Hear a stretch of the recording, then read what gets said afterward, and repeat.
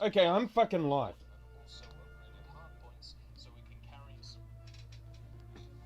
I'm fucking live.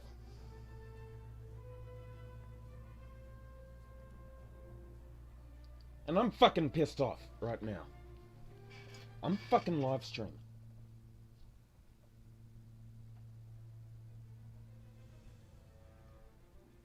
Usually when I'm fucking live streaming, I'm usually pissed off.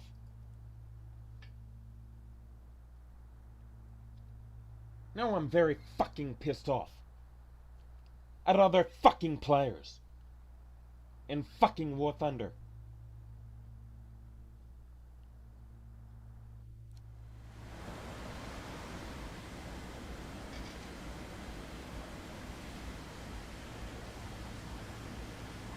Why the fuck should I be pissed off at War Thunder? Oh, because a fucking enemy team are cunts.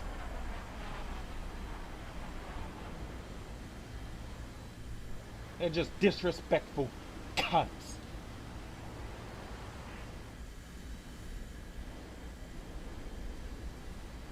You call me disrespectful and fucking devoice me. You're a fucking cunt. You're fucking Jewish. You're a fucking cunt. You're a fucking homosexual supporting piece of shit. Or you're a fucking homosexual.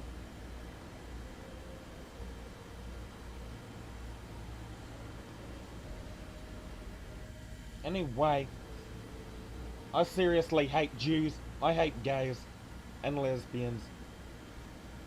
Which they deserve to die.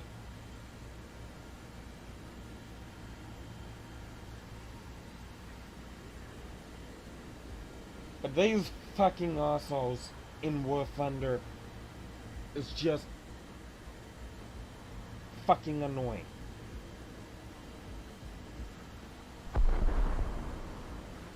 Oh, might as well stop playing War Thunder. How about shove that bullshit up your fucking asses? Whether you fucking like it or not.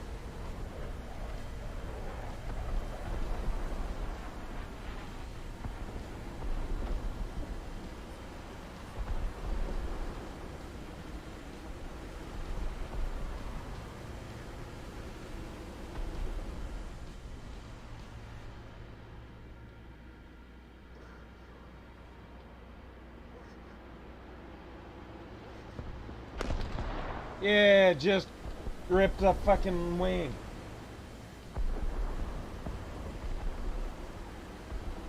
Just ripped a fucking wing. What bullshit is this?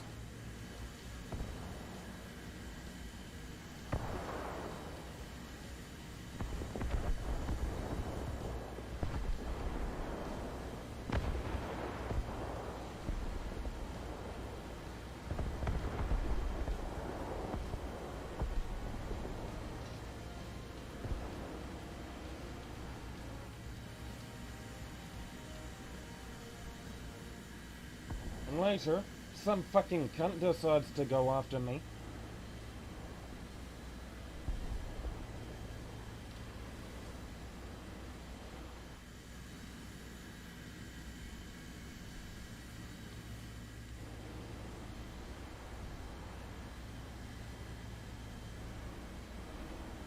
Oh, great. Fucking grief weapons.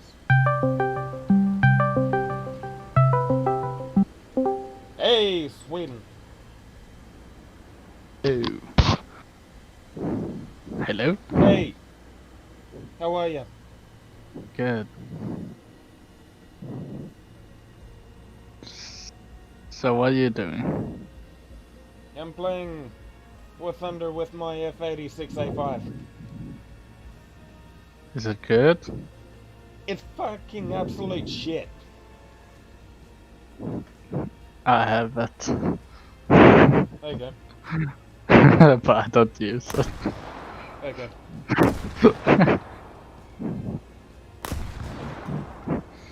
I might gonna go to Roblox and play something there. Okay. Cause I don't know how long was you playing Roblox? some year ago or something. Yeah, I might go back and play some fun. Okay.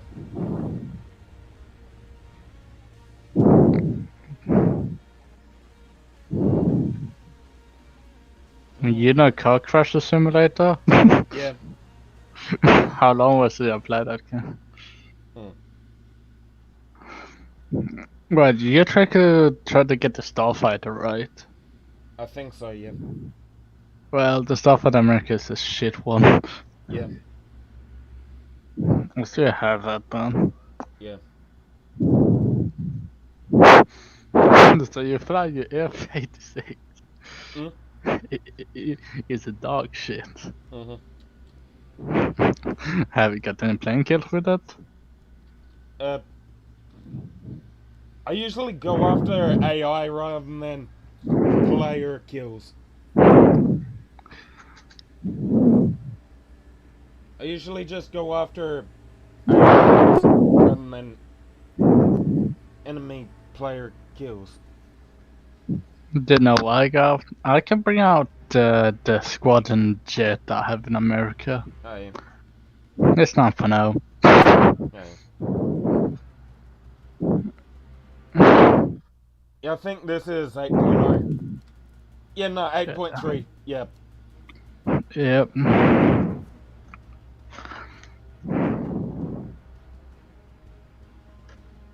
What game mode do you usually use? Playing what? Warthunder? Realistic or arcade? I do tank realistic. As in for jets. Nah, don't do so much realistic in jet. Okay. I just do that with some of my friends. Oh, yeah. I also play real arcade. Air arcade. Yeah. Hmm. I'm not gonna do simulator, arcade, air. Mm-hmm. Cause simulator you're fucking more the fucking realistic. Yeah. It does actually suck dick. Hmm. Because you can't see shit. No, but you earn a plenty of much of money and XP. Yeah. So you can bring out a helicopter, sit and simulate to shoot shit. Yeah.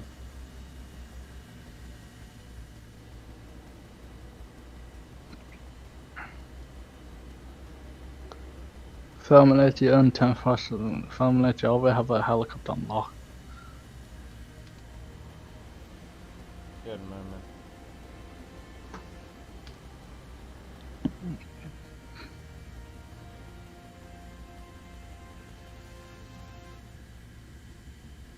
Do you have the German health track? That anything? I don't know, probably not. I have it. Okay. You know the German with the health track now? Yeah. That thing is fast as fuck.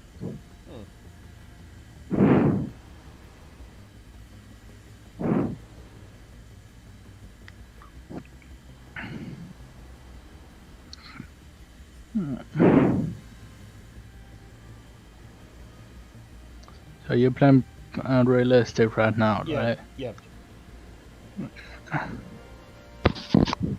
I do sometimes naval battle.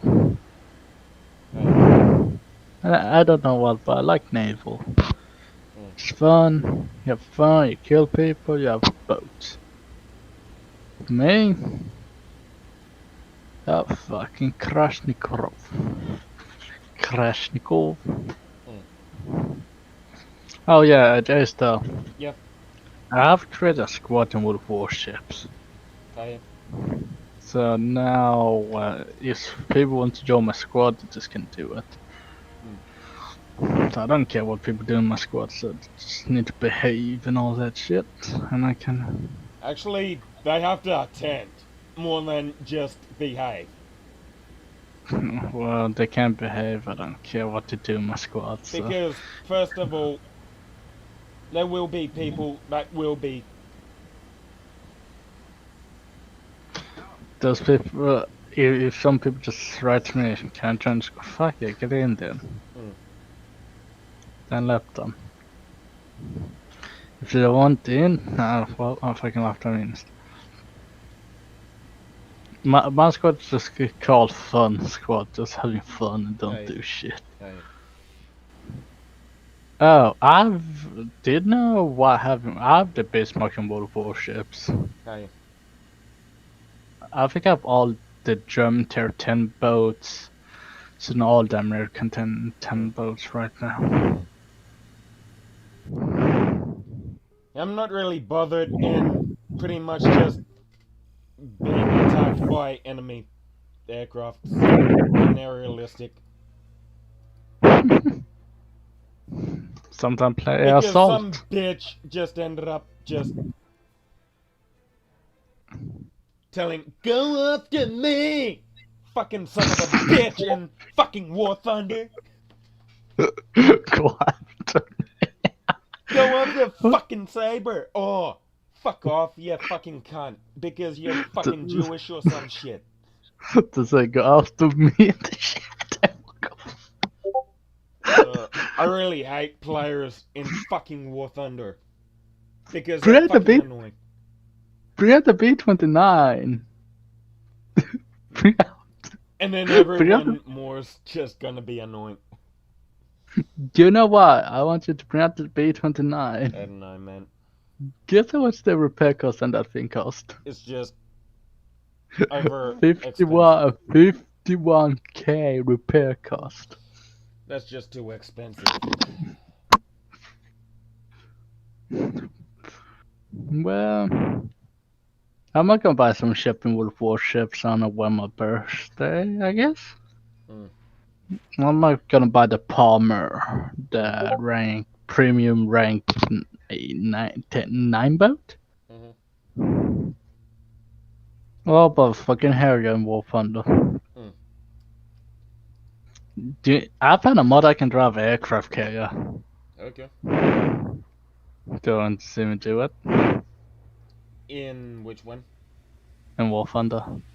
I can drive the American one and Yay, not enough lions because I'm down to 4,490 silver lions. Because of a lot of matches. What the fuck have you spilled your lies for, man? Lions are just spent for repair costs! And I fucking hate it. How much is the plane repair cost? The Saber is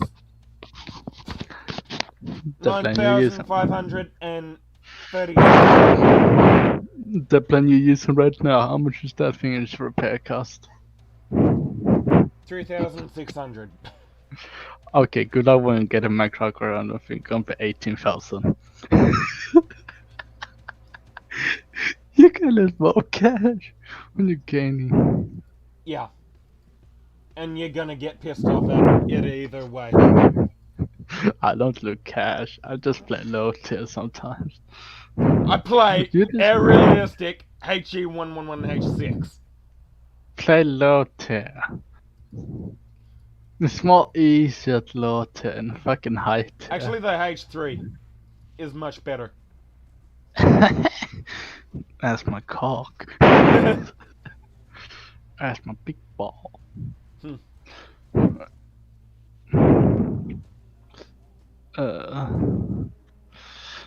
Oh my. Guess what Astif doing? I don't know, man. Every time I want to play Roblox with myself, I say Astif online on Roblox. You might as well just jump into his game. Well, I forget about that. You forget about that? I don't do it so often. Just jump into his game just to fucking get him on. Well, that's also true. Yeah, okay. That's my nuts. That's my fat nuts. That's a crunch. That's a crunchy. And we're into a fucking battle. I'm in simulator battle right now, so I cannot join you. Okay. Guess how much XP I earned right now? Okay. 10 billion. Yeah. Oh. Guess how much simple hours I have? 10 billion. Oh yeah, have you? I got. So, Jester. Yep. I don't have 10 billion. Okay. I don't have so much lions. Yeah. I have 0 lions. Okay. Do you know how I lost all my lions? Repair costs. No, the high tier vehicle, how much they cost. Yeah. Look how much the squadron jet costs. The American one. That's just fuck all. That's down your drain. 1,000. 1,000. 2,069,000. Yeah, that's down the drain. For you, yes. For me, it's cash. You are a big pussy. What's 9 plus 10? Sucking Jester? my big fat balls. Why not? Why 9 plus 10? Said a word. Why 9 plus 10? 19. What's 9 plus 10? Sucking my What's 9? balls. Why not 12 plus 12? Why 9 plus 9? You dickhead. You big looking big head. Do you want to do 9.0? How much of an up tier can you go? 10.0. In jets. 10.0. Yeah, okay. Yeah, no, I'd be raped immediately. Nah, you're gonna be fine. No, I'd be raped immediately. Don't be a pussy. You're gonna be fine at 10.0.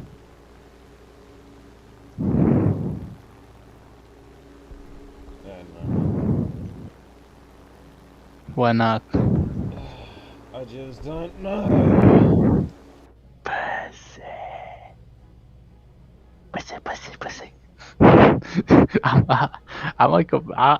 going to GTA 5. Alright. What the choice? Yeah, sure. Let's do GTA 5 right now. Then you need to leave your water list on.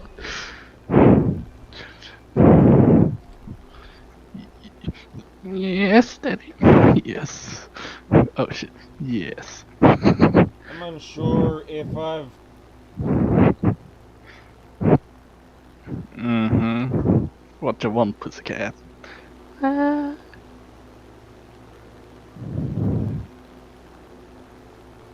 Right, I gotta call it back because my internet is fucking up.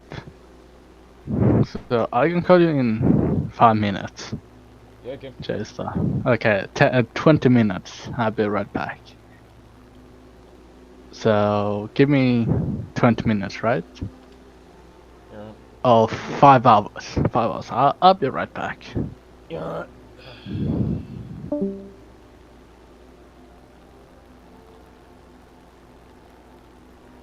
minutes, it's fine.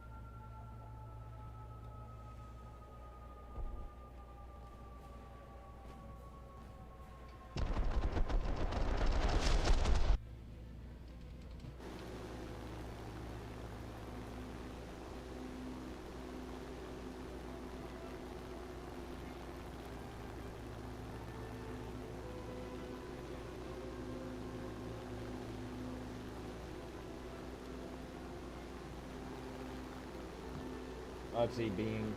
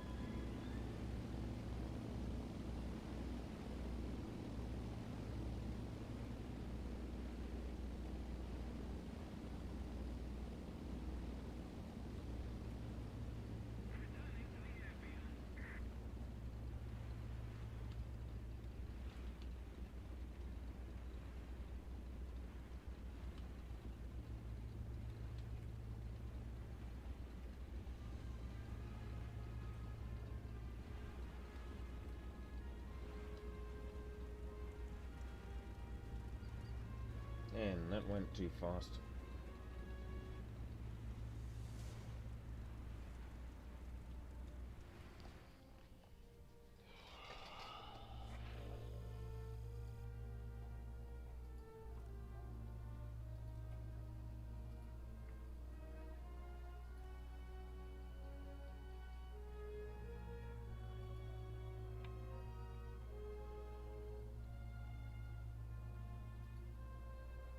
$10,026,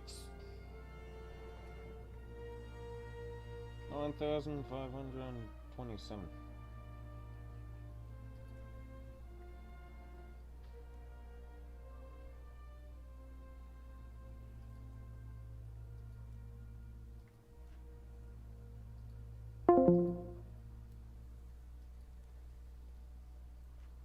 Okay.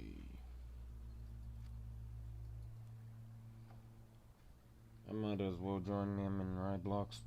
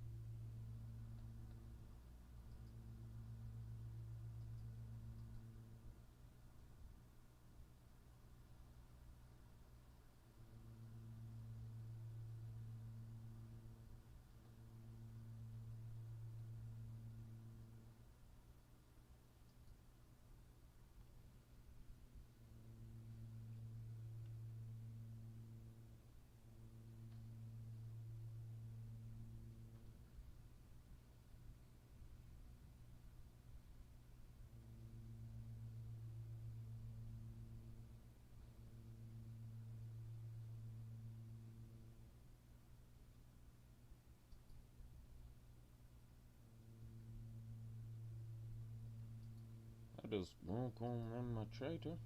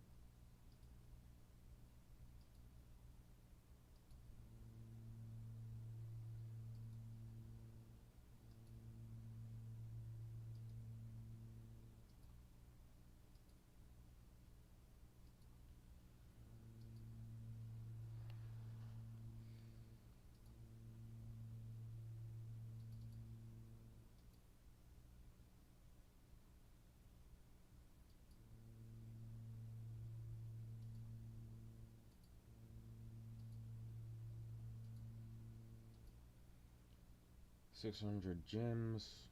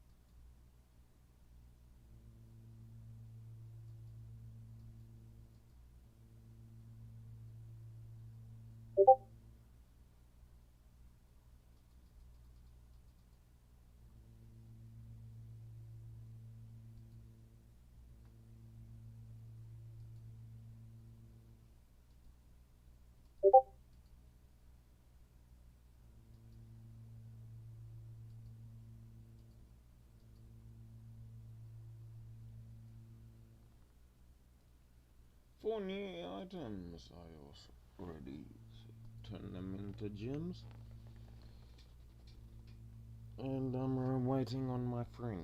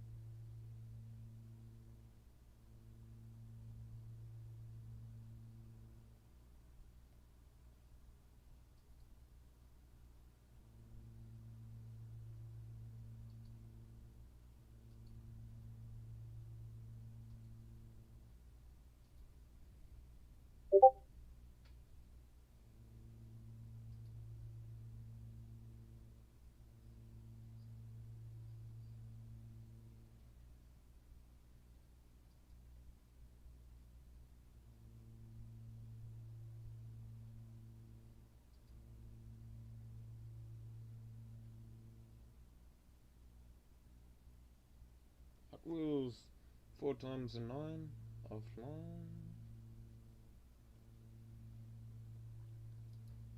Get back on.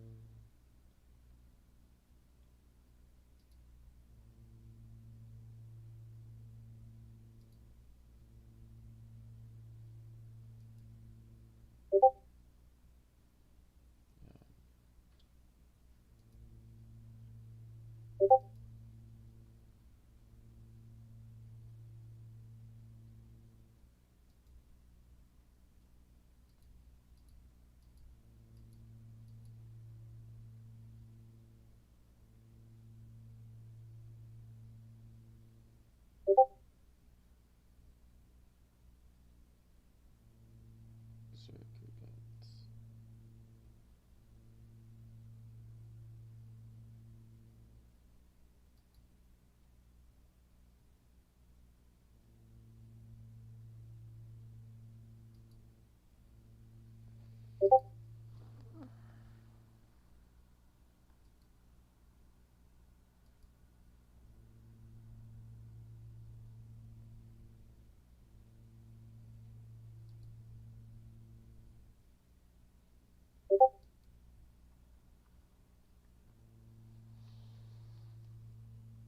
Casino heist.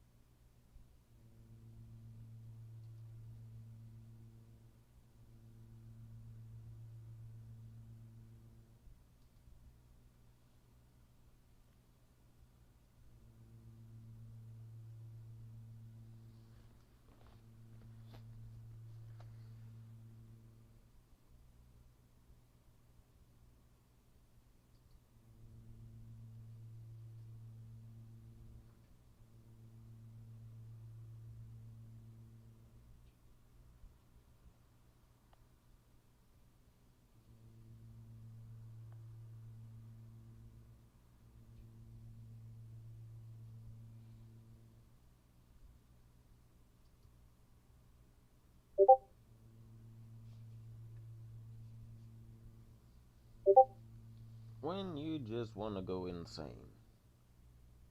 That's not worth it. $3.99 for 100,000? Not really worth it. $5.99 for 200,000? Not worth it. Not worth it. Not worth it. And probably more worth it. But then, say what?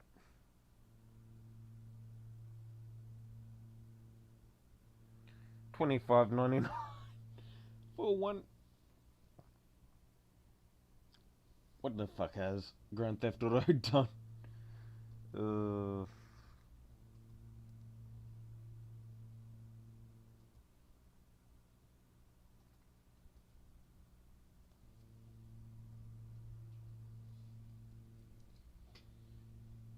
Yeah, screw it. I'm gonna play fucking Grand Theft Auto Online.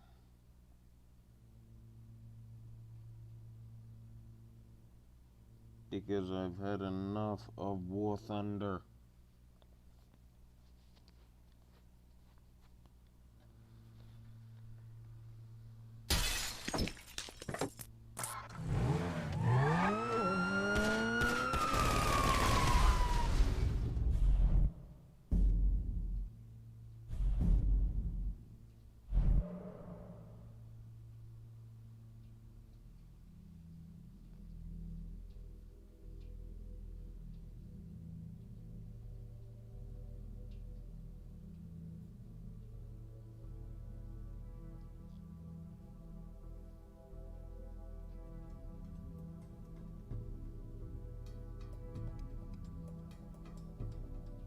Even if the bastards are going to be bringing in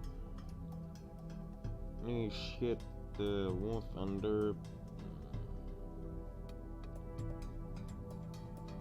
I might not end up interested.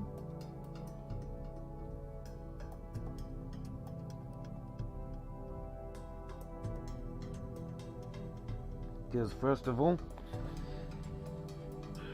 players in War Thunder are just annoying as fuck.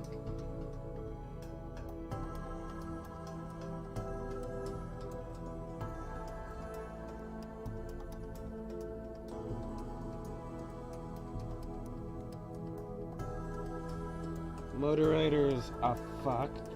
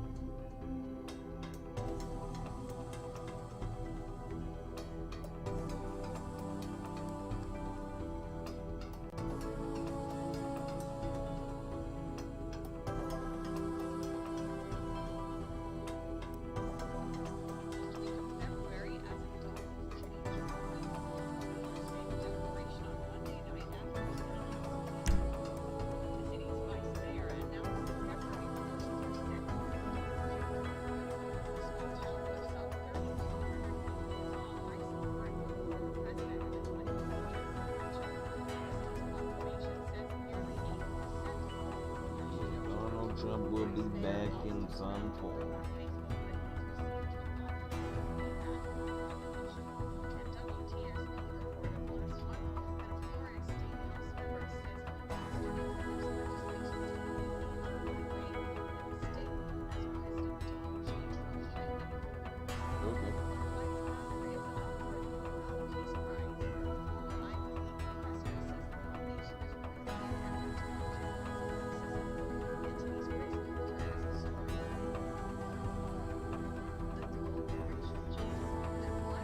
No, Melbury.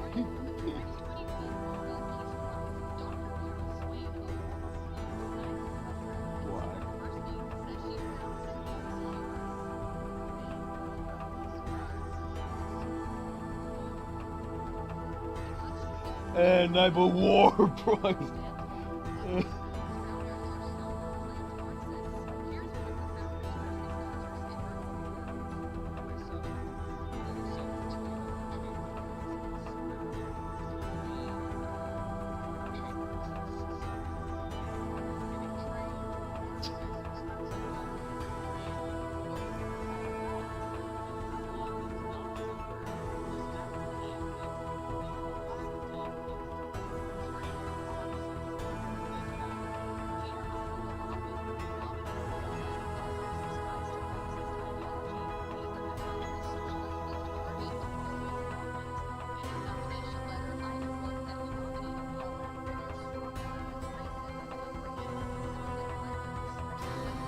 Happy birthday, Noble Peace Prize.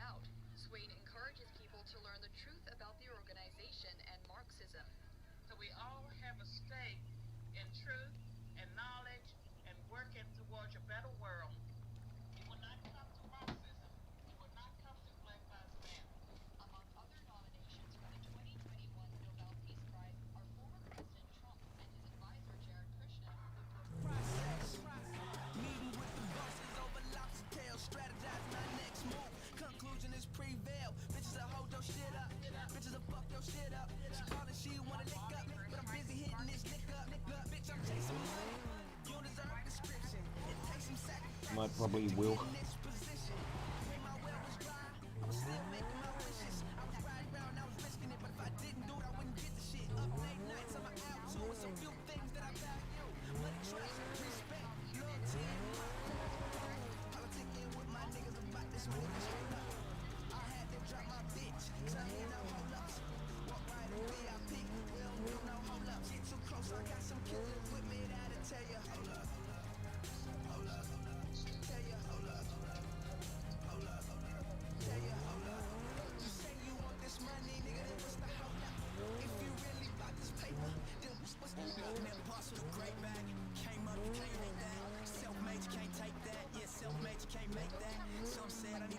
Yeah, no, still in America.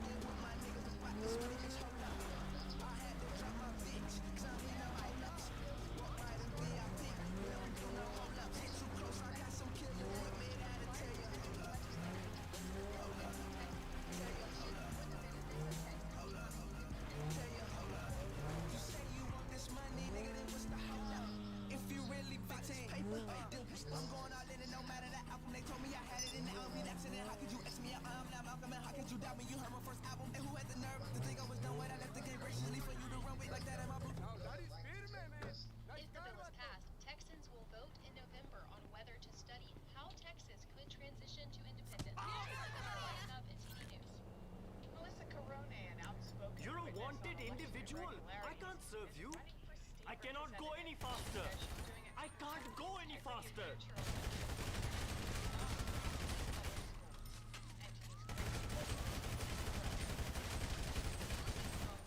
You should be ashamed of yourself. Contract worker after she testified about election irregularities. I know what I saw, and I signed something saying that if I'm wrong,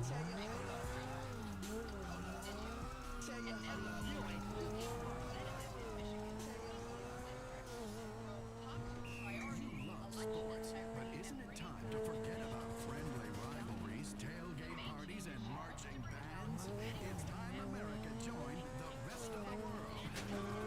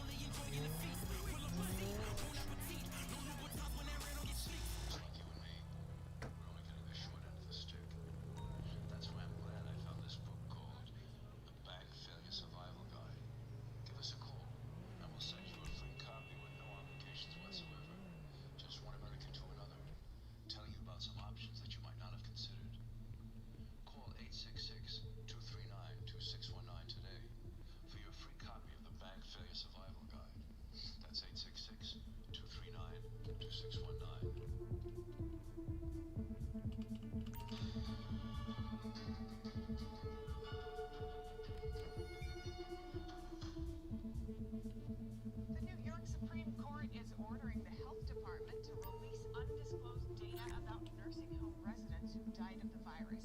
NTD's Miguel Moreno has that update and more on the pandemic. It's been 6 months since a government watchdog asked New York for a complete count of the virus's death toll on nursing home residents. Now it looks like Empire Center may soon get that long sought after number. That's because New York Supreme Court ordered the health department to give them what they want. The order says the court finds that the Department of Health violated public officers law and directs them to disclose the requested information to Empire Center within 5 business days.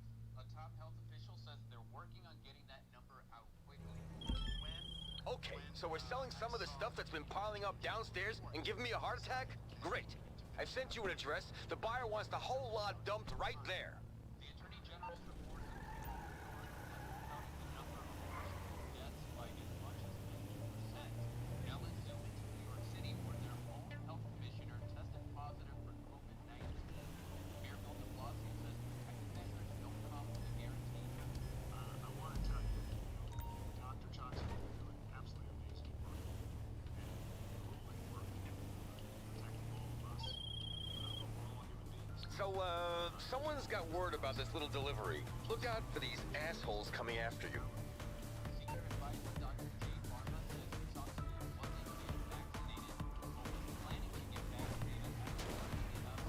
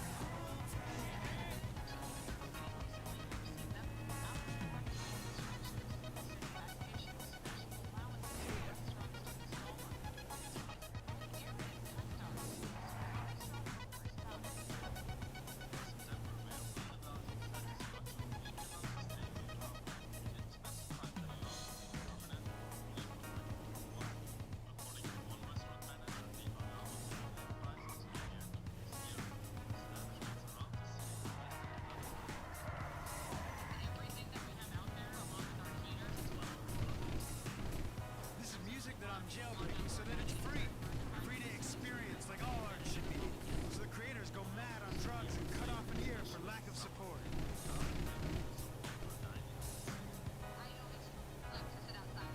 I mean, what is wrong with people? Everyone in this town has become such a cliche. I'm over all of it. Really over it. I mean, there's no one original left. Everyone is into the same things. Foreign movies, plaid shirts, and facial hair. And authenticity. I'm the original authentic. I was here first. I was here before anyone even knew here was a place. I am here.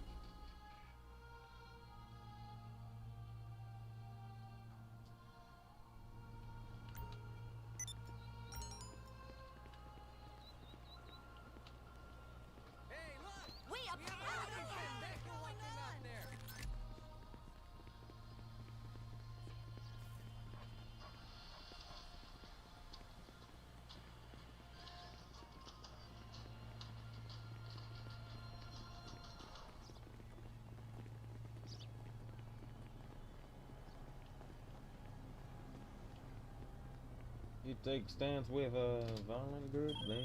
Great, okay. Looks like you're done here. I will fiddle the accounts and send you the money. Just another day in the life of nightclub maven Tony Prince. Has become extremely obvious. And I started looking online for alternative ways to get information. And I saw an ad for a free trial.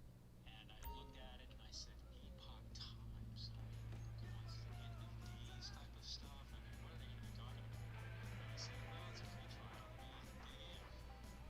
Is it giving me both sides? It's giving me check. Bye. I have looked for opportunities to see where they might be biased, and I don't find it. It has given me a level of trust in media that I didn't think I'd ever get back.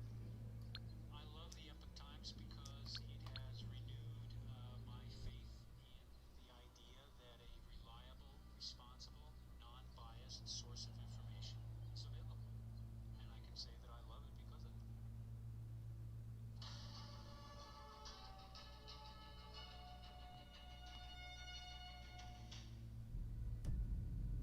New reports say Chinese hackers may have breached the U.S. government system.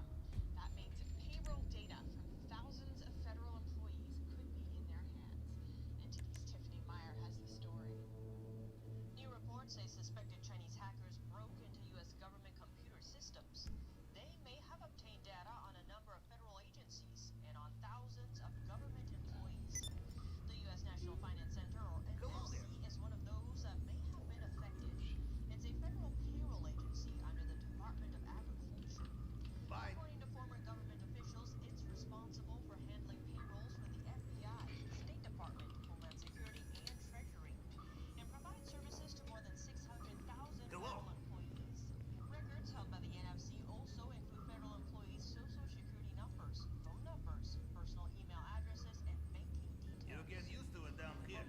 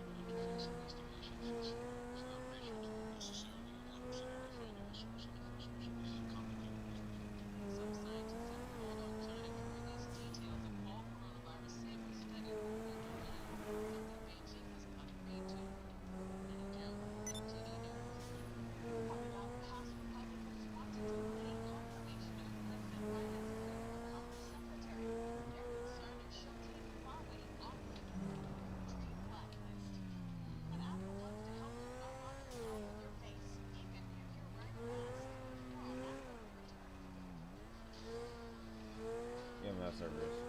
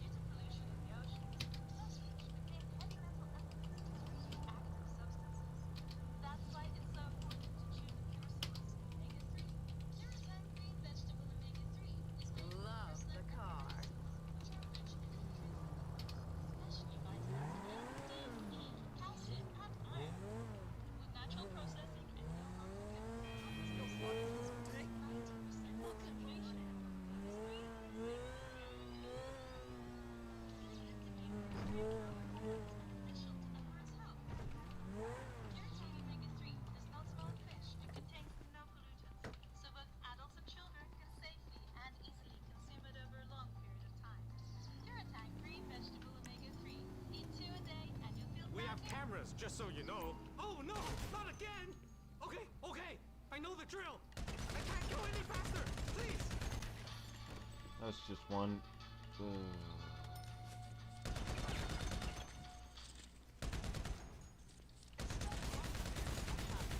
I swear this happens at least once a week. Speaks with a German businessman who spent over 7 years in a Chinese prison. He has lived in a anti-use Christian watch.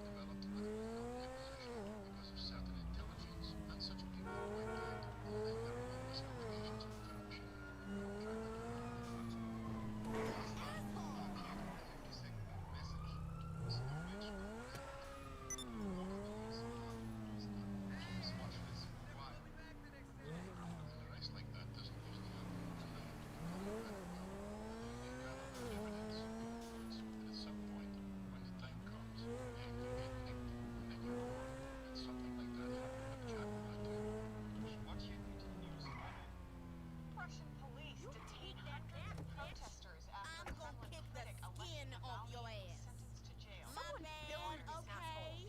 I ain't from round here.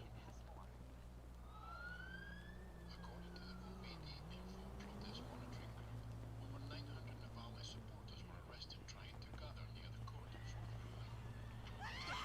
You're going to buy something? Yes? Take it easy, I'm doing it. No, please, I am moving as fast as I can.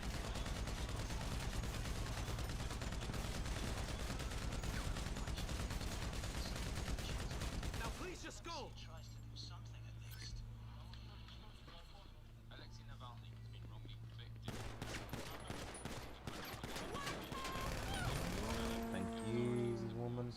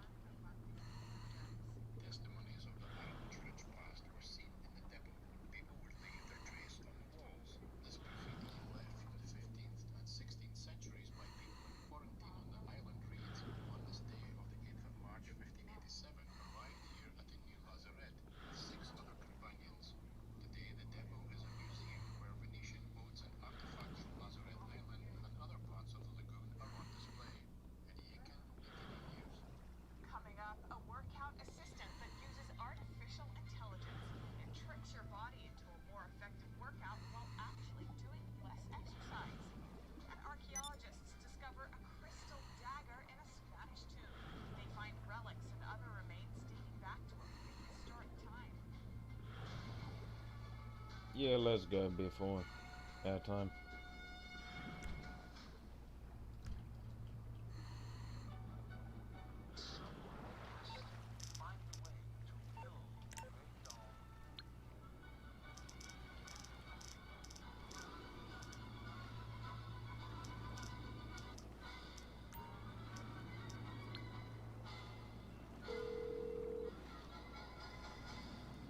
Hello, this is Morse Mutual Insurance. I can do that.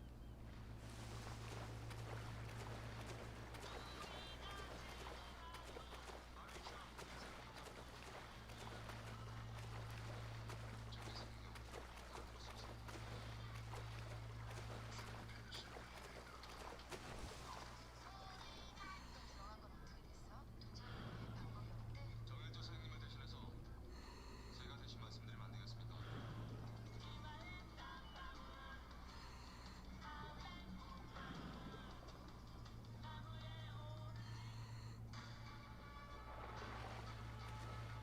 Okay, so you're shitty Chinese.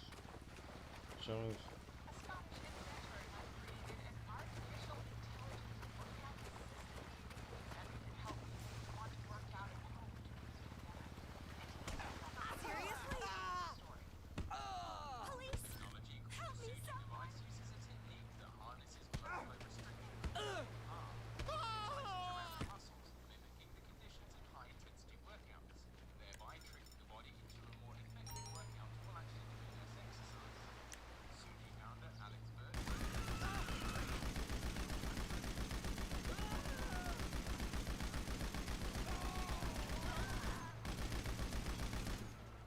while in rehab, he says he was frustrated with what was available and set about coming up with the Suji device. He says it has reduced joint pain and helps with muscle training.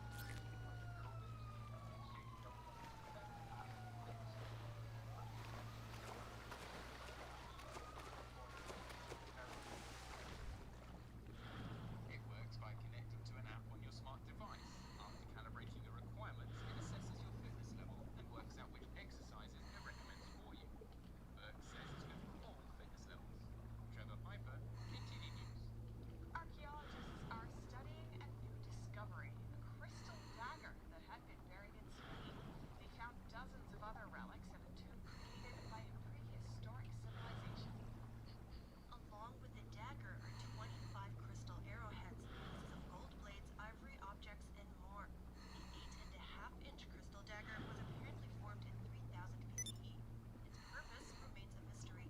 The weapon has been crafted with fine details, even more so for its old age.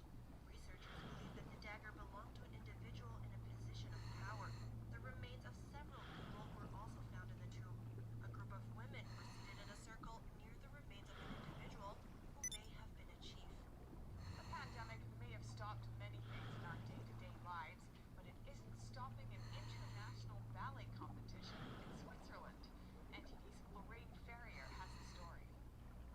Maya Rose Roberts, 16, from Britain, is among the contestants of Switzerland's Prix de la Song dance competition. She goes through the ballet positions on her own. Her performances are virtual, before the Paris Opera ballet star were amazed. Dancers show great creativity and skill.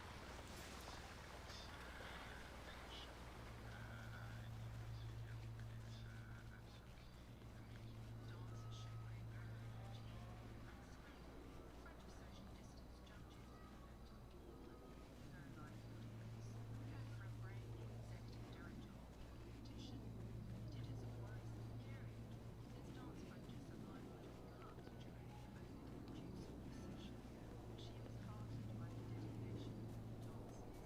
Looking at the young dancers who are working from home, some disappointed shows and videos. Fucking way! Auditions where they danced in their garage or in No, the government would have run up in on them garrison without no sorry, without excuse.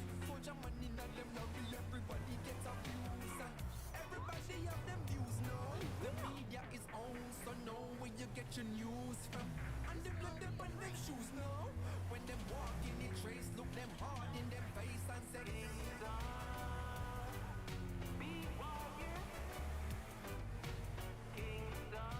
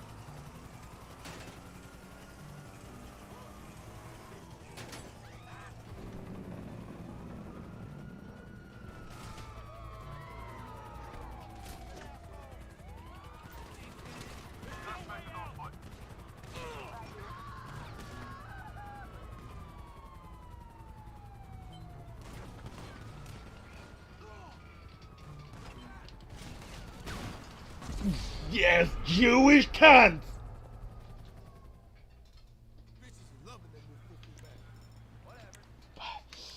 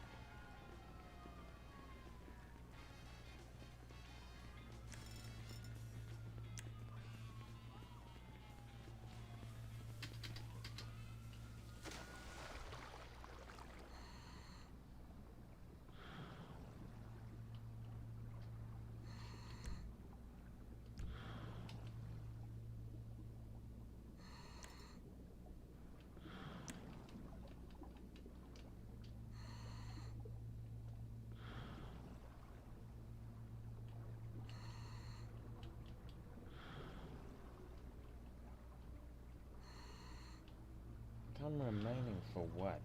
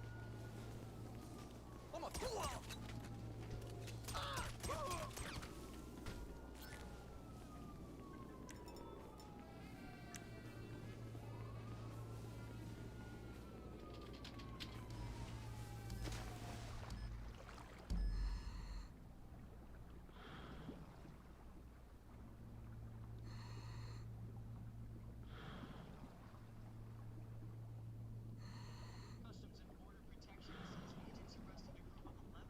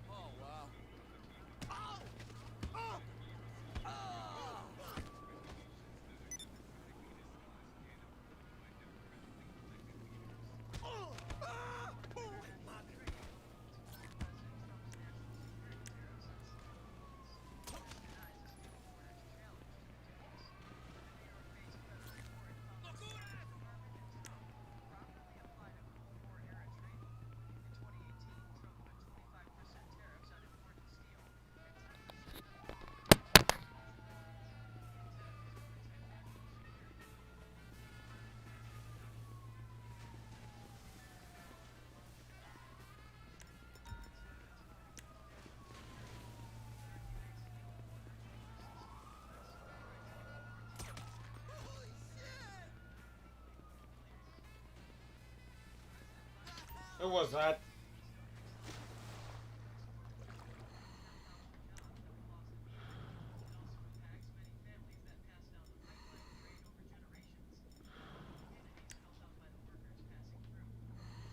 So?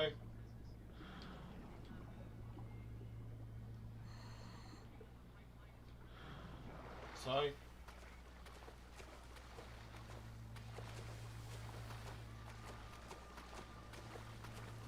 Right? Right.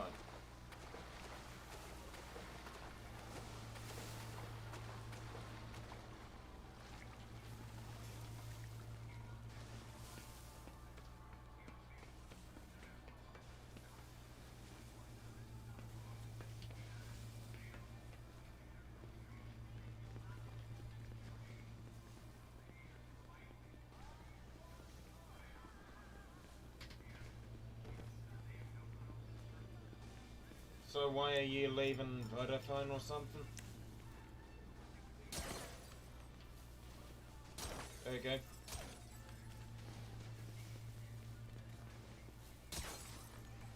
Okay.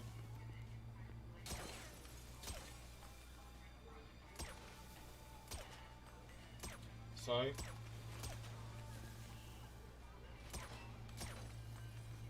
I don't care. Oh, shit!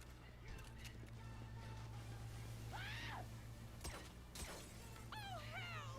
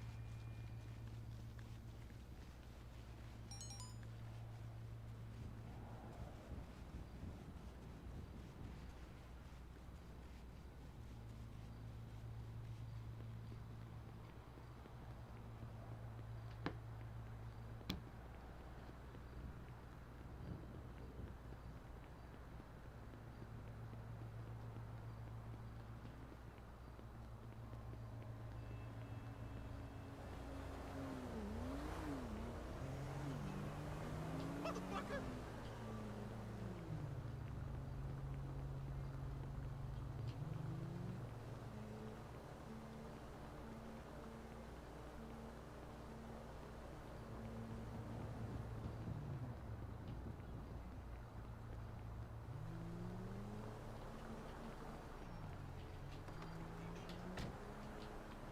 Serious, man?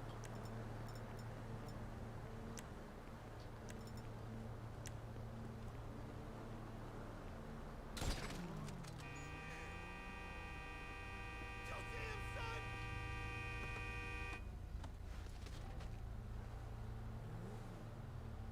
Ah!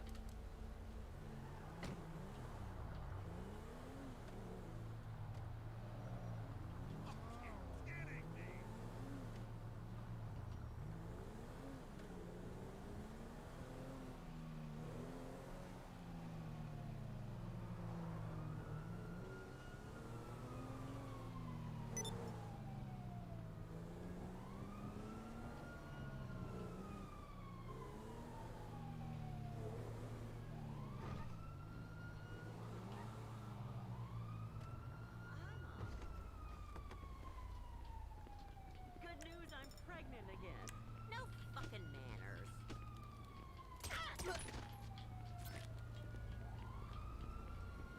Always 5 minutes before I go home. I cannot go any faster. I'm hurrying.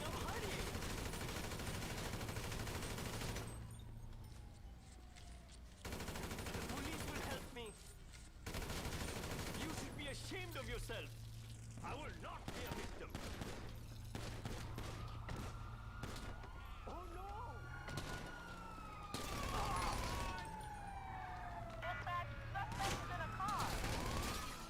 Roger that.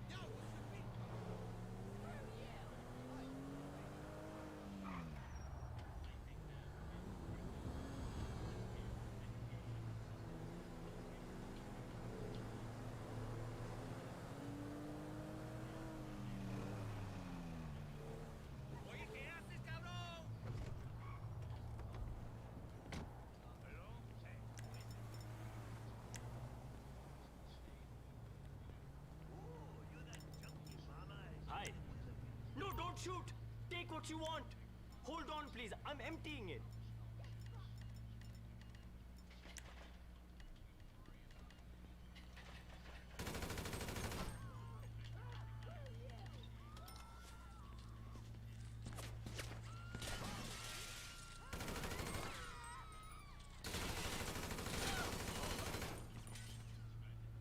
I can't go any faster. I really need to get insurance. Just don't talk.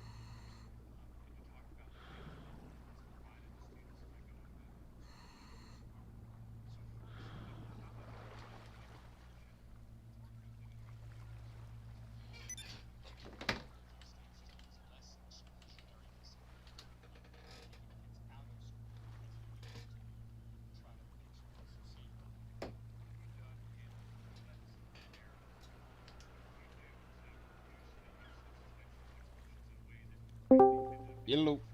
Or not in a kitchen, or it's like Kinky.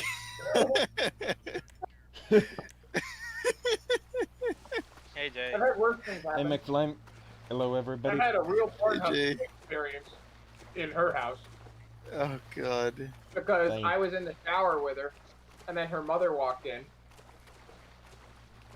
And that was the first Okay. time the two of us Definite met. F in the chat. First, how I met her mother. I was in a shower, butt naked with her daughter. Yeah, that's some real Pornhub shit right there. Mother's mistake Anyway, just long walking story into the short, shower. I'm going to make a 22 nail gun blank short, and then attach it to the door. When they pull the lever, if they open it too far, you can disarm it very easily by just removing the noose off of the door handle once you get open the door, just reach around and remove it. But if I hear a bang, I know very well what happened. They went in my room because they're going to hear the nail gun blanks go off in the house. It's gotten to the point where I think this is the 15th time this year, which has only been almost two and a quarter months, to tell them to stay the hell out of my room. How I found out this time is I told my father that my taser was here, and he said, no, it's not. And I said, first of all, yes, it is. And second of all, how do you know? And he said, because I went in here already today. So basically, he lied to me, and he goes in anyway. So what I'm going to do is I'm going to set up a booby trap. Okay. It is not going to be lethal. It is not even going to be non-lethal. It's just not going to do anything other than make noise. Okay. It's kind of like putting a bath bomb in a you put like 200 bath bombs in your wife's tub that she made. Technically, All just of a have sudden, tons of tin cans just saying, please Yeah. do not come in here. Yeah, basically. It's literally just Fallout mode engage. Yeah, I'm just doing it intentionally so that she doesn't try it. Okay. So I got a bunch of mods already for my XCOM, and now I've got I got one spark at the beginning of the game and 4 commando clones. Yeah, and you want to know something funny about them? What? They miss only once out of every 20 shots. You know what's more dumb? What? My squad of 10 people, all wearing nothing but hot pants and tank tops, carrying sniper rifles, was able to single-handedly do something that was called an impregnable mission or an impenetrable mission, meaning they could not get into. I managed to just single-handedly do it with nothing but rifles because their accuracy was 100%. Ah. Yeah, what I like to do is I like to carry one spark, which is that robot dude. And then I use him as a distraction for the rest of my dudes. And then he's the only one that ever gets damaged in the end. Yeah. See if I can do a video. I can't really play many games. Also, McFlame, if you want to download the all your games from the server, you're gonna want to do that in the next 30 days because I cannot guarantee what's happening. Again, because Spectrum's being a dickwad, so I can't really tell if they're gonna keep it on. I'm just gonna be under the assumption that we aren't gonna be able to play anything like that, at least at high quality, because you're gonna be using wireless. And wireless is a lot slower than wired, a lot more latency. And right now, I'm only on my internet by wireless. My wired card is connected right now, but it says no internet, unidentified network. Harmony Mills Residence is the wireless, and they're all working. Okay. So there won't be really any heavy-duty server hosting. Software gore. You must wear a face. No, I thought I can't. Let's hope that Spectrum can stop being little bitches. It does No, that's say, not. hey, That's not going to happen because they own a quarter of the United States. You know, Charter owns them, and Charter owns basically a quarter of the Northeast, or the whole Northeast, I should say, quarter of the United States. So that will not happen. They are going to be a little dick about it because they know they can get away with it. Unfortunately, I really don't know what to tell you because they did not. Yeah. Oh, by the way, there's a town named Fucking. Yep. And they had to change it to Fugging because apparently their town name was Fucking, and that is very, very fucking disturbing to some people. Good ended there. Well, I fucking love it. I fucking love it too. It's kind of like the town swastika. Why did they have it that way? Because it was before Hitler was born, and now people think it's ugly as hell. Mm. But I think it's kind of cool to have a town named that. There's also a town named Fucking, and that's kind of interesting. Where are you going? Where are you going? I'm going to Fucking. Oh, okay. Gotta bring back some beer. Oh, okay. What do you want over at the next town? I don't know, but I'm gonna bring it back to Fucking. Mm. They're waiting. Most people in America would be like, he's gonna like finish that sentence. No, that's the sentence. Fugging. Yeah. Tyler. Yeah. How many armed guards do I want? Yes.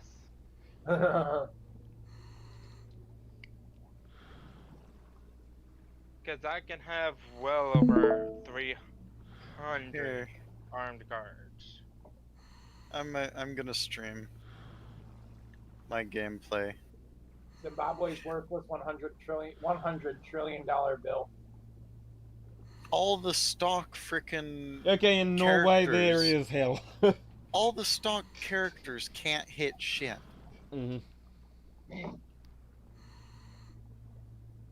know what's kind in of Overwatch mode. Yeah, you know what's kind of interesting is that the Titanic would have survived if it went head first into the iceberg they turned into it. Mm. Would have had some serious damage, but it would not have been as bad. Mm. Would have not sunk.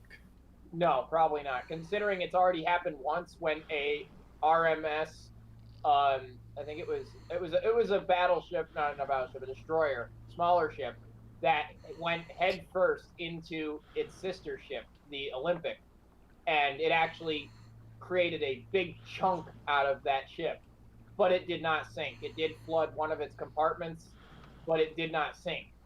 So it is proven that it could have been done. Oh, by the way, when I was fighting the Chosen, I launched a fucking rocket from this guy straight into him, and it ended the battle immediately. The battle barely started and it ended it immediately. The battle started, then finished.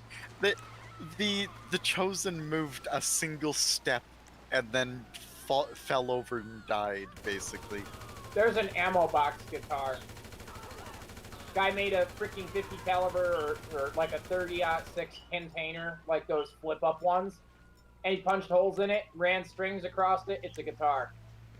Okay. What the hell are people thinking? I don't think they were, but whatever they're doing, I want to see more of it. Yeah, we love creations. And a whole lot of creativity. World's longest field goal. Robot versus NFL kicker.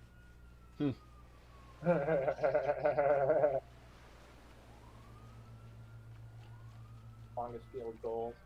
So yeah, anyway, I went out all day today to do basically lots of shit. My mother wanted me to go and get bread, so I went and got bread.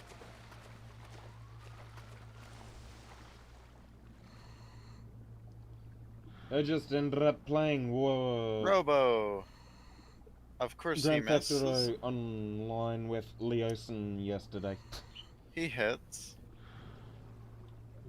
That's actually the first time any of those guys have used Overwatch and successfully shot someone.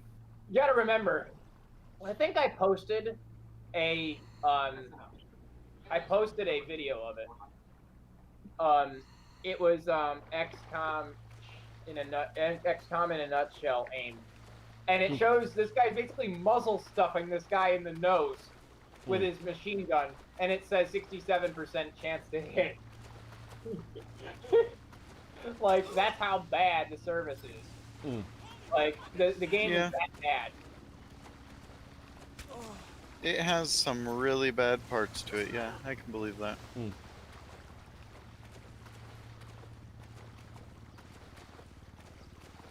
I'm gonna go find it. It is in here somewhere.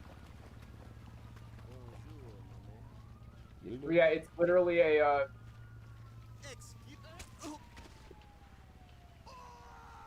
It is literally just a video, a photo of the guy pointing a gun at a sectoid's face at point blank, and it then says at the bottom, fire, and it says 66 or something like that, 68% chance to hit. Like you're point blanking this guy. It should not be that difficult to miss. Yeah, on my previous run, I accidentally fucked myself over because I didn't know that I was adding actual enemies into the game, not just I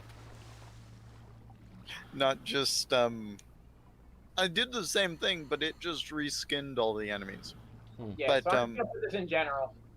But this time I accidentally last time I accidentally added SCP-682.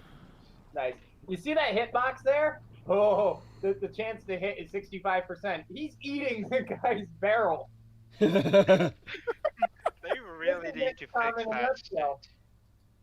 Like, it's pretty much beyond point blank range, and there's only a 65% chance to hit. There's an issue there. Well, that's XCOM in a nutshell. 100% chance to hit, misses. I've done that before, and I've also missed a one. You want to know something funny? Chance. This guy right here, the big robot, the Spark. Yeah. He fucking had his big old LMG inside of the Fallen's mouth, and then pulled the trigger. Yeah, talk just about fuck it. execution, eh? I was about to say, if he missed, I would laugh, and I would post it on YouTube. Be like, our politicians in a nutshell. Yeah, We will no, do this. 100% chance of hit. Misses anyway. Yeah, my sniper actually had he had a 400% total percent chance, and the SCP guard, because there's also the SCP guards protecting SCP-682, who was mauling all my guys. Oh, and this MTF guy had a 400% accuracy on his ass, and I shot with my sniper rifle. It missed 8 times. 8 bloody times. 8 times. Same scenario. How many times do you think you can fail? Yes. Yeah, that's pretty much XCOM in a nutshell. Like, if it says 100%, don't trust it. Yeah. Funny enough, I've actually had higher accuracy at 20%. Yeah, that's true. I've done more criticals at 1% success rate than I have at 100.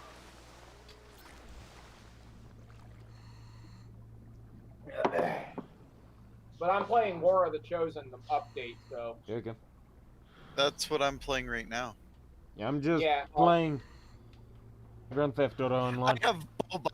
I have Boba Fett, who, for some reason, my Boba Fett. I have a nice woman with tits with my team.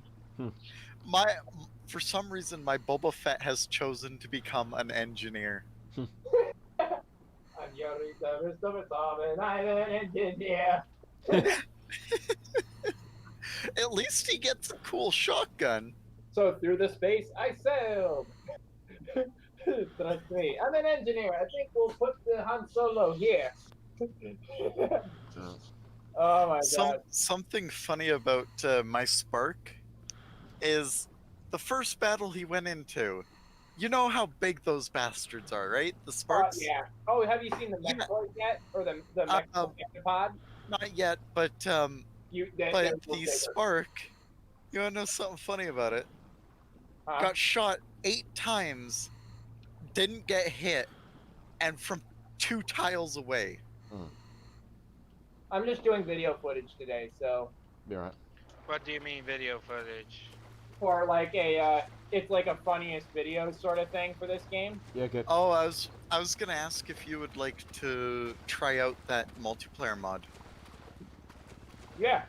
What multiplayer mod? There's a multiplayer mod for this game. There is not a single game that you can't in this game. There's not a single match that you cannot play with me because I have every DLC. I just bought mine. The frickin' Spark is twice the height of Boba. I got Miranda Big Tits Lawson in here. And let me put it this way. I'm a little confused right now. I don't think I should like being shot in the face by that woman with a rifle that has smiley faces on it.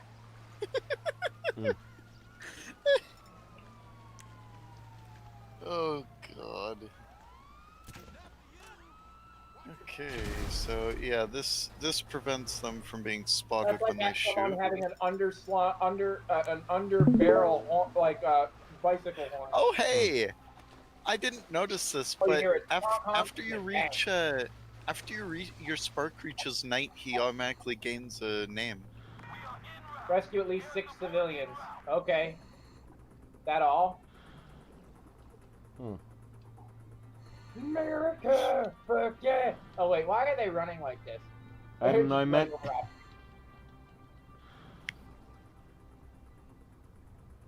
Coming today to save another motherfucking day. A spark. No, not a spark, but it's a mechtoid. Or a mech. Should I go with Rainmaker or Shredder? Oh, Because shit, Blood that is Shield is a, useless. That's a faceless. I don't know. Shredder makes my gun break through armor, and Rainmaker increases my damage by 2. I would honestly do armor, because shredding armor is more important, because there's a lot of things like sectopods that have over 8 armor pieces, which means they'll negate 8 damage per shot. Yeah, but my rocket does 20 damage, so... Yeah, but now it'll only do 11, because it'll have to do 8 armor, and then it'll do, subtracting from that 20, and then it might have what's left. So basically, my recommendation is Shredder destroys those plates, so every shot you take not only brings his armor to lower and lower, but on top of that, you're just going to do more. Okay.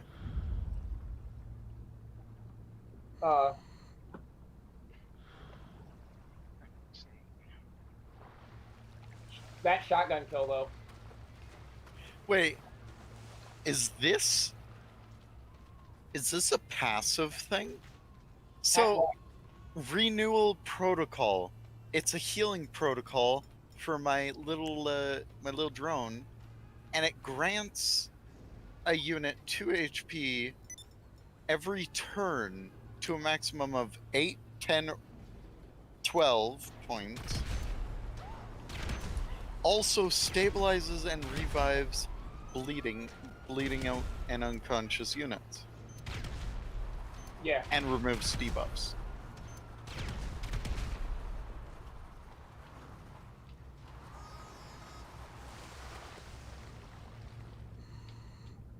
They threw a grenade. Owie. Yeah, that's more useful. Especially if I'm going to be using him for special ops missions. I was about to say, you know what is really broken in this game? What? Having a sniper with squad sight, long watch, and then having kill zone. Oh yeah, I had that for my sniper. That's how I got like frickin' 400% accuracy. Yeah, because on one turn you'll do 4 shots and do 4 hits. The funniest thing is I got so unlucky getting that mission because it was like frickin' 5 missions after my first mission, after the tutorial.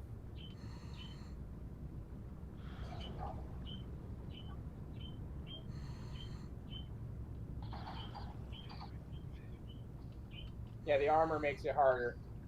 So I can only do 5 points of damage instead of 6.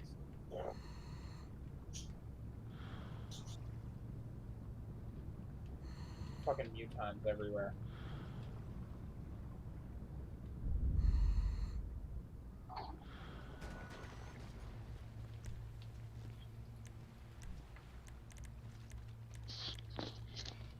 Alright.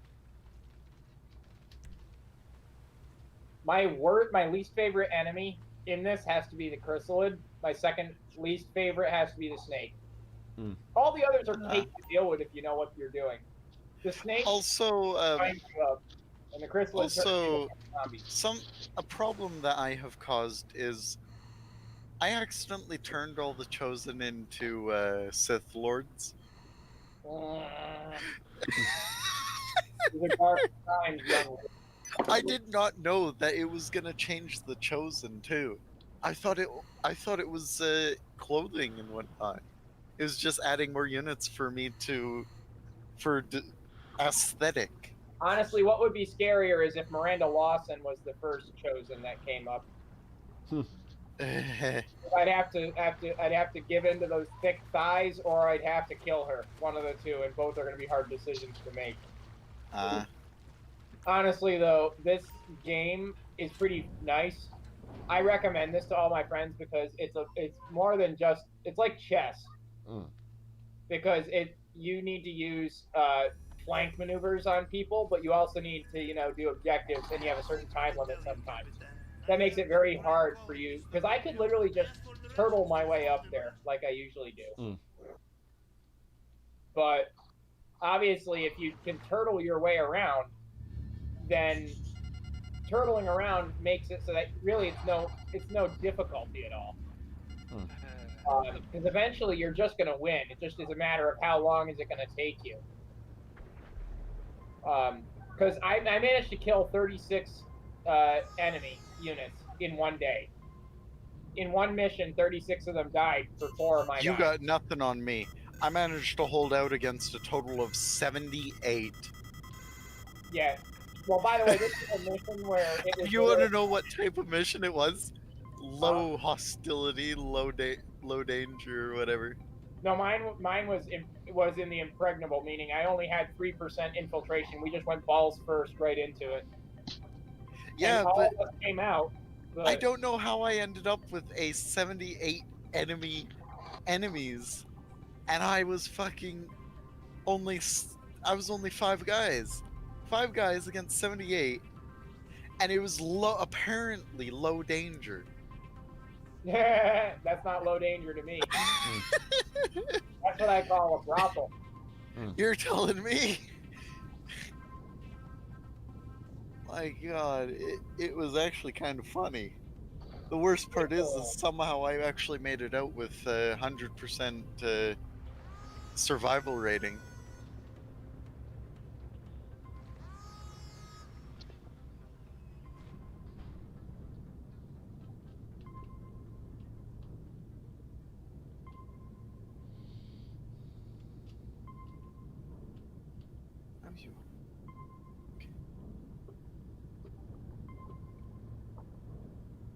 Ah, hey, I have a new commando. My eye. I got chicken in my eye. I don't know how. I got chicken in my eye.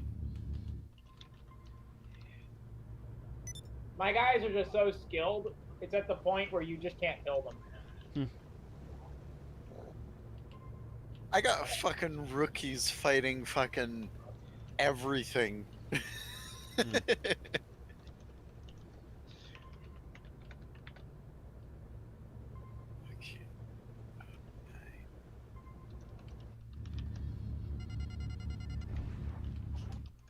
I got shivs, but they don't work yet.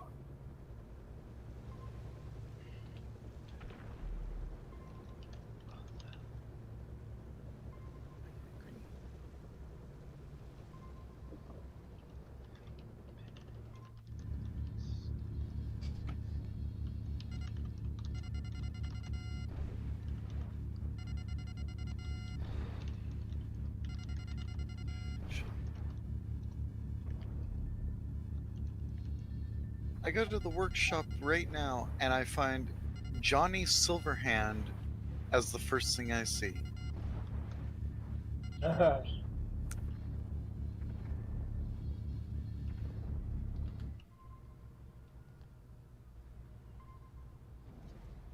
Okay, now I'm down to 3 stars. Those are rookie numbers. You have to add them back up more.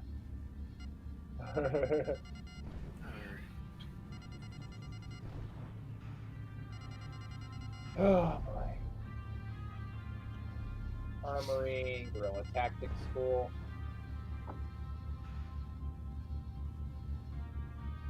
You got the Reaper class yet?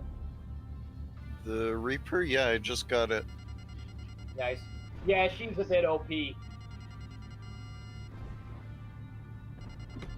A bit.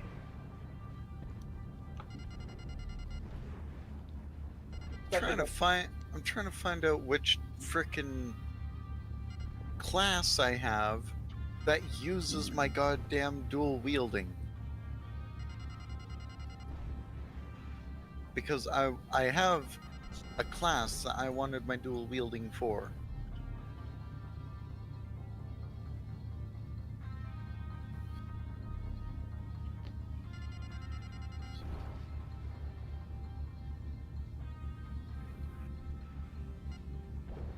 Grenadier, sharpshooter, specialist. We are en route. Air support en route.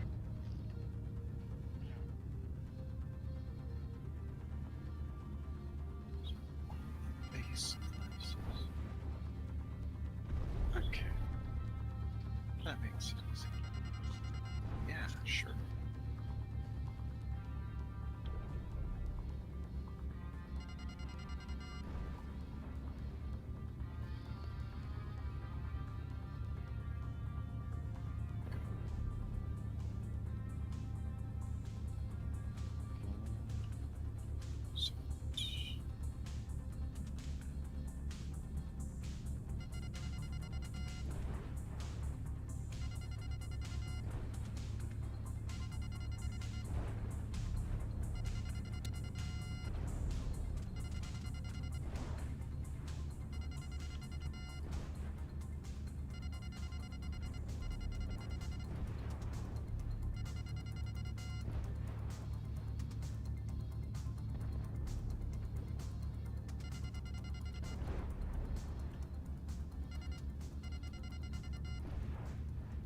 We are en route. Air support en route.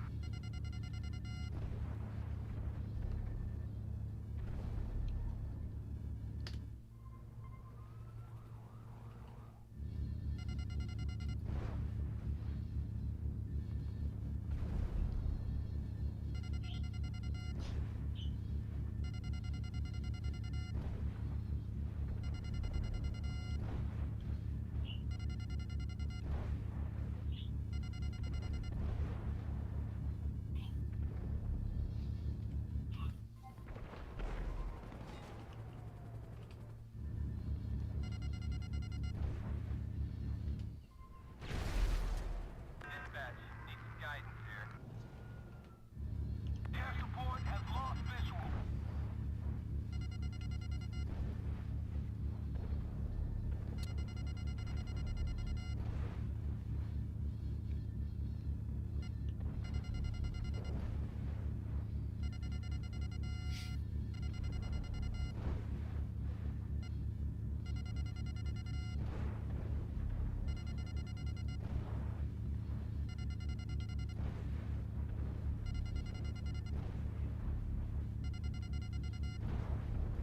Officer, need us some backup here.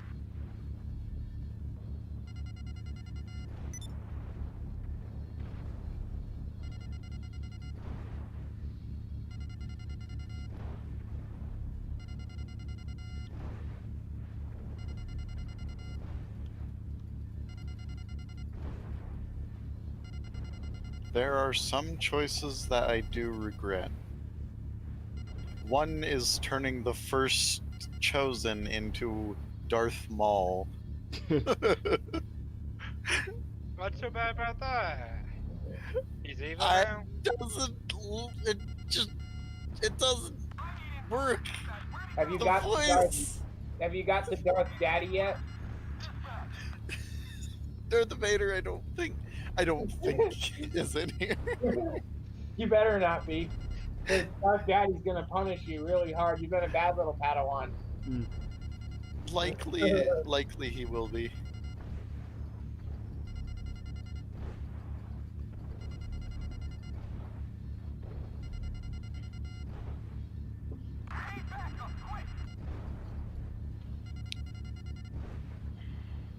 Don't mind the small bit of lag. Hmm. It's called an extreme amount of modifications that are possible.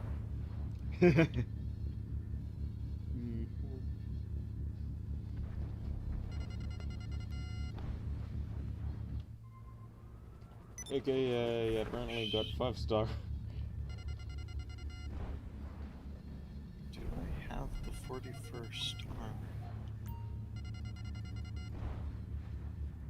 I do. Dispatch, I need a location for this guy. Probably not the right armor, but nonetheless, it'll work.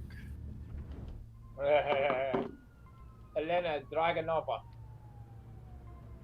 Oh yeah, I can make people that look completely invisible.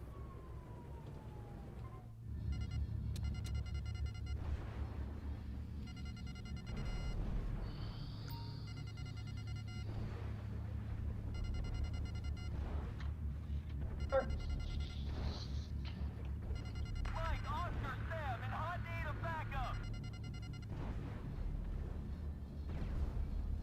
Shot the sheriff, but I did not shoot no deputy.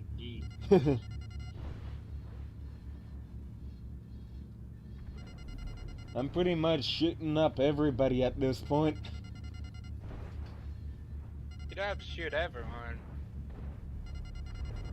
No, you do. Detected. That's the only way to do it. You shoot everyone. Yes. If you don't shoot everyone, then you're not doing it right. Yes.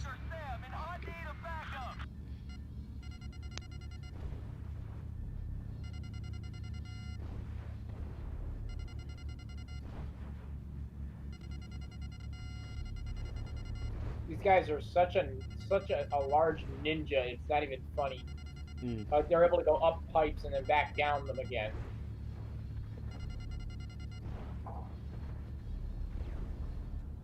So they're just fucking massive hole. These guys are, even the women are like, the SEALs look like babysitters. I'm not even joking. Like these people are going up hills. Yeah. Mind my legless guy that's floating in the air. He'll have legs in a bit. Yeah, it's just kind of having a bit of a issue with loading in his legs. Oh no, it's just I said it to him having no legs. Okay. Oh, here comes. I was just remodifying him. Okay. So he is just crawling, or just walking with no legs. He just plain didn't have any legs at the time. Yeah, he's walking with no discernible legs. Mm-hmm. Oh yeah, get fucked.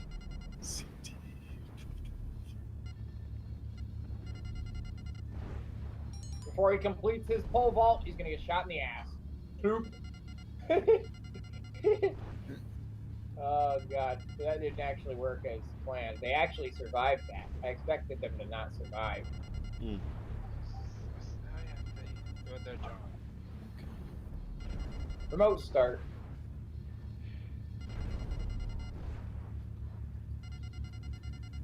Yes, I will go for.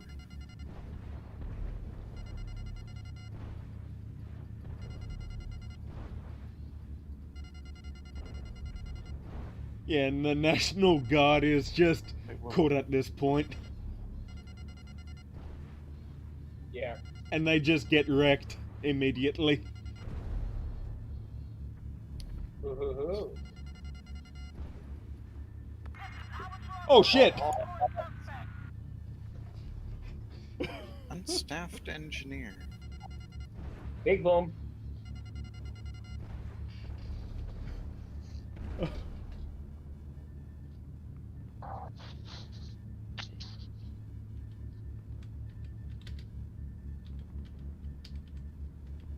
Want to know something that was so annoying about having to leave my first run because my entire teams kept dying from 682? I had gotten all of the legendary research. Like, I got things to skip all excavation. I got my robots. I got this and that. I got the Gus guns. And it's like, I got all this, but I still can't defeat 682. Because he's got literally so many health points that it looks like one large health point.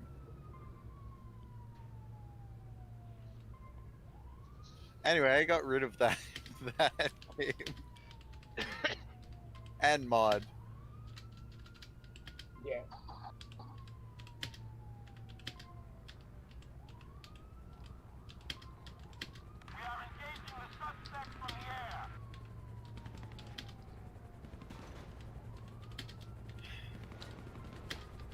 Shit, she got revealed.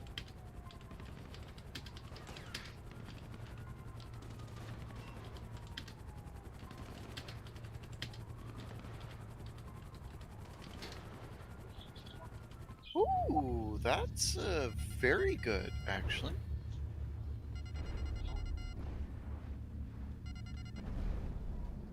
I just got a really overpowered perk deck or whatever it's called.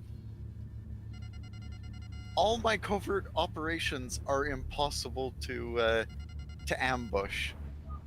Nice.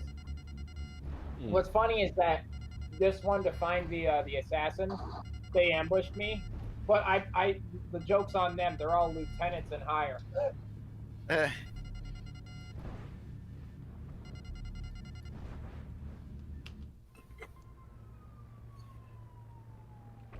That's like a fat guy walking up to a SEAL, putting a knife at him, and saying, "Give me all your money." That's hardly an ambush. Yeah. That's actually like asking to die. That's like suicide by cop.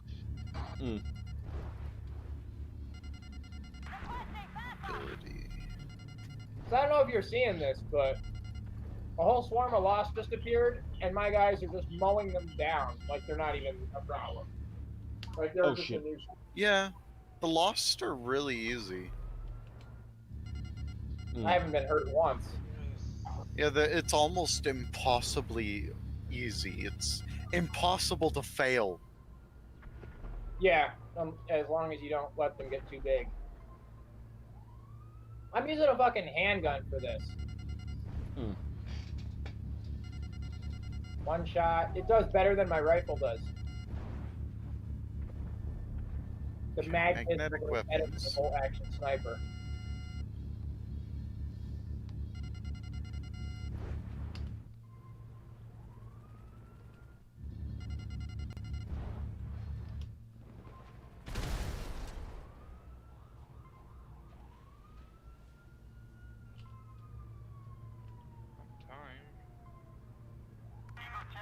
Ah, here it is.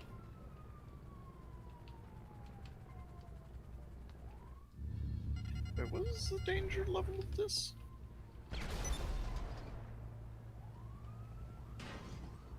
Well, fuck me. Okay, we're going in with the unknown level of danger.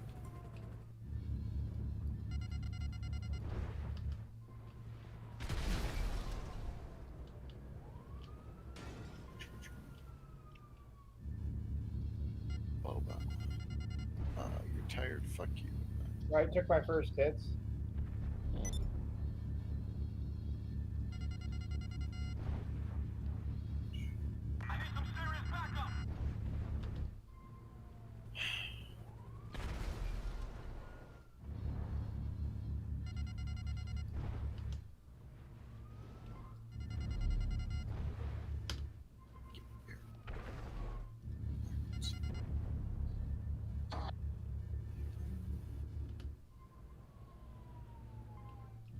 Vector. Ooh. Pistol. If he moves, he's dead. If he stands still, he's dead. He moved.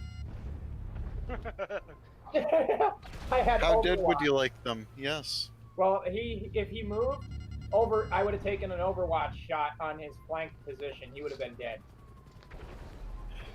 Hey, guess what? I can dual wield weapons now. Nice.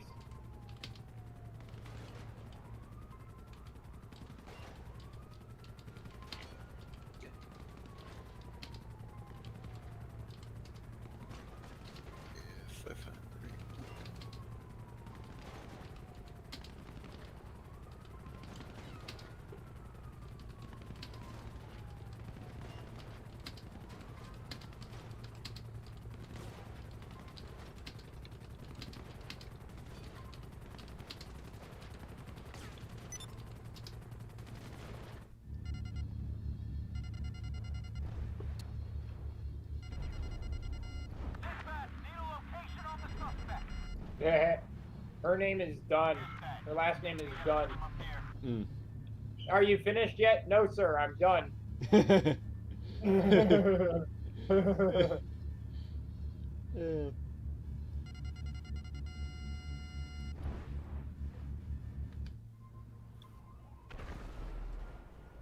Yeah, you move. Oh, yeah, you're about to get eaten. I got 3 of you with rifles. There goes 1 set, and I think he's dead already. He died in the first Overwatch. Bunch of more lost. You know what? Just because I feel like practice today, you guys get to run right into my machine guns. Oh, the sniper already took a shot. Oh, right through a bloody wall. And there goes 2.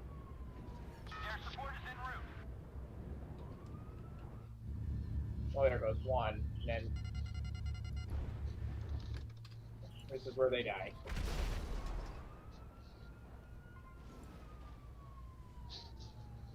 You just got vectored.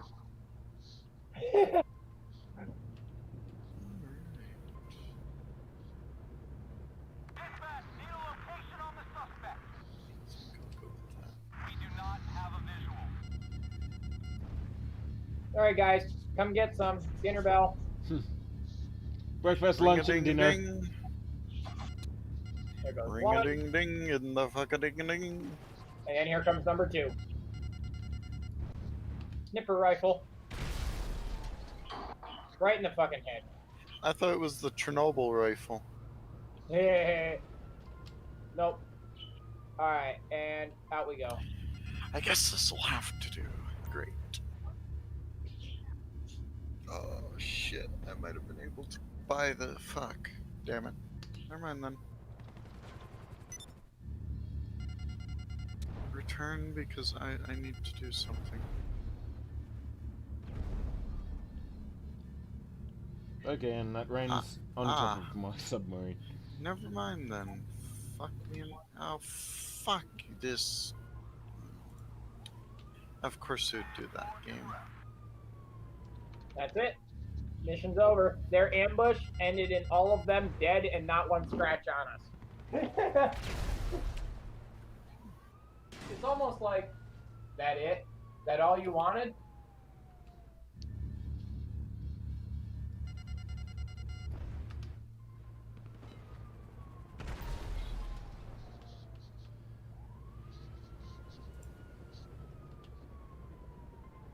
I gotta make my way over to Russia now. Mm.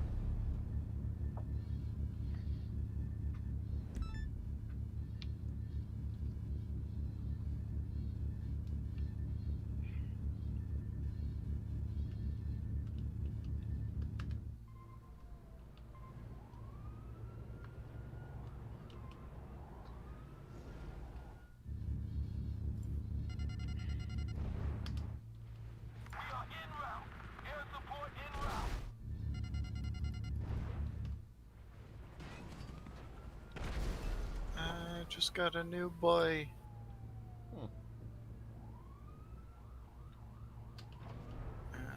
Okay, well that's a lot of guys.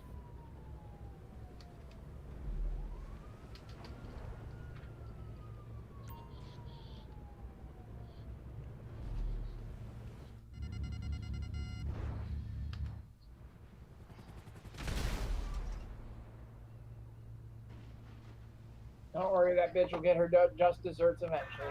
I have to go, guys. I have to go back to this party. So. Okay. Alright, see ya. See ya. What party? The Super Bowl party. Oh, fuck the Super Bowl. Fuck the Super Bowl. The Chiefs and the I don't know what they are. I said fuck the Super Bowl. You don't have to watch it. Nah. I gotta disobey Governor Cuomo somehow. He said there aren't supposed to be any parties.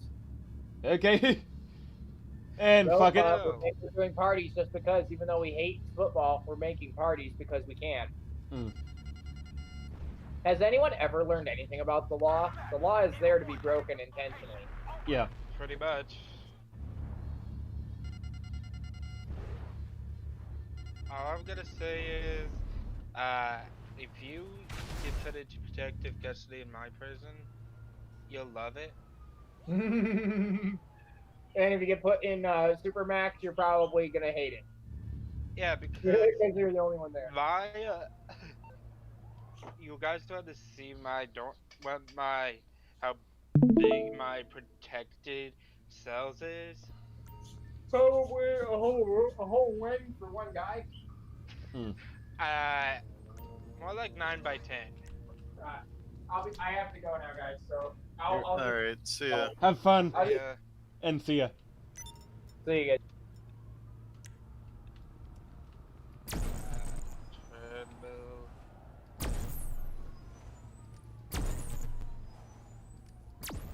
I'm running out of places, but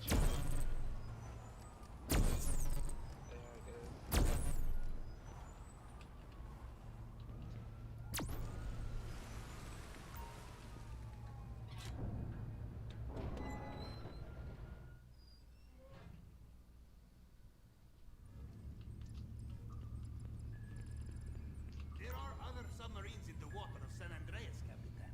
Have you ever played underwater chicken? A favorite back in the Navy.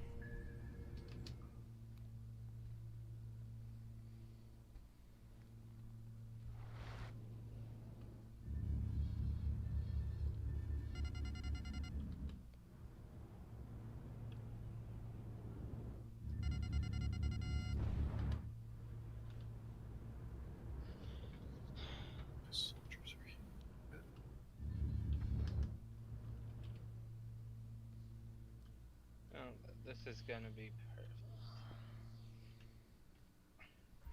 These cells cost a ton of money each, but I don't care. Okay, what's my selfies? Oh, excuse me. You think these are big enough? Yeah. They'll pretty much be apartments, you could say. Except I'll give them sniper machines. Any medication that you have to take the shot.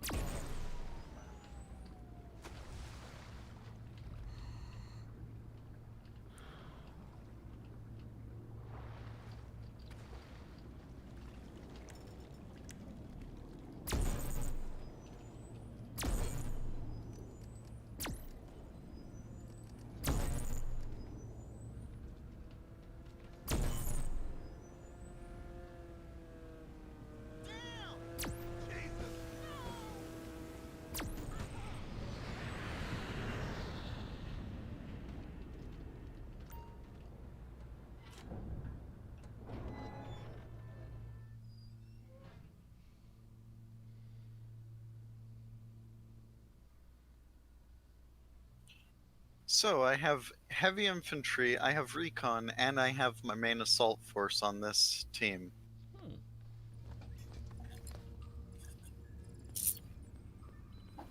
All this work, Capitan. Compared to what they should have right now, Perhaps we go to Del Perro Beach. I'm basically bringing 5 tanks to a knife fight.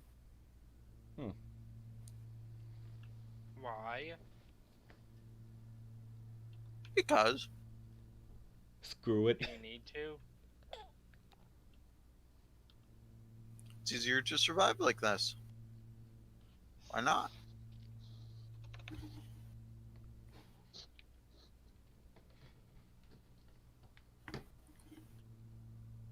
It's easier to go overboard than it is to go underboard. Yeah. Basically.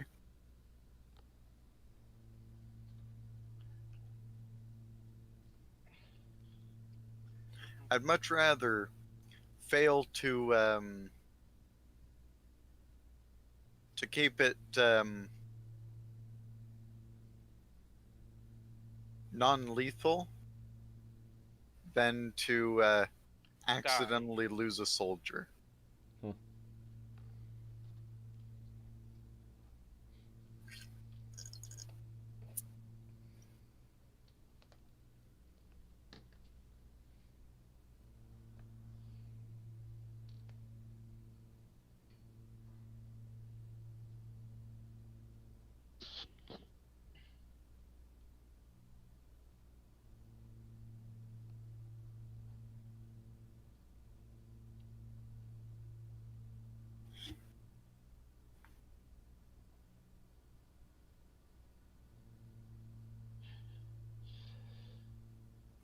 Eliminate the enemy with extreme prejudice. Way ahead of you. Eliminate enemy with extreme force. Way, way ahead of you.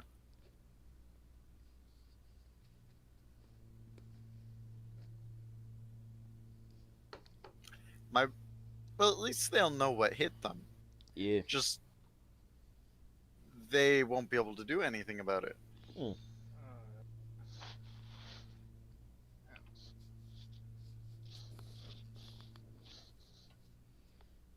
Yeah, you're told that you got a massive army coming for you? Well, you're definitely fucked.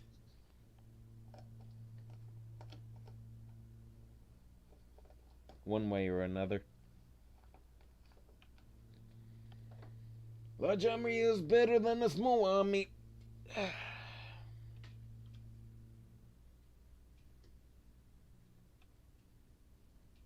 And also more casualties for assault than a defense.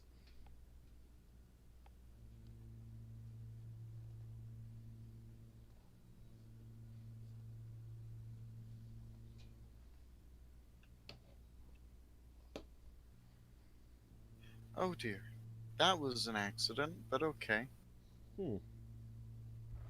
I accidentally moved up my mech. Here it comes.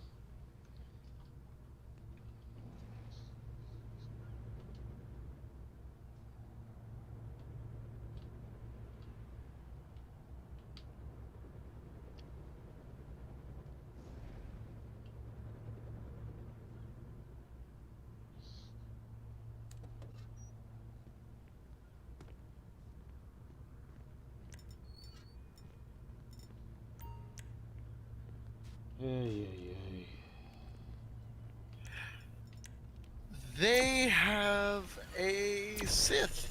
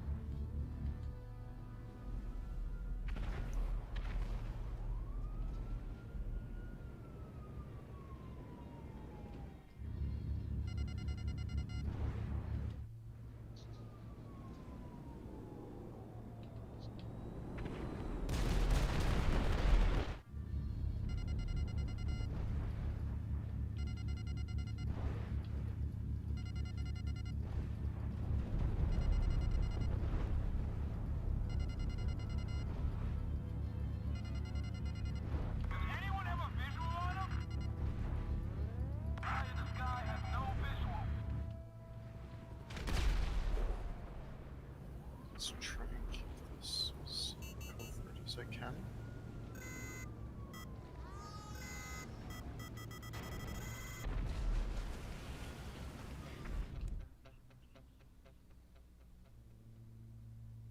What the absolute fuck is going on?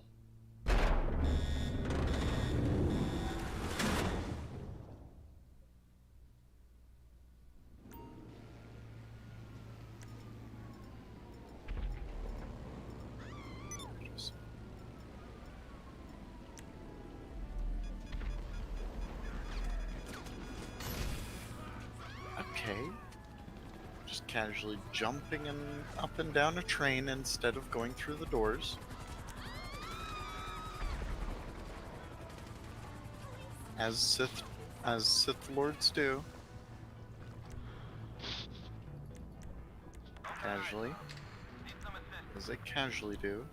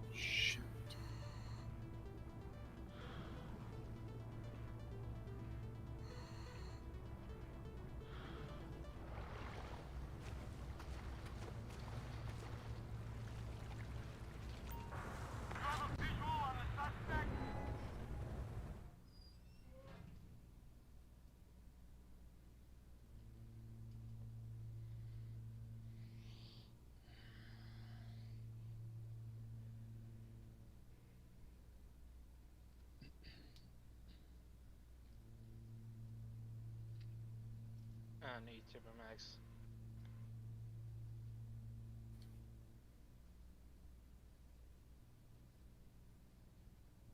Hmm.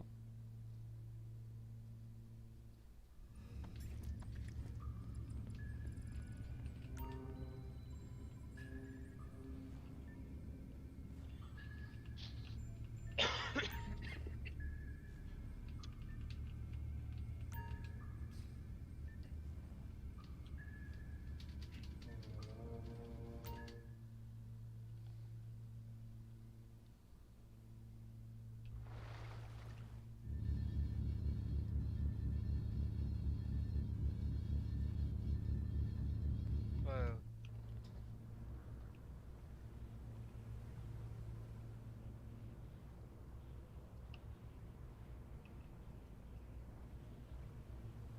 oh, that was close.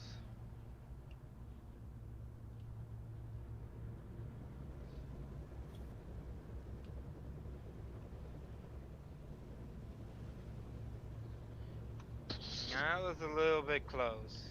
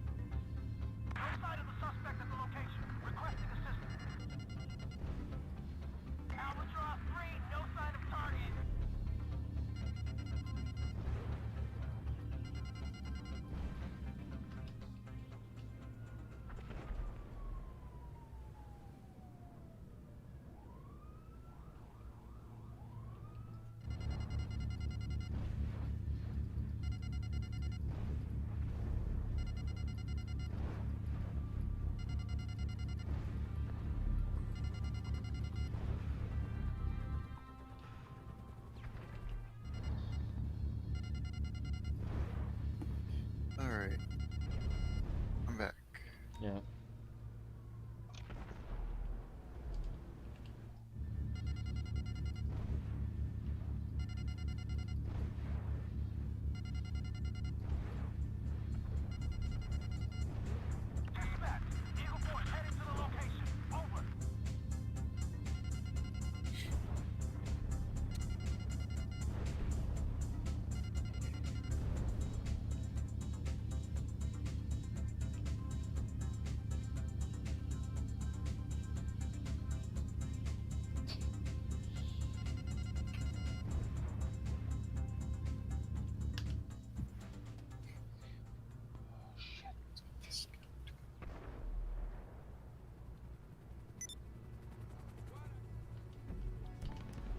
All right, I just have to make this point here that they all were watching the Bucks game, and every single one of them is fucking drunk. No one ever watches a Bucks game sober. There he is. How's your mama, Nick? Oh, Louie, you know.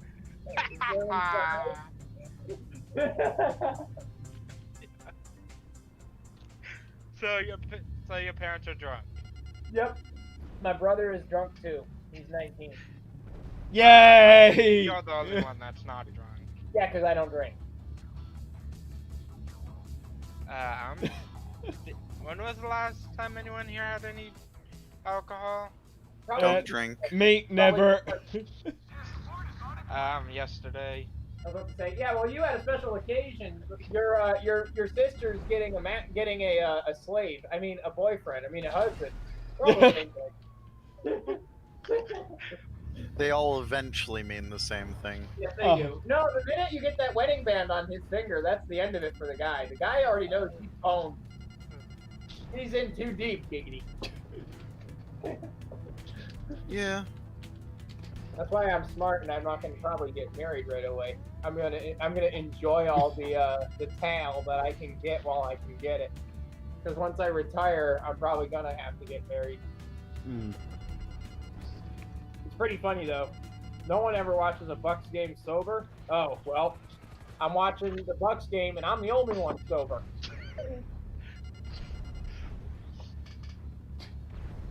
Oh god. Well, you had how many beers I had yesterday? Probably beer truck. Nah, I only had 3. Ah. I had 2. No, I had 1 before the wedding and 2 after. Ah, nice. We don't know what your sister looks like, but I'm pretty sure I'm happy for her because that's always a very fun occasion. Yeah, fun. Well, Yeah. for the woman. The guys, it's hell. Because we already know that we're just signing our life away. If we get divorced tomorrow, it's going to end up losing half of our income now. Mm. That's what I said. You're already in too deep, giggity. You already You know. know what? These guys, these reinforcements piss me off too much. Oh, I can't use the rocket. Oh, fine. I'll play fair for once. I guess. Mostly fair.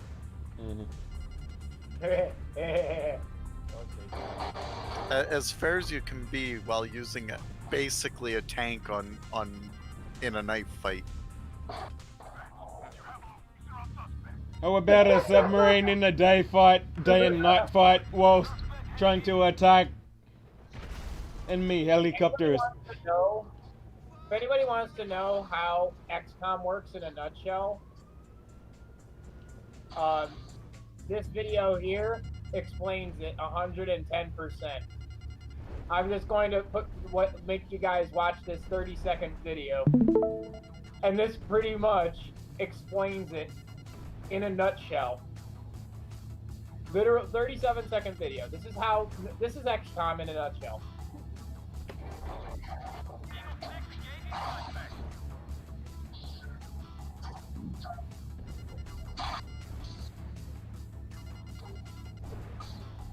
Pretty much. I forgot to give you your special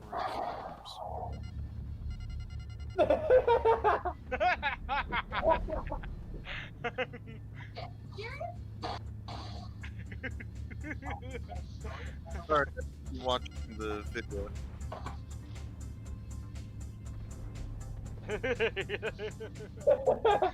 You watch the video now? Yeah, I'm watching it.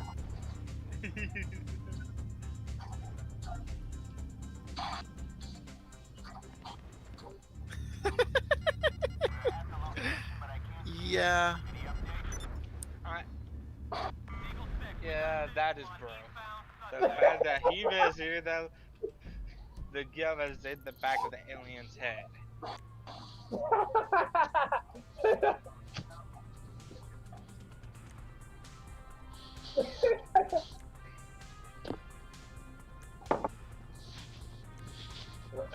That's it in a nutshell.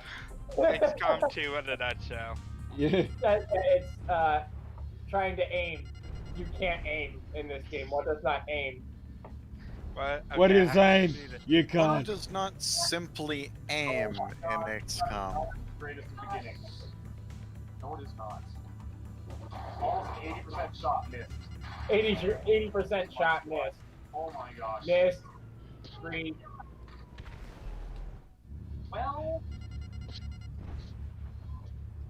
It's only a meme if it's 100% shot miss. I've done that before. heads down, guys. I've gotten a 400% shot miss. Cool.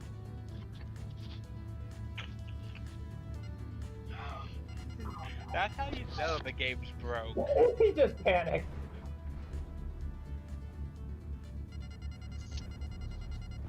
And the enemy team just fucking kill both his buddies. So the enemy team just did an XCOM human player Stay move. strong. Okay, cool. Good campaign. This was really fun, you guys. I had a great time. It was a pleasure meeting everybody and getting to know all of our soldiers. It went really well, and I can't wait for season 5. I think it's going to be great. In a nutshell, what happened? Well, he fired his shot, and it missed an 80% hit. And then he didn't kill one of the operatives that he was aiming at. And then one guy threw a rocket and hit one guy and killed him. Panicked the other guy to the ground. The other two, bless you, the other two got a fucking grenade at their feet and both died with the same grenade. And then finally, before they ended their turn and he got turn number 2, that's all it took was turn number 2. He was already all dead. The guy on the ground got blasted by one guy in the face and critical. All 4 of his operators are dead in the first shoot. He fires his one shot and then all of them retire and return fire and just killed every single operative in one turn. Yes, that is how XCOM can be. I can wipe the floor with these guys. But yet, those guys can do opposites, and they can just wipe the floor with you, and they can do it better because they're AIs. It's actually pretty funny.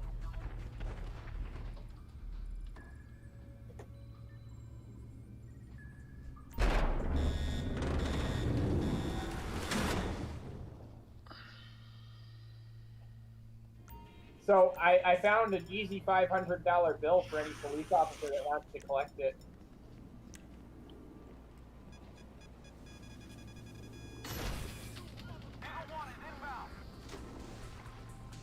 It's this law right here. If it would not, if it would speed it up.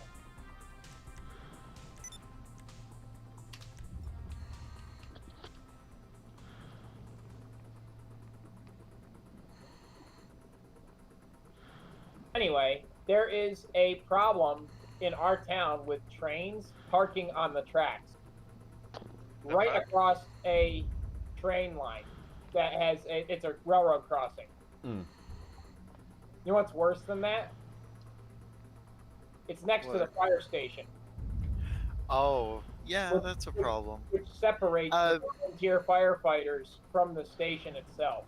Here in my town, they decide to literally chop the entire firefighter force in 2 and then make a second fire station because there's always a train going through. How am I not surprised? Well, the thing is that we have a law. It's like $500 fine per incident.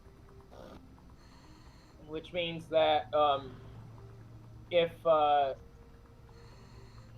there is an actual issue with the train and it breaks down on the tracks, then you have to report it, because then the fire department is aware of the situation. And then, but no, these guys are not aware of the issue. The train is literally just stopped and idling on the tracks. Both the gates are down, and they've been down for 30 minutes. I counted. I sat there for 30 minutes with my timer out, and I finally gave up after 30 minutes. It says that they can't be doing that for more than 5, and it's a $500 fine per offense. But they're not allowed to do that for the reasons of the above, which is if fire department or EMS or police have to get somewhere, no one can pass a train. So if the train stopped on the tracks, the cars are fucked. They can't go through. So what happens is they have to prepare for this in advance, and they need to call police on the other side of the tracks, not, I'm on my way. Oh shit, there's a fucking train in the road. Call somebody else. Now what? Well, there's this guy raping this woman in the bathroom, and you expected them to be there in 2 minutes, and now it's 10 minutes. What do you expect's going to happen? Or there's a fire, and their house is burning down. Or maybe grandma has a heart attack. Or has a stroke. Time is tissue. This is why we have these rules in place. But no, Amtrak, oh, we're just going to fucking park on the road. It's actually funny because it's also the Canadian transportation. Because you actually do have Canada Pacific up there truck. The Canada Pacific trucks are at that position. So that is your rail line, and I can only assume it's a Canadian vehicle. I'm not sure, but it is their line, so usually they at least know what's going on their own railroad track. I actually posted this 6 days ago. I said, yes, there is such a thing as racism against white people. People need to do something called research before doing moronic things like this. Like, true. People try to live without black inventions. Yeah. Good luck. And they said that the light bulb was a black invention. What? Nope. That's the point I'm trying to make, is do research. First of all, I live in the city that it was invented in. General Electric was born here. There's a reason our slogan is the city that moves and lights the world. Because we did two things that no one else really did. Or we did them at least first, or that was our main thing. We did locomotives. Alco was based here. American Locomotive Company. And also, General Electric, Mr. Edison himself. So when they do their things called research, they find out that Edison did not make the light bulb, but improved on a design and got the credit for the thing that is used most commonly. The black person that they're referring to made edits also. He did not originally make the design. The design was actually by someone else, was not black, but don't even remember the name of the person. So there is something called improvements. This is why you take a gun that's really good on its own and then say, what can I do to make it better? The designer says, no, it's perfect as it is. You go, oh, I see some things I can do. And then you make more money than him. Why? Because you made better edits. This is exactly how the world works. It's, if I can do it, you could probably improve on it. It's also how Linux is made. Linux is literally just developers taking different flavors that other people made, copying it over, and then editing it themselves and releasing it under a different name. That's all Linux is.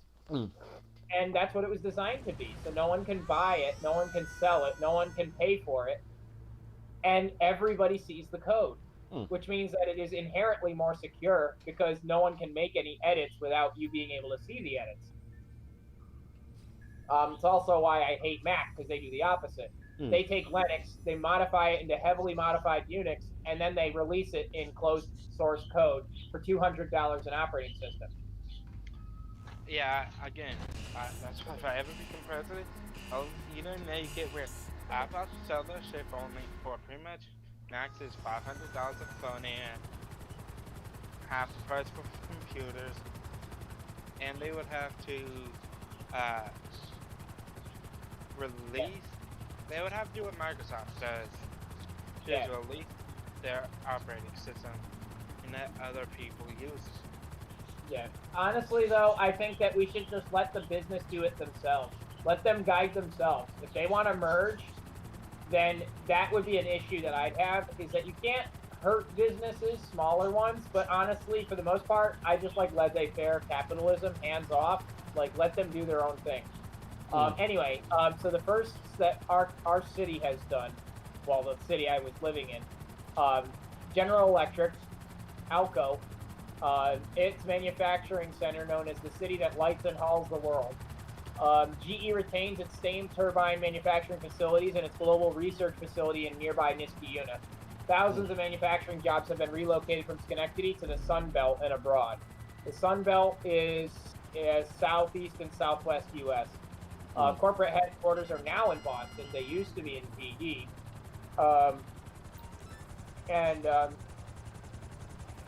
The Alco produced steam locomotives for railroads for years. Later, it became renowned for its superpower line of high-pressure locomotives, such as those for the Union Pacific Railroad in the 30s and 40s. During World War II, it converted to support the war, making tanks for the U.S. Army. As diesel locomotives began manufacturing, Alco joined with GE to develop diesel locomotives and compete with GM's EMD division.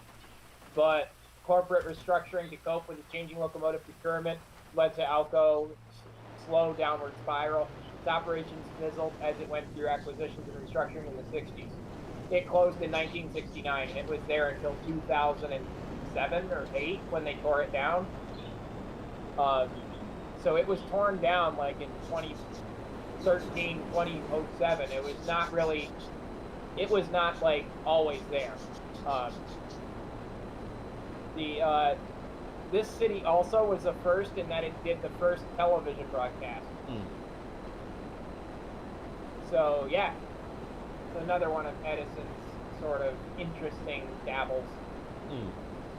But anyway, besides the point, history is being rewritten. That's my problem here.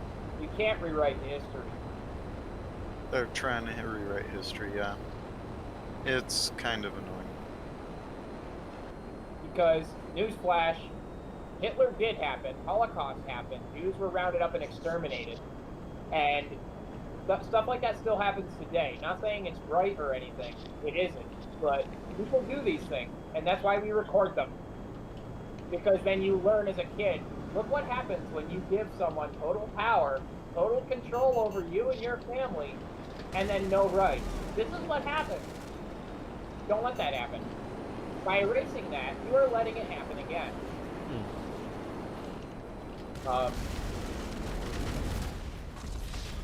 Yeah.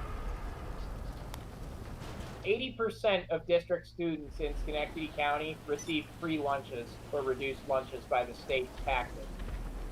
The student population of the school district is a majority minority, 35% black, 32% white, 18% Hispanic, 15% Asian.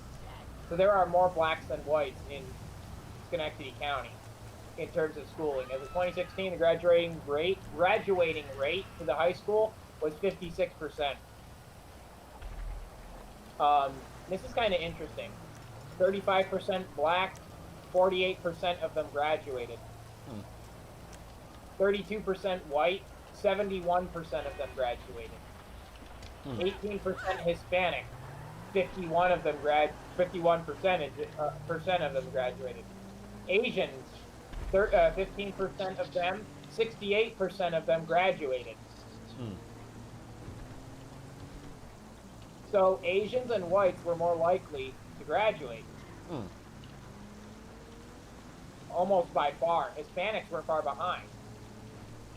My theory is this, is that the white population came from Niskayuna district area, or close there, they're close up, which meant that they usually had a little bit more money and were able to probably afford, and also their family was probably just more well-to-do in general, so they probably could just afford to get what they needed, get tutoring.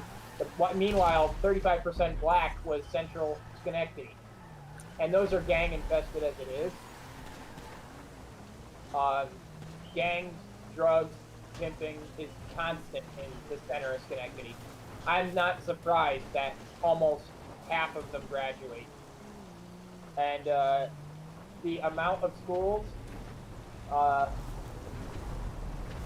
their amount of people in the school, it doesn't really tell us, but the amount of people that are there are probably 4,000. You could probably say that, over 1,000 African Americans, about 750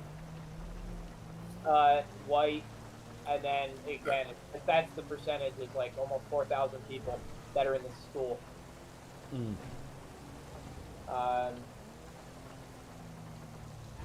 Yeah, it's unfortunately it's something that happens here, and a lot of this money isn't really going to us though. When we pay our taxes, most of it goes to A, the casino, or B, New York City.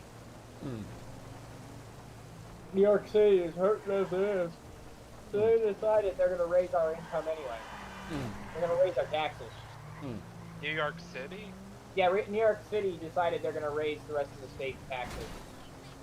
They can. They're only a city. Yeah, and Texas is going for a Brexit. Cuomo doesn't stay up in this inside of New York state anymore. He stays in New York City. It's a lot safer. Yeah, and Texas is going for a Brexit. Oh yeah, they're doing a Texit now. Yeah, they're getting ready to say, yeah, except you, the rest of the U.S. Your stuff does its own shit. We're gonna do our own. When the gods of random number generation smile upon thee, you probably got a 2% and succeeded and critted. But yeah, the random number generator is bullshit. Yeah. Because as you saw that video, it's literally like you're shooting 2 feet away and missing every shot, then pointing a gun to the guy's face from behind and like stuffing it on the body of the person and then pulling the trigger and missing. Like that's what it's like. And then they pull a 2% and hit you and crit you for 14 damage. Yeah. That's about right. Actually, they legally can't leave the U.S.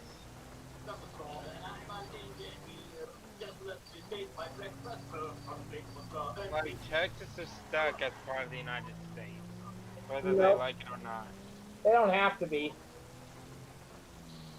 They're just going to have to fight for their independence, which is going to be hard. It's going to be impossible. Not really. Okay, explain to me why. Well, first few things. The United States bases a lot of its weapons in Texas because of this expanse of land. Second of all, they have a large amount of defense forces there. They also have the most guns in America. Registered. Unregistered, I think it's Alaska, but they're no good down there. They also have really hot temperatures, which the Texans are used to. You could have went for New Hampshire. So basically what you're saying is that the Democrats are going to fight us with guns, but don't you guys dislike guns? Good point. That's why if I become president, I'll be making it so far illegal for anyone to limit the Second Amendment that if they try, they will be immediately kicked out of whatever office they're from. It doesn't matter, and of course by then there'll be no party system, so they'll just be dead. So they can go fuck themselves. If I was president and the world was 100% USA, man, I'd be having a problem of kicking everybody off the entire country because the world is one country. Yeah, I just don't see a point in what's going on with all this. This is just ridiculous. They're arguing over something that is a fundamental human right. It should be just, you shouldn't murder people. We'll hang you for that. Oh, okay, that's easy. Oh, you killed someone, hanged him. Like, surprise Pikachu face doesn't need to be in there. Like, we know what happens when you kill people. You get killed. When you kill people, they die. Mm-hmm. Yes, apparently we had to explain to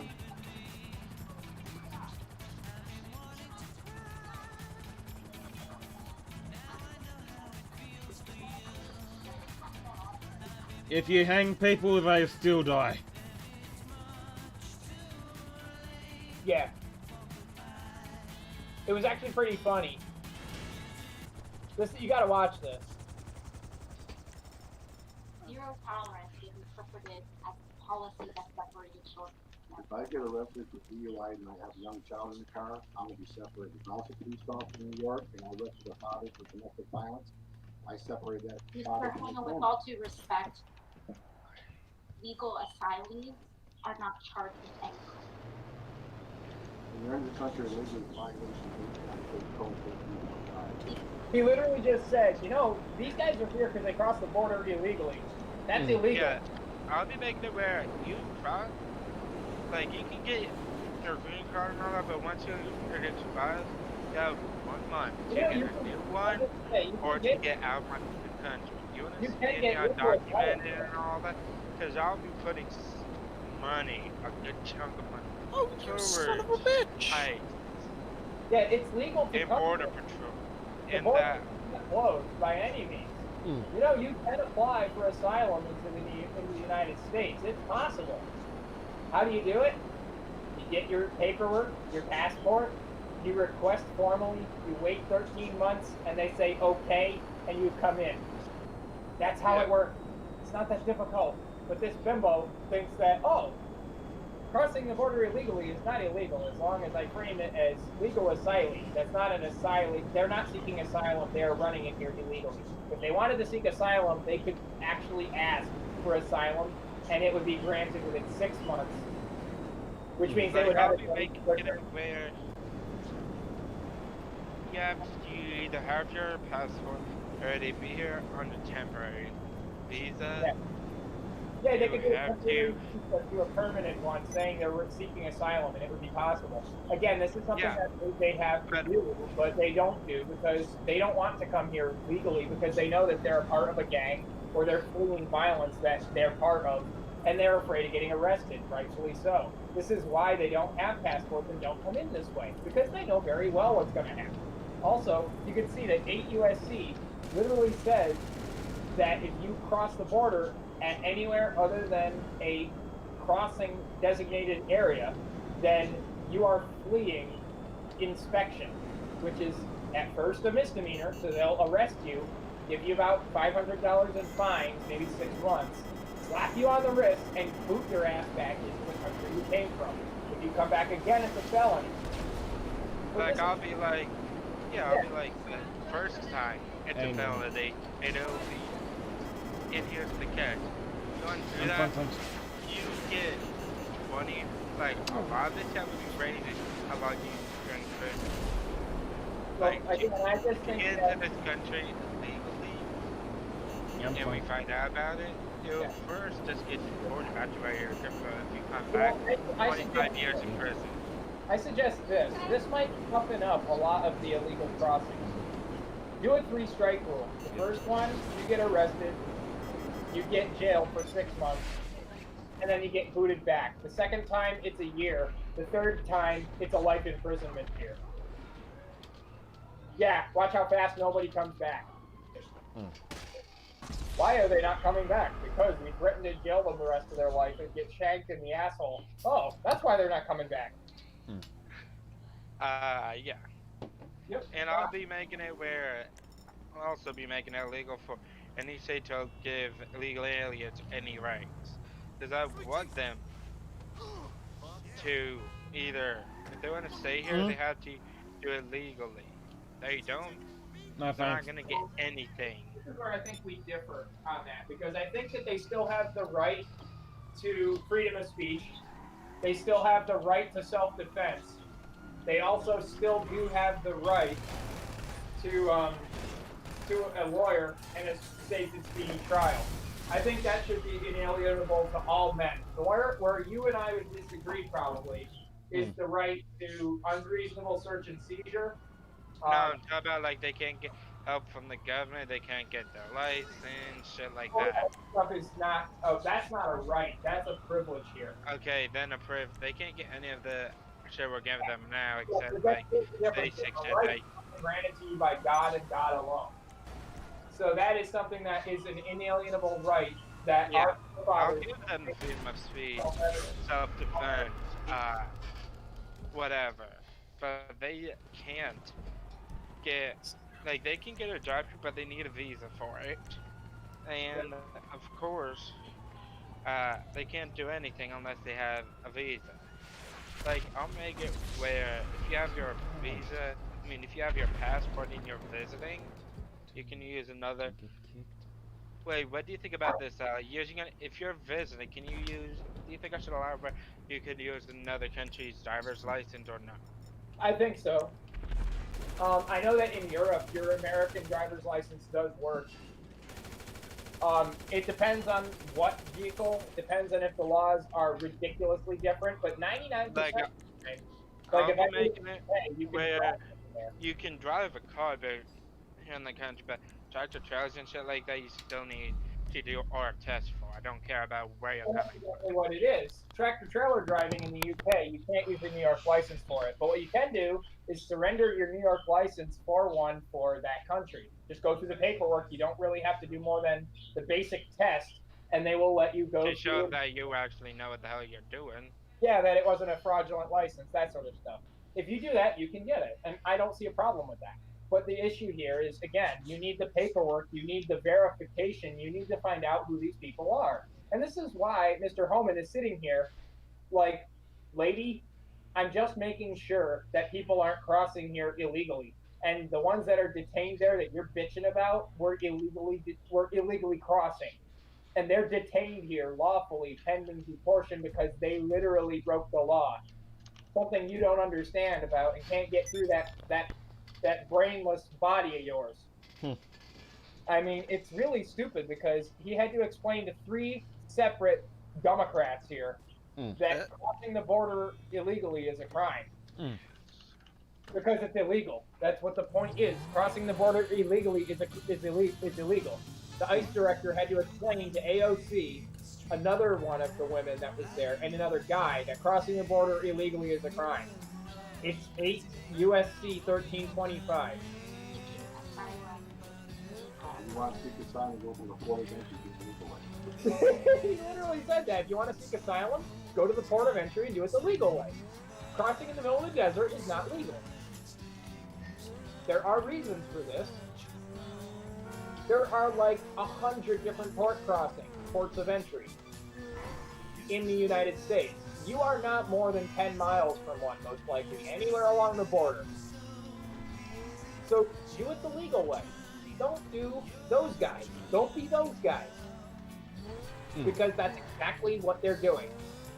And it's stupid because that's the point he's trying to make, is that if you wanted to get here legally, you just walk up and do paperwork and you are here. Yeah. It's not as hard as it looks. Hell, you don't even have to do the citizenship test yet. That's later. You can be naturalized here later on, but the thing is, you still need to go through the legal paperwork. Yeah. That's like saying when I get arrested, I don't need any ID and I don't need to tell you who I am. Again, it's illegal to have to say you're somebody else, so they have to find out who you are. Well, it's the same thing. You don't have to. This is not rocket science, guys. Just go through the port of entry, sign a few paperwork, and go through it that way. Yes, it takes time, but you know what? I've been waiting 13 months for my pistol permit, which I'm going to get a denial on the first one. And also, please do not bullshit about your name and whatever.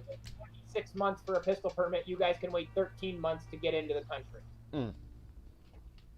That is almost a guarantee, as long as you're not a felon or a fugitive from some other country, or even if you are, sometimes the United States will take you anyway, because they'll extradite you if they find out. It really doesn't matter that way, but what I'm saying is that unless you're, a gang member, they probably will let you in just right away.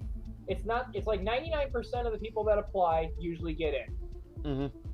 That's also because 99% of the people that do not apply are going across illegally. So never again, say I'm a gang member. Yeah, exactly. Yeah, and I'll You're be a gang putting, member or part of you Al know, Qaeda, Trump's wall. but otherwise they won't. They're just gonna say, "Oh, I'm immune." Tyler, you know Trump's wall? I'll be, if it's not finished by the time I become president, I can Oh, tell yeah, you they straight stopped up, tearing it down. They're actually not really tearing it down. they They're can't, what Biden is illegal. He couldn't, because it was I'll using be right funds back. that were allocated towards it. He can't, so right now he's just wasting money. Yeah, he can do it. He did what he could that was legal. He did something called an executive order. How many executive orders has he done? Like, something like that, he just wasted money on because it was already paid for and set aside. Yeah, but It was if paid by it's Trump. not done by the time I become president, I'll be finishing it. so I'll you be wanna putting sell this, right? tons 'Cause boy, do I want it out of our cameras basement. over there The that buyer's can people are going to catch guide you to the people's drop in a faces, and if they helicopter. try to get out over to the their wall, location and go signal catch them their with a flare, face. then follow the If chopper they're to going the drop. over it, send it to the border patrol and ICE. They'll just get kicked out of the country. All right, They so won't be able to stay in the country for a month. On February 2nd, he did 3 executive orders. On February 4th, he did 4 executive orders. January 20th, he did 1, 2, 3, 4, 5, 6, 7, 8, 9, 10, 11, 12, 13, 14, 15, 16, 17 executive orders that day. I think that was his first day. And it was a topic of regulation, immigration, mostly immigration, but there was a lot of them. Ethics, immigration, census, equity, environment, economy, coronavirus, national security, immigration. So he did a lot of executive orders. And and also infringement against the Second Amendment.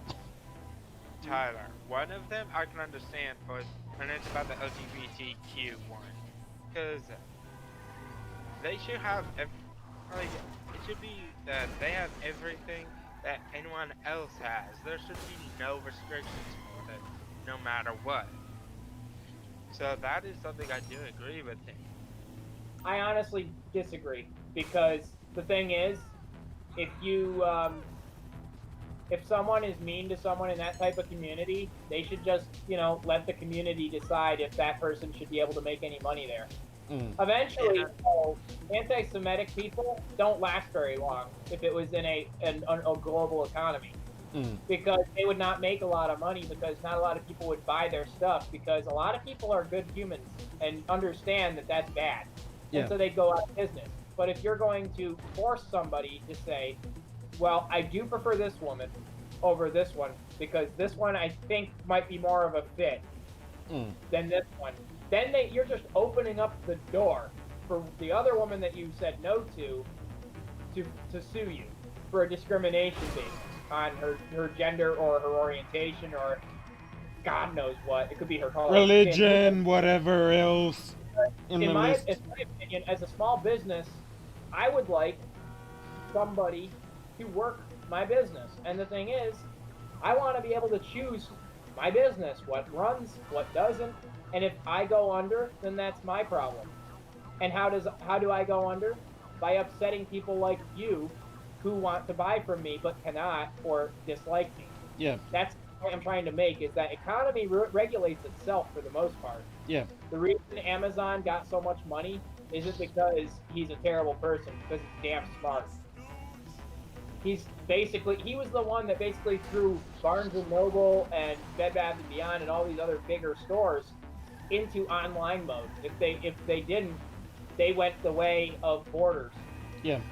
Borders is a bookstore up here that basically was brick and mortar, and then when Amazon started selling really fast and outdid them in books only, Amazon only used to do books.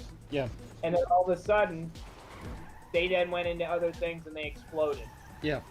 That's the point I'm trying to make, is because people thought that wasn't a good idea. He proved it was a good idea. And I think Amazon also went into Amazon Prime as well. And went global. It's literally just a discount by paying a monthly. It's like insurance. Yeah. You pay $100 a month for a $100,000 car. If you wreck your car, I gotta pay for that $100,000. How do you get the $100 to me and pay for it? The thing is, you don't. You pay a percentage every year of what that car you have is worth. But the thing is, I have 200 other clients, which means that I make about 3 of your cars in a year. Tyler, Sebastian won't even be able to visit us right now. Why not? One of his executive orders states COVID-19 travel restrictions for individuals linked to the United States from the Schengen area, United Kingdom, Ireland, and South Africa. And Sebastian lives in the United Kingdom. Yeah, well, that's the thing is, first of all, Biden said we are not going to ban travel. Which one's the states he does? And then Ban travel. Ban travel. He rejoins the Paris Climate Accord, although I still don't think it was a good idea. He cancels the Keystone Pipeline the first fucking day. He went and like the one thing I'm waiting for him to do is cancel the pipeline coming through my area. Yep. All of this is based on gender identity and racial equity. That is the literally Mackinac Valley Pipeline Project. Going from can't really tell anymore. Exactly. This is all the things that he's done. It's basically he's undone almost everything Trump has done. That's all he really was against. Is he was against Trump. He wasn't against anything else unless Trump did it. Because you can see that the majority of these actually say date, topic, and reversal. Like what he did. How many things he reversed. He reversed a fuck ton of things that really were helping our economy. Yeah. I like to, and I know that this is probably a bad way to judge, but the way I look at it is I look at gas prices. When the gas prices are cheaper, people like to go out and do more things because they got more money. Yeah.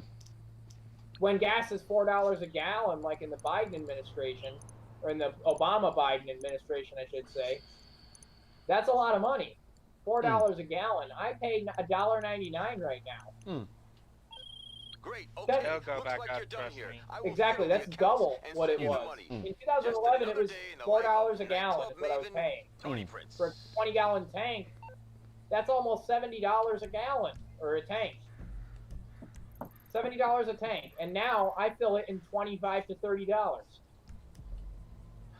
And another thing I'll be doing, I'll be making it where the highest gas prices can go is literally $2.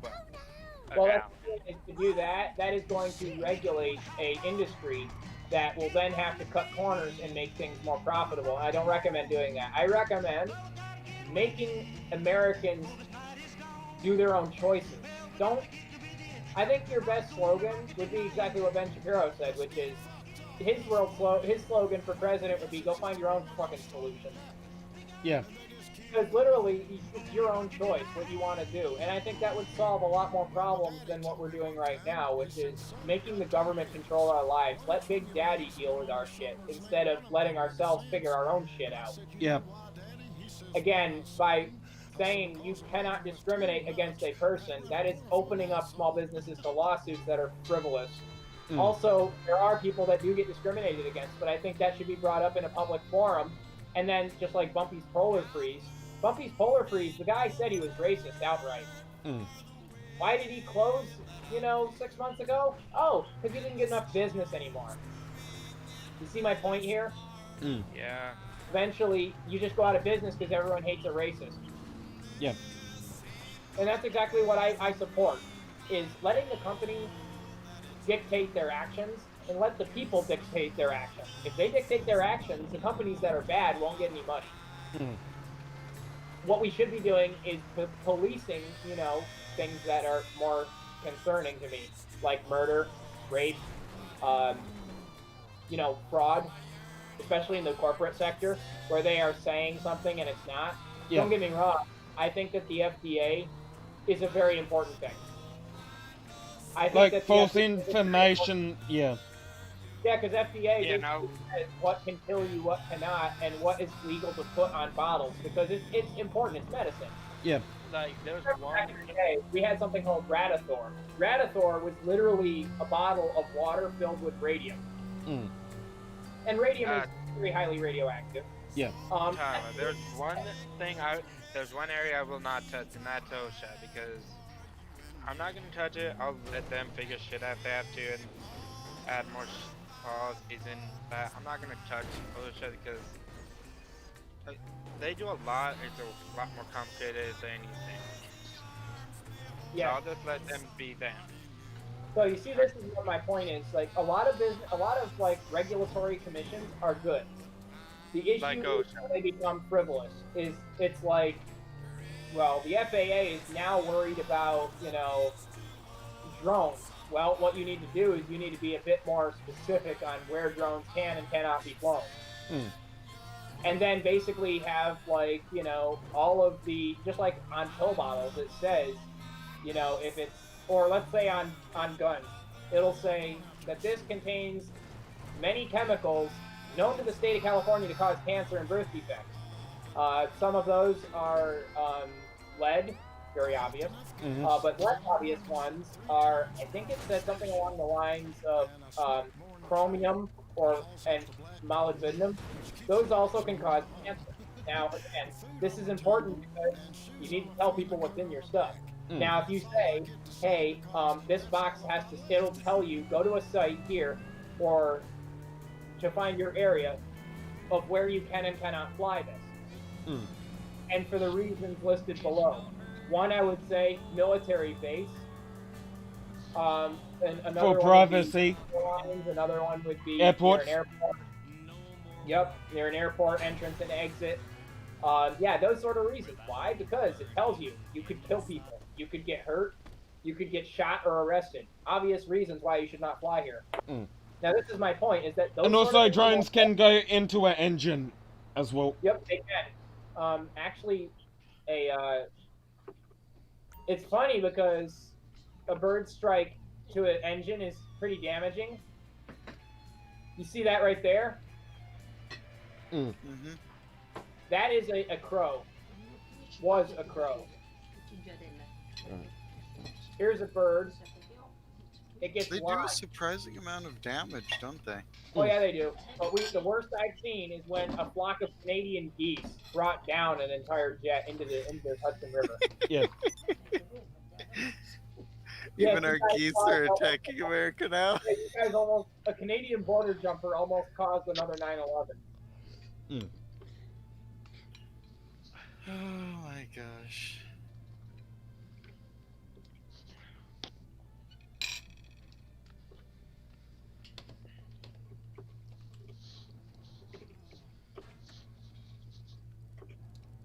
So anyway, I'm going to kind of show you what happens. So this is what happens when geese take out all of your engines. Yes, they took out 4 engines, or at least 2 on this plane. Now, each of these planes are designed to fly with 1 engine intact. Mm. And it took out both at the same time. Mm. The Canadian geese were around 40 pounds. And they both went into each engine. Mm. Yeah. And what I'm saying here is that those can kill you. So imagine if something harder than flesh gets in those engines. Mm. Like there are metallic bits inside of robots. They can do some serious damage. Mm. But the Miracle on the Hudson, the reason it happened was a drone-sized object. Mm. And it went into the ocean, or not the ocean.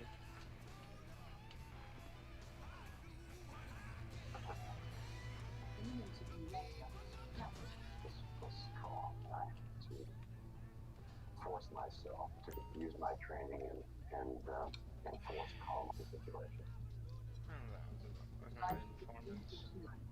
Will hit the ground in less than 2 minutes.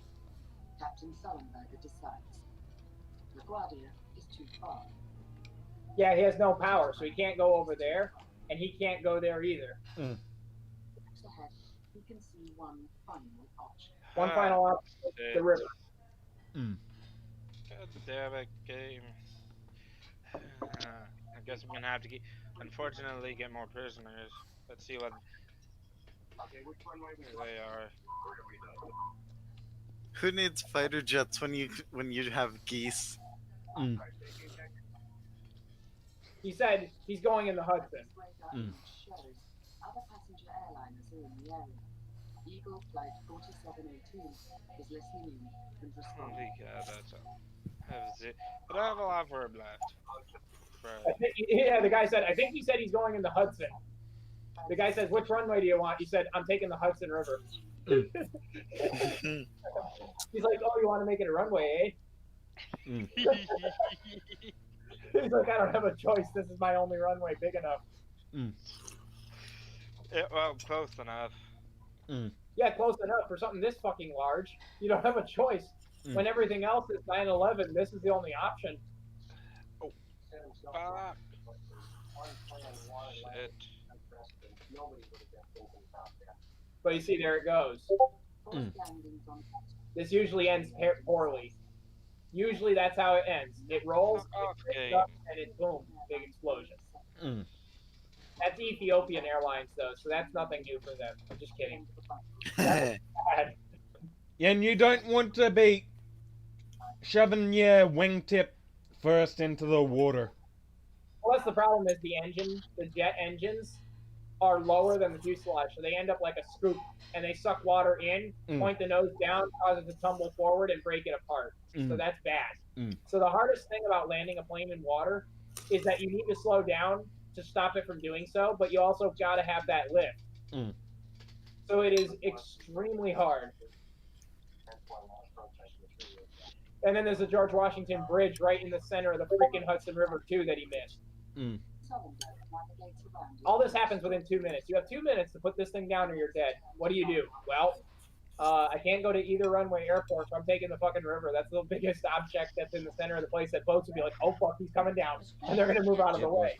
Cars don't get that opportunity when they have a plane of areas to go to. Cars don't have that. Oh, shit, where do I go? It's, you know... They were taking tourists on a sightseeing tour, and they had to divert it and said, there's a plane coming down on top of you. You need to move.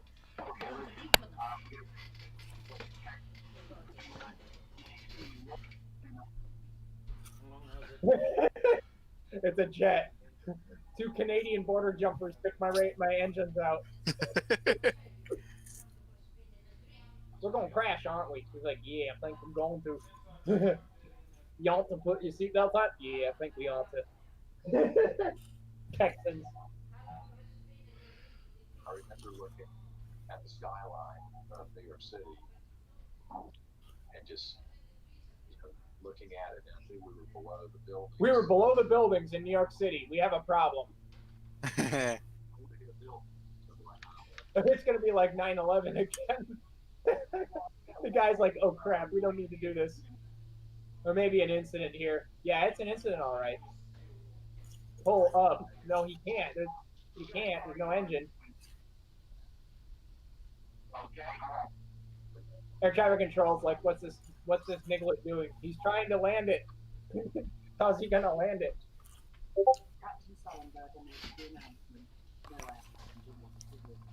Yep. Says 500 feet above ground. He makes the announcement. No one wants to hear. Yep. Brace for impact.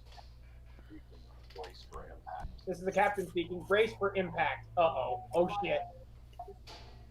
Yeah, that's the response of surprise Pikachu face. This is it. It was eerie that the flight attendants in unison kept saying, brace, brace, brace. And then it was silence for a second. And then it was that brace, brace, brace. And it was very eerie. It was one of those moments that was out of an Alfred Hitchcock movie. Yeah, and the other weird thing I think is that you have no engine power, so you don't hear anything. It's like a glider. Yep. The first thing you hear is the wind. Mm.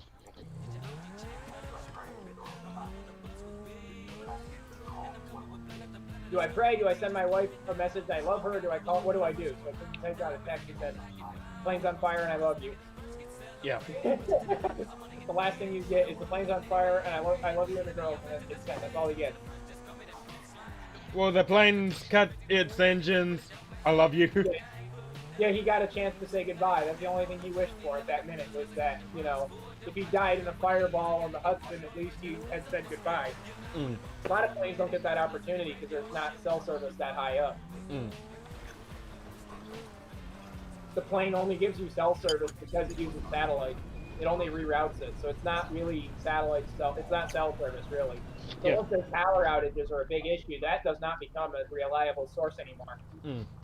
So he was at building height, so he had cell service. Mm. That's the only time you get outside cell service is when you're landing. Was not involved in my mind. But neither was. At this moment, the pilot knew he fucked up. Just peace was over me, and I was ready to accept whatever was going to happen. There are bigger miracles, in my opinion. This is a miracle. Don't get me wrong.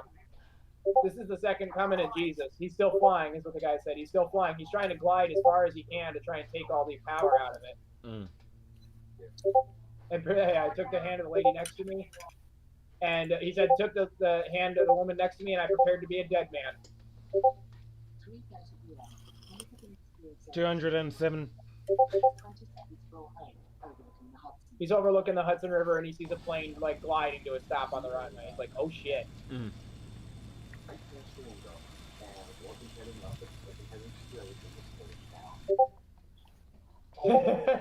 Mm. He's like, "Oh shit! Something's going on here." Yeah, that's a sight you don't want to see out your window. Is that you can see the top of the wingtips on a plane Mm. from the 27th floor. There's a problem here. Your building's either that high or he's that low. Mm. Yeah.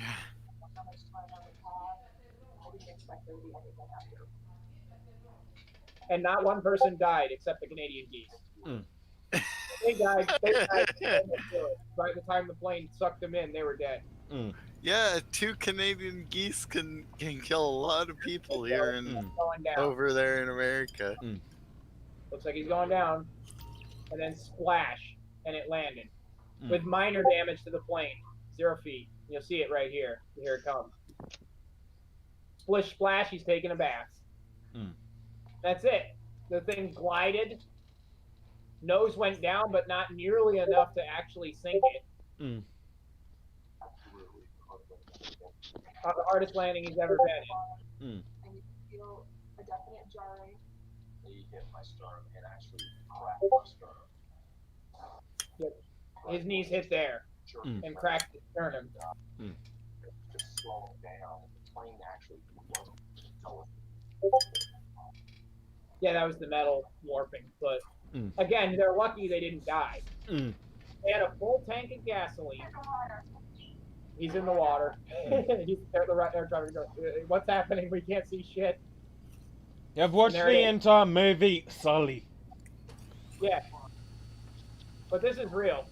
That movie may or may not be entirely fictional or fact. Mm. This is actual footage of what happened. Yeah. A plane just crashed into the Hudson River. Which they did actually show the footage of what happened in the Hudson River at the end of the movie. A lot of 911 calls are coming in. They said plane just crashed in the Hudson River. Mm. But yeah, you see that plane's intact. Mm. It's just floating around. Mm. I was giddy with excitement. Would I? We've got no choice but to ditch in the Hudson River. Yeah, and he says, "I'm so happy. We ain't dying today." Everyone's still alive. Yep. We're all business today. The guns are in an insurgent. Get it to the buyers and your job is done. Yeah, the Sully movie with Tom Hanks was meant to be based off of that. Here's another reason I think they survived, is because all of the vents and things, when you press the ditch button for a water landing, Mm-hmm. that seals all the vents up. not allowing any water into the ship. It becomes a buoy, basically. And it can float for a very long period of time like that. But no one pressed that button. So what I think happened is it did take on water. And so the plane kind of kept itself upright as it sucked in water. And so the plane started to sink a lot quicker than usual, but it still floated. It would float for an hour or two, I'm sure, like that. But the thing Or is, 3. yes, but if they pressed the ditching button, they would have died because there would have been no vacuuming in of water. It would have just been pressure against. And then what would have happened is it would have put it down farther. I think what it did is it acted like an unintentional air brake in the water. It kind of let a submarine take on ballast. And so if you were to drop like an object like a ball or something from the sky with air in it, it will bounce and splash back upward. If you fill it with water, it'll just go right through. So what they did is they kind of did the best of both worlds. A third of the plane was filled with water when it hit the water. And that meant that it slowed down exponentially, but it slowed down like within a manageable maintaining of the thing. So it was able to suck in water and slow the plane down, but also it had weight now that it didn't have before, which meant that the plane didn't flip. Because the plane, you know, if you take a buoy and you put it in a rough sea, it'll bounce all over the place.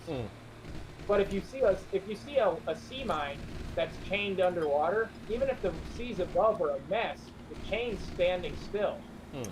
Again, because of weight. So I think what happened is, again, when it scooped up all that water, it took on extra weight and just kept the thing stationary so it couldn't flip. I think that saved their ass, to be honest. I don't think that there's any other way that it would have happened. If they pressed the ditching button, it could have killed them all. But because the plane took on water, it cemented itself into the ocean. And then, not really the ocean, but I think what happened is it sunk a little quicker. But I think the only option for that ditching button to not be pressed is if it's in a channel or an area where there are boats readily available to access the crew and passengers.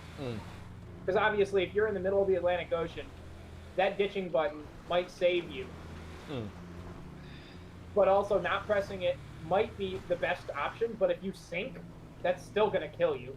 Yeah. Would they be able to press it after they hit the water? No, because then they would have had no power because it would have got wet. And then it would have not been able to close all the vents. So these vents, when you press that ditching button, it literally just plugs every hole in the plane, including the fuel, which meant that literally there is no way for water to enter the cabins. But also this means that it's a giant buoy. So what happens is essentially this plane then becomes very high pressure air with nowhere for the water to really penetrate. So when it hits the engines, it acts like an engine scoop. And it just pushes the engines downward, which then pushes the fuselage downward, which at that high speed is like running into a cement wall. But by making it take water in, I think what happened is most of the water got jetted into the gas tanks, which then caused the plane to take on water. But also what it did is obviously the nose didn't go down as heavy as it usually does when it's full of air and sealed off. So what happened is it was kind of like putting an airbag in front of a human. Instead of putting a solid ball of rubber, you put an airbag. So it will eventually deflate, but it's not going to deflate really fast. It's going to hold its weight. And the problem is that deceleration is what kills the plane. It kills humans, but it kills the plane 100 times more because that plane is so lightweight that it barely holds its own. You might as well just ditch your fuel. Yeah, and these guys are on a full tank of gas too.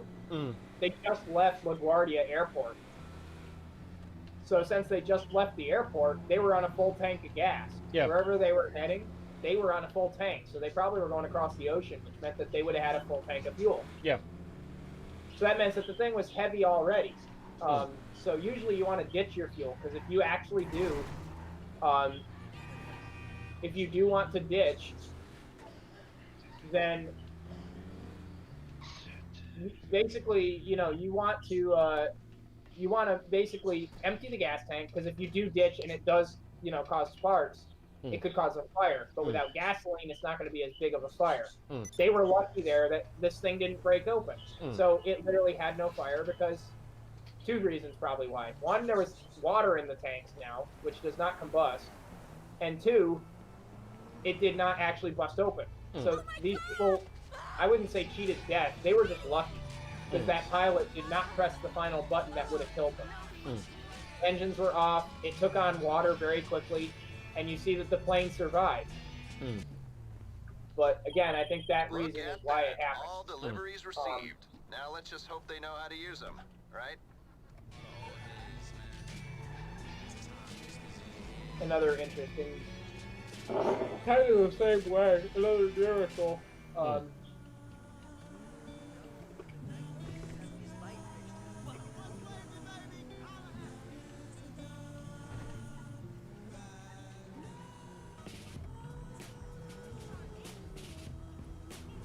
There was a plane crash that I think was in Sioux Falls. Sioux Falls. Yep, and the plane landed with absolutely 100% accuracy. There was no fluid, like hydraulic fluid. So the plane could not use any of its rudder controls or ailerons or flaps. It could not use anything. It couldn't even lower its gear the normal way. It lowered 100% to zero. And by the way, this usually never happens. The chances of this happening are like, let's put it this way, you're more likely to land the lottery twice in the same day of $10 billion with the same number than you are for that to happen. Because they have not one backup, not two backups, but three. They have three different independent loops. It is a miracle that that happened. They don't train for it. The reasons they don't train for it is pretty obvious. If you have three redundant systems, then why the fuck would you train for something that's got triple redundancy?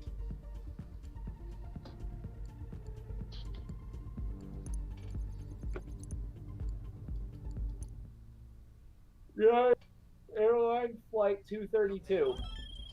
Okay, so this club needs some help. But maybe we just need some laser-targeted marketing. It was one of bring the in some big fish into the club, most interesting ones in my opinion, because it lost all three hydraulic fluids when its rear fan disc exploded.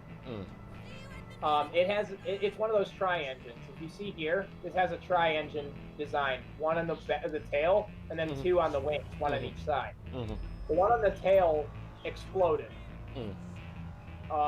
And what happened is it caused a hand grenade effect. And it was just so much that it happened to penetrate and puncture all three independent lines. Again, it was just sheer luck that caused all three of those lines to be penetrated and leaked out 100% to zero. So at that point, they flew that plane with no controls whatsoever. And they almost managed to land the thing.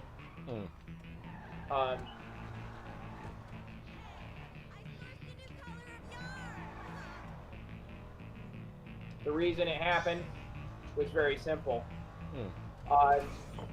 There was a thing with aluminum fan discs that there was any type of like spec of problem with it. It can cause a big issue where a spec of fan disc can eventually start to increase the size of the spec until it gets so big that it could actually shatter. And so what happened is that the plane literally eventually shattered into pieces. Its fan disc just exploded because it was an imperfection. But again, they landed a plane like that without any surface controls. They had to increase the power to the engines. They had to increase the power to the engines to actually run the plane. Which meant that to go up, they needed to increase to full throttle. And then to decrease, they needed to lower the throttle. To turn left, they had to increase the right engine. To turn right, they needed to increase the left engine. So this is where things become troublesome because you cannot, under any circumstances, go to a point of no return. Because if you get that, it'll flip upside down and you'll go straight downward. Because you don't have any thruster controls, like, not thruster controls, but you don't have any rudder or ailerons or anything. So you literally are just flying because you are currently upright and your engines are generating forward thrust.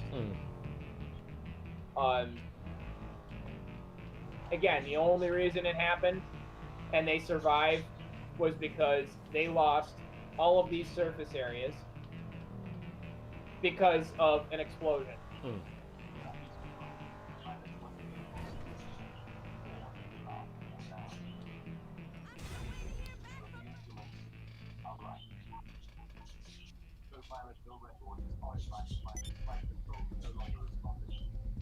Hey there, boss.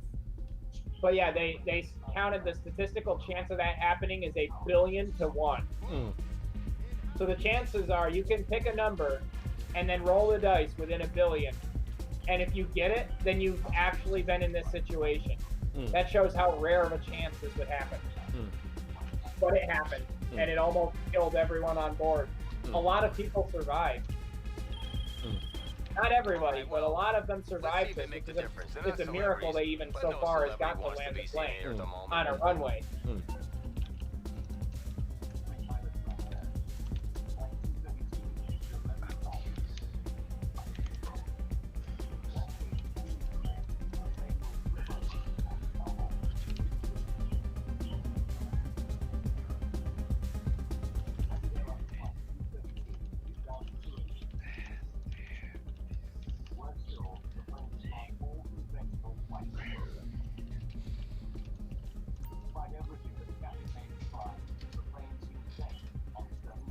Okay, guys, why aren't my guards taking my dead prisoners to the... I do not know. Because I have, let's see, I have 2 in my mailroom,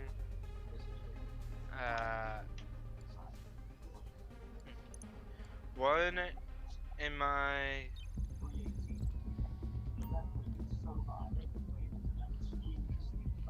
One in my medium security wing, 2 in solitary, 1 in minimum, no, 2 in minimum security,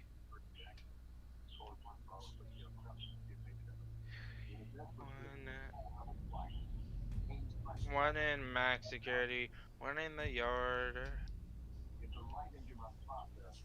1 just outside by the common room. So that's what he's doing to control the plane. 5, 6, He's running 7, 8. throttles back and forth to level the plane. And I have 9 in my canteen. Seriously, what the hell's going on? So that's all he can steer it with is throttle. That's it. Just left, right, to slow down, to go down. So he really has one shot. He can't abort the landing. If he aborts it, he goes head first into it. That's what he does. There's no, you're gonna crash or you land. That's your options, A or B. I'll be So right back, I'm guys. playing some War Thunder. Okay. Nice. And to make sure I live, I've went 30 kilometers away from the battle. Okay.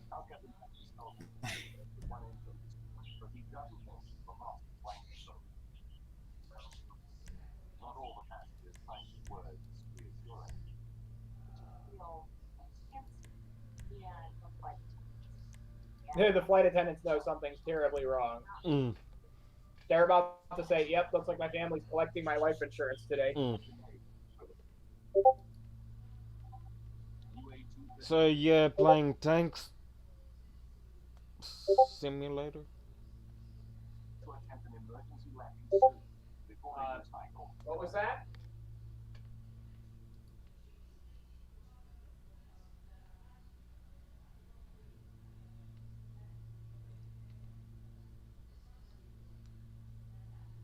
Yeah, okay. In the Sweden Towers. 25 here. A quiet afternoon in the Sioux City fire station is about to get a whole lot different. Okay, fire station, just playing basketball, just having tea.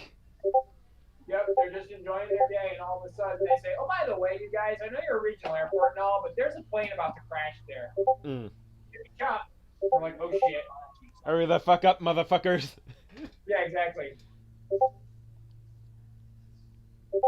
fire trucks race out to their emergency positions on one of the runways. Now Captain Haynes and his crew have to work out how they're going to land the plane with barely any controls. Yeah, let's just use the throttles just to turn the fuck around and then land it. Slow it the fuck down. Soar up and then down in a random, uncontrollable cycle. For the pilots, it's like riding a roller coaster through the sky. Yeah, roller coaster where if the driver fucks up, you're not going to be paying for medical bills you'll be getting. Yeah. You'll be paying for a body bag. Yeah. Actually, hell of a lot of body bags, including for children. Yeah, I'm actually thinking you may not even find bodies because the gasoline burns at cremation temper. Yeah.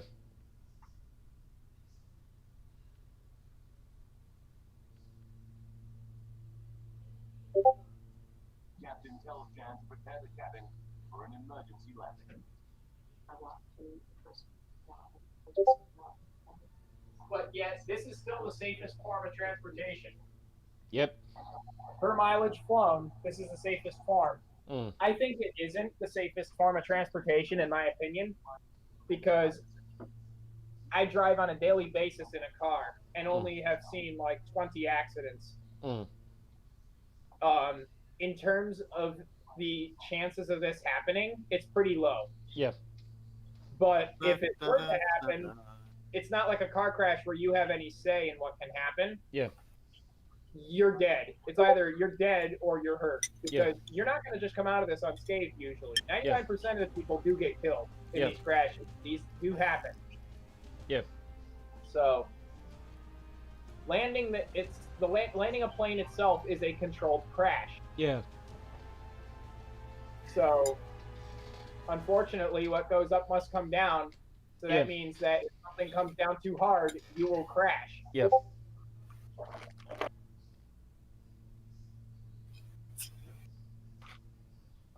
What goes down, if it's elastic, must go up as well, though. Yeah, well, we aren't making these out of rubber. You know, they said that we could solve the issue of bird strikes by putting a metal grate in front of the engine, but the problem is that if we do that, it would make the plane too heavy, and then you need more power. So it becomes a negative source. Yeah. The metal grate would be like a cheese grater, though. Yeah, exactly. It would be. It would be like chicken wire, but much thicker. Mm. So, the thing is that the bird itself isn't what causes the damage. When the bird enters, it gets chopped up in an instant. But the thing is that the bird strike causes the engine to be shut down. Mm. Sometimes you'll run into a bird strike almost like every 4 flights. Mm. So, but the thing is that most of these birds are starlings or small birds that can be chopped up really quick without any massive injury to the plane. It's when geese get stuck in there, or flamingos, or some big ass bird that get in there that cause massive problems, like crows, anything bigger than crows, ducks. When those come in, that's when you get into problems. And anything bigger than a duck can't be chopped up real quick. So what'll happen is the plane will have to, for safety precaution, the engine will detect a bird strike and shut down. Small birds get chopped up so finely that it's kind of like throwing rice at a windshield. You can't really tell if it's water or rice. If you throw a bird at a windshield, you know it's a bird. So. And then hail is probably And then if I throw a You'll moose at your windshield, you'll be feeling it. Yeah. That's Yeah, what happens. moose have been known to completely cleave off the entire tops of cars. Yeah, that's my point. Is that this was the equivalent of throwing a moose into the engine. Mm. So I mean, at least a small beer. Mm. It was going to stop the car or the plane in this situation, Mm. but it was, not immediately fatal. Mm. But obviously, it was required that the plane make a landing, Mm. and that guy had no choice where he was going. This time, it's totally different. This is a situation where we have no idea. Mm.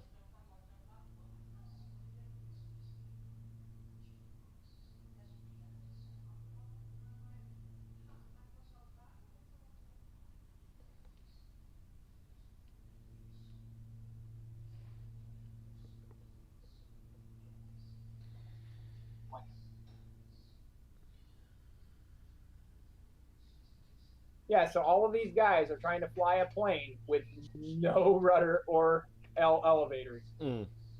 So they're just flying it by engine alone, and it has to be the most white knuckle flying you'll ever have. Yeah.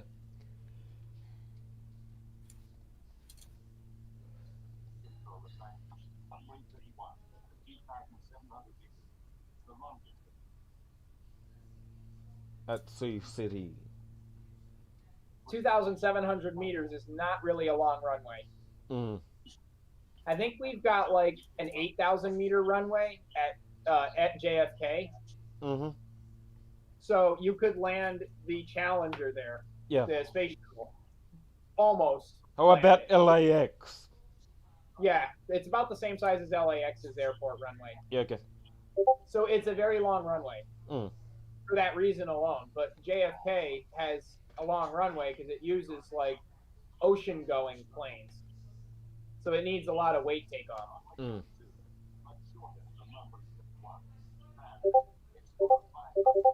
And I'm guessing the runways will curve with the Earth or something. They're changing that. They're like, oh shit, guys, move your trucks because he's coming right for our trucks. He's coming right for our trucks! Yeah, the fire trucks. Scatter! Get the fuck out of the road. Yeah, fuck this shit, I'm out. But yeah, the thing is, the plane didn't have a control of where he's landing. He just wanted. I think he joked in the audio tape. He said, "Oh, you want to make it a runway, eh?" Because he really didn't have a choice. Yeah. He's trying to put it down in the area. Yeah. So he has no control of the gears. No. He was lucky that gravity pulled them into position. Hmm.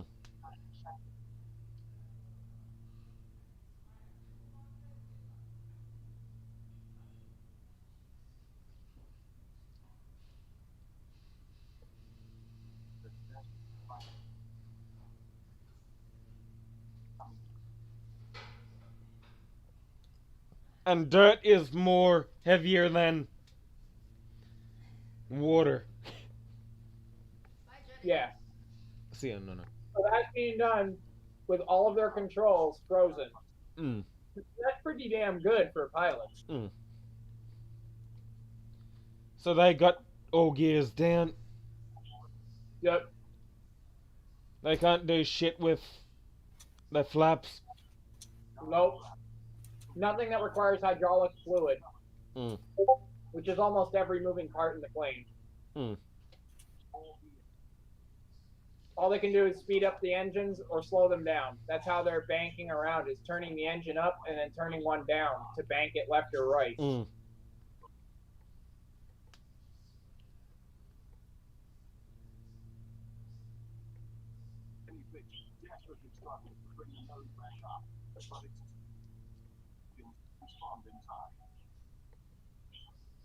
It's also not like a petrol engine. This thing takes time to spin up. Yeah. That's how it goes down. Yeah, they should have just ditched all the fuel. Well, doing so, I think they were trying to, but they also can't ditch it in an area like St. Louis or an area like where their people are. Normally, they only allow ditching in the ocean. Yeah. But they couldn't do it.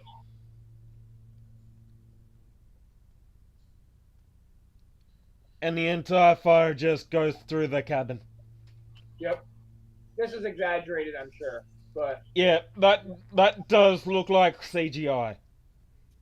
But anyway, this is what you saw. Yeah, a lovely candle just flipping about. Yep.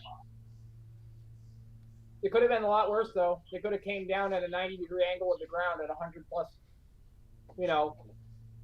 meters a second. It crashed headfirst into the ground. Mm.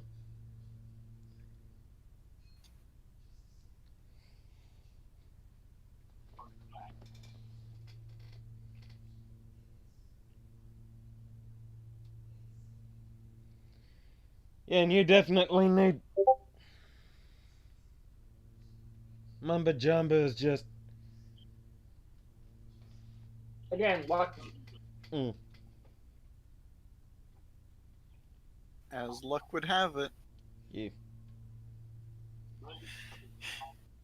I don't know if that was all luck. I think that was a lot of it was skill. Yeah. They had 3 pilots. One of them was a training instructor for a different airline. Mm. And so he volunteered to go into the cockpit and help.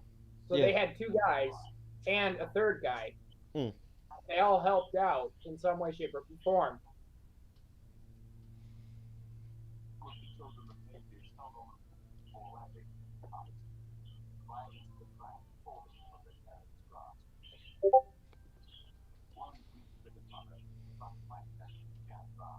Griff's chicken mother. Yeah, their baby just went flying into the ceiling. Oh shit. They lost some of their kids because they were told to put them on the floor. Yeah. That was protocol. Yeah. The 23-month-old baby burned to death in the jet. Yeah.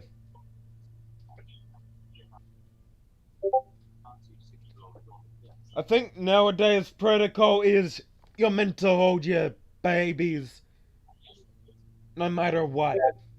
I think there are no lap children anymore on jets, from what I understand. Okay. So that means they have their own seats. Okay. Before, you could bring a child and just have them sit on your lap the whole way. Yeah. It's different now. Now you have to buckle them up. You have to have them in a seat. If they don't have that, they don't have a ticket, they can't go. Yeah. Like it or hate it, safer. Yeah. You might as well just set your children in escape pods. Pretty much, yeah. Well.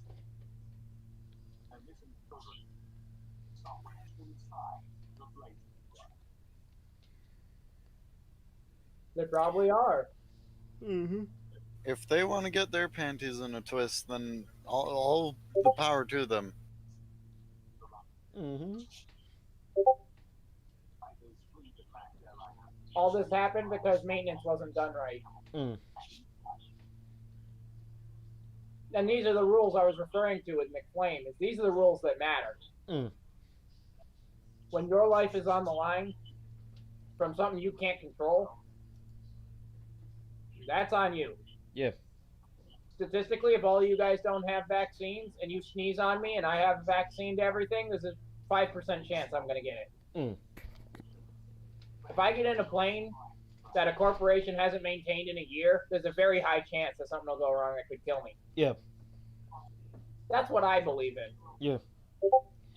I believe in the law of statistics. In Australia, we do maintain our planes quite whole lot better than America. I mean, believe we maintain pretty well for the most part, but there are 1 or 2 countries or companies that are terrible or lie about it. Yeah. And also another few problems with aircrafts is shitty parts. You can use shit parts just to fix your aircraft, and that will destroy your aircraft. The fuck is a shit pot? A shit part? How about like a dud? Part. I thought you said pot. I was like, what's a shit pot? I might as well call it a shit pot. Because that's where all the parts go into. No. T-Swear, that's a shit pop. That's a shit pop, not a shit pot. 111 passengers died. 184 people did survive, which is statistically a miracle for something like this. With a runaway accident. Bless you. Bless me. Thank you.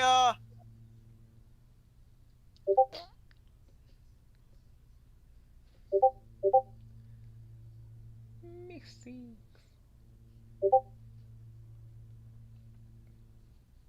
A full 10 minutes into the game, and finally a B-17 has spawned.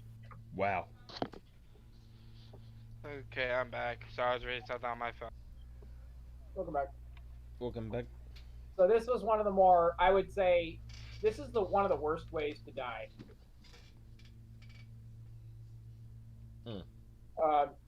Because you know you're in trouble,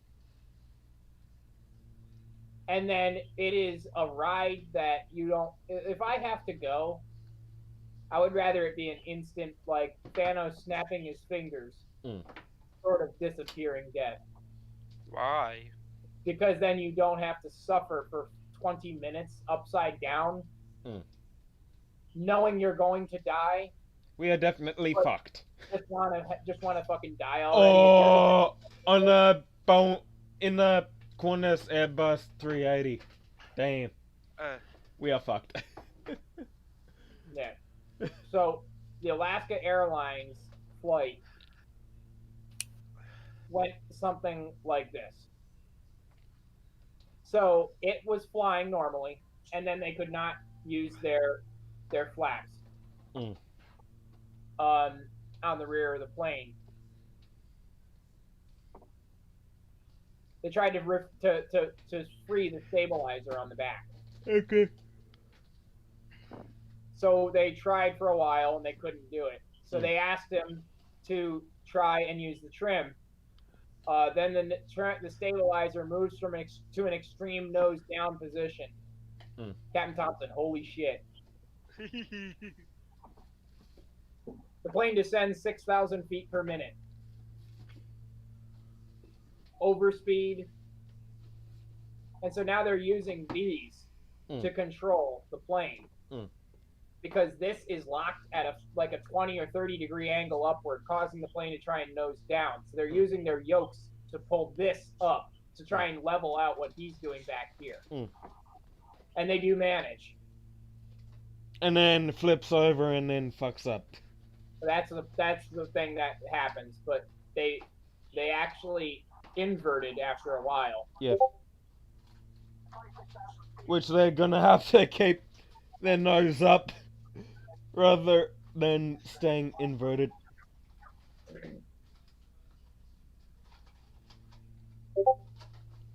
Pilots are pulling their yokes with all their might just to maintain level flight. If they let go of their yokes, they'll go head first.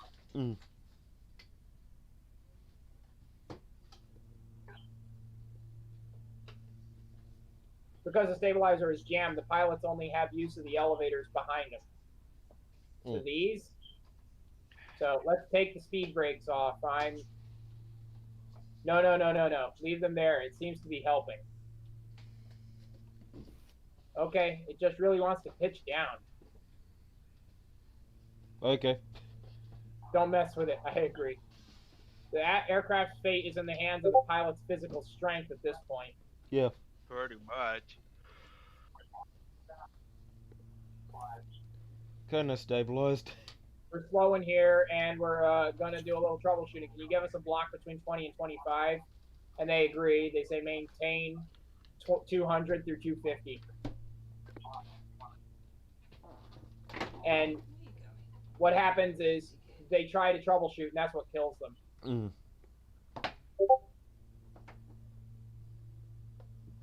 Because they then. Even I have to say, if you have your plane under control, after something like that happens, all you should focus on is trying to get that plane on the ground safely. I don't, if I was in charge of airline, I wouldn't care. I'd rather focus on having people alive than have to deal with the paperwork of something going on with the plane and air than have to deal with So paperwork for a lot the, of people yeah, being dead. the ultimate error with this jam stabilizer was a $5 fix that they didn't do. Yeah, which was a faulty thing. The jack screw wasn't greased Mm. for a Oh my year. lord, that is so retarded. It caused it to seize up, and then when they used the actuators to do it enough, it just broke off, and then it was basically moving with the wind. So this was moving up and down with the wind. That's what caused this. This accident happened because they didn't want to get lube and lube up the plane. They could have gone to Jeremy's house. I'm sure he's got a lot of silicone lubricant over there. He needs it. But anyway. You might as well just drive it on the road. Butt of our jokes for the rest of time. Yep. Right, Tyler? Yeah, it was mechanical damage. And so they try to head for LA. They make the preparations for landing. The overspeed stabilizer, the overstress stabilizer fails completely. And this is what happens. You feel that? Yeah, okay, give me slats. See, this is a bitch. Is it? Snap. This is what starts happening. The airplane enters another nosedive with other flights reporting their sightings.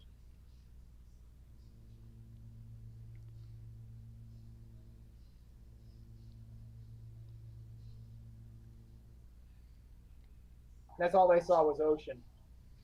Then it rolls upside down. MD-80. And you think you're dead now. You're praying you're dead. But they're not dead yet. They're flying upside down now. They flew for like 10 minutes upside down.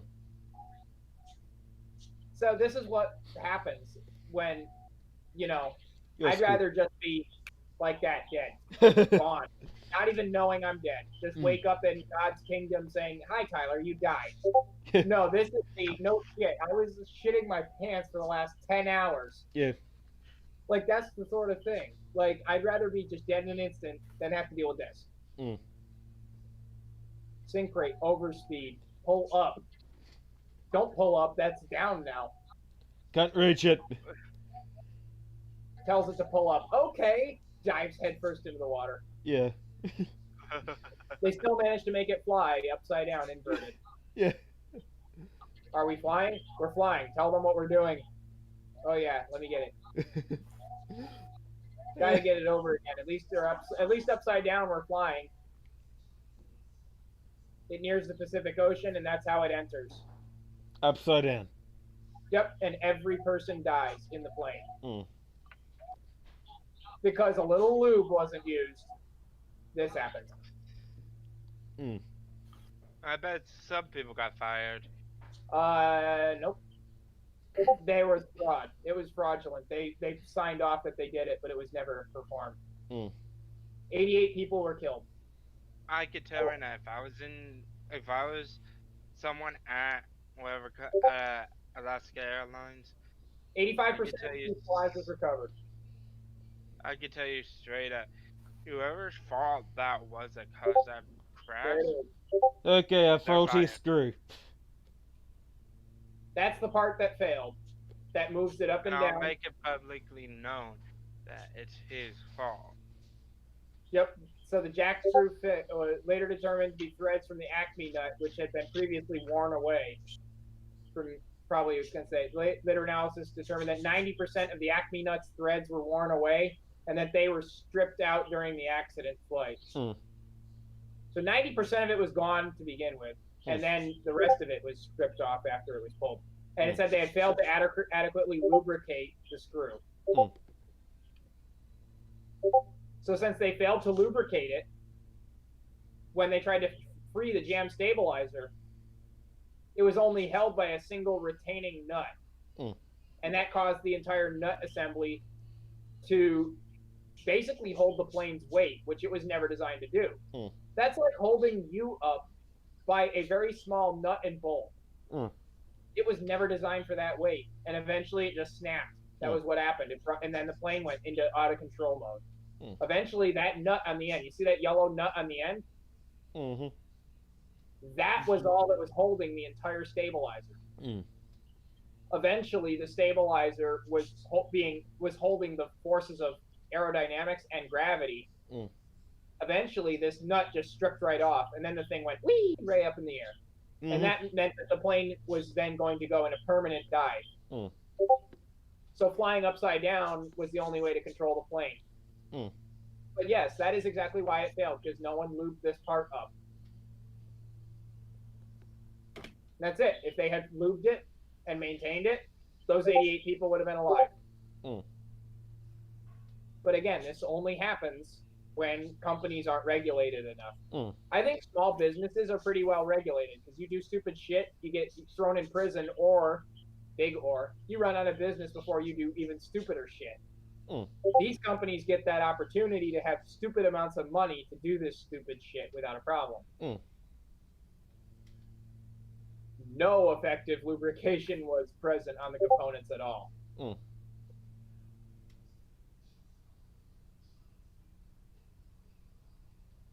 Jesus Christ. Eventually, bam, it snapped right off, and there goes the plane.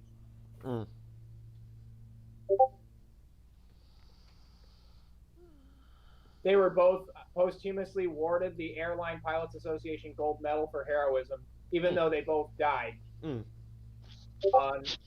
But yeah, because they were trying to fly a plane that was literally unflyable because it had no rear wing. It was just hanging there. It's just let's chill upside down. There are other ones like this one where an airline pilot and, well, a whole crew is attacked by a man on the plane. With a hammer, a harpoon gun, and several other tools. All of them were pretty badly hurt, and they barely were able to fly the thing back. Yeah, the passenger was, I think he was getting ready to be fired. So what he did is, to make sure that his insurance was taken by his family, he needed to die in a plane crash that was not his fault. So what did he do? He switched off the black box recording, and then he was going to hit all of the crew members in the head with a claw hammer, and then dive bomb the plane into the ground. What would happen is all of the pilots and him in the plane would have been given their life insurance.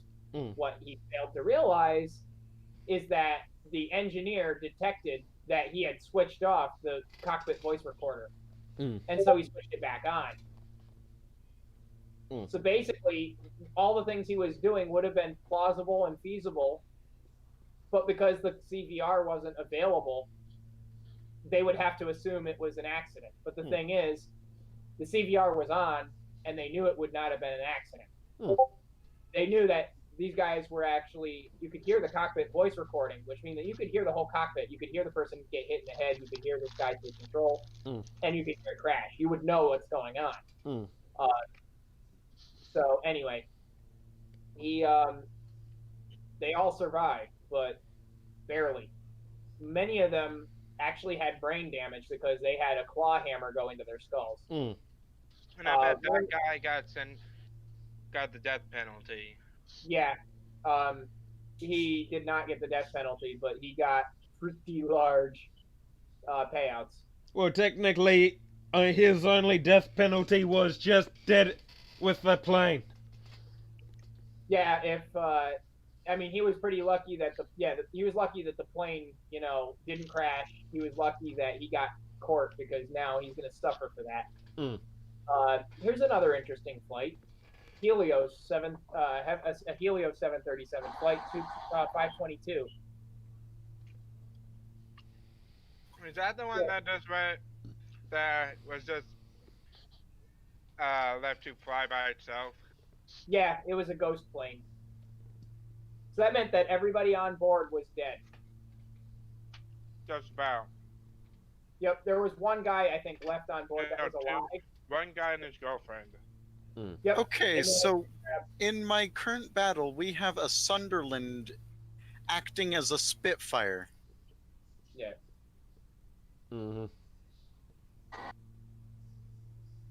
So what happened with this one is twofold. There were two major problems that became one. The first thing was that they have to do a testing of the pressurized compartments.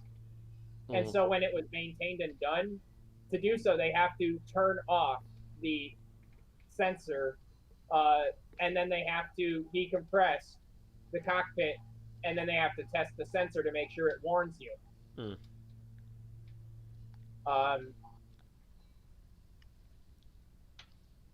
But the issue is that the engineer failed to turn the light back, turn the what's it called, the condition back on, meaning that it would cockpit auto initialize, and it would fill the air with oxygen. So the issue here was that they were flying with, now the takeoff warning light, that buzzer that's going off in the background, that's telling them that they are in a takeoff configuration. That's kind of like telling you to check engine lights on. What could it be? Well, you could have a bad engine. You could have a bad crankshaft. You could have a gas cap loose. You could have, no oil, which would be accompanied by another symptom. But you could have no oil. You could have a faulty sensor. You could have a faulty light, for fuck's sake. It could be as cheap as a gas cap twist to make that light go out. So this takeoff, alarm, basically what it means is that basically this system is telling you that something's not right. But it's not very specific, saying, you fucktard, you forgot to turn your oxygen system on. There's nothing written there that says oxygen system. So what do? They go to the great big book of everything, and they read around in it to find out what to do. And it's not in there. Well, it is, but you know where the word put on oxygen masks is? All the way at the bottom. That's step 18. But now it's one of the first things. Yes, because again, you can't breathe, you cannot survive. So reading it and saying, if this and that and this and that and this, and then don oxygen mask, I just used up my entire breath just saying that whole sentence.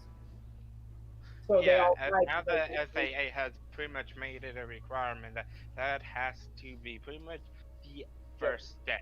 The first if it's something that could be reducing their oxygen, that would be the first step. Yeah, the first thing you do is, if it is even remotely related to oxygen, put your masks on for safety, and then troubleshoot that out. Because obviously, you can't tell that oxygen's too low. It's actually one of those things where it feels the same. The difference is when you breathe in, you're taking in 10% oxygen.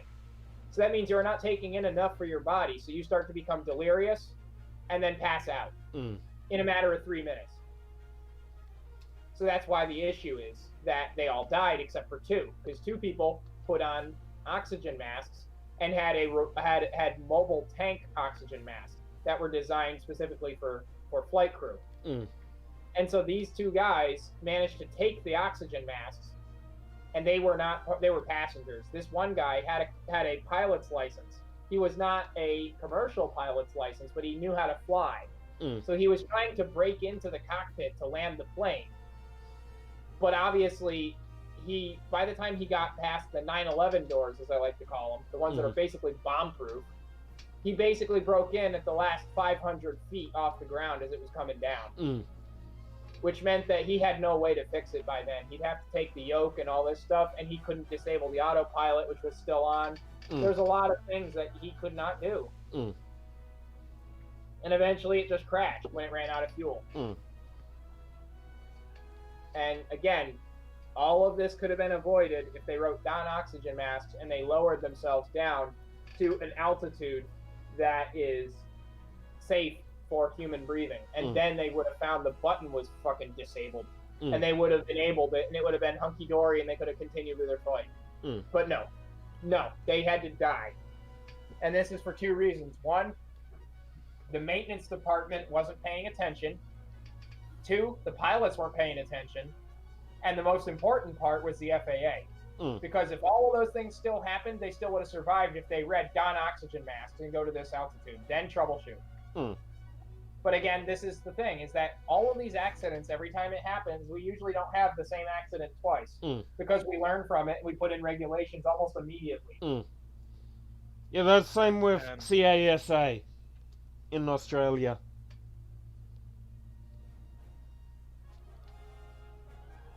Yeah. So we have Tyler. yeah. Check your DMs real quick. Oh God, nobody, you not be sliding into my DMs. Falling from the sky. Oh yes, that's another good one too. You know, this is kind of hard for me because I haven't found one that I haven't noticed. The metallized mylar one, for instance, Swiss Air 111. Swiss Air 111. I already remember this one. Like, you could tell me a lot of these different ones, and I could tell you what was wrong with them. So what happened is metallized mylar caught fire.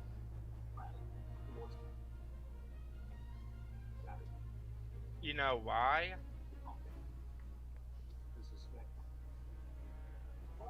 And by the time they got into it, metallized mylar is not fireproof, but it is fireproof mostly. Metallized mylar does not burn, but in The certain one I conditions, sent you is It's fire resistant. well, it's fireproof in certain conditions, and it British is Airways Flight 9. flammable in other conditions. Try searching British Airways Flight 9. Yeah, I'm trying to find the like the why it happened part, because it's very important to listen to this part, because this is why it crashed. 99% of it couldn't have been fixed by metallized mylar.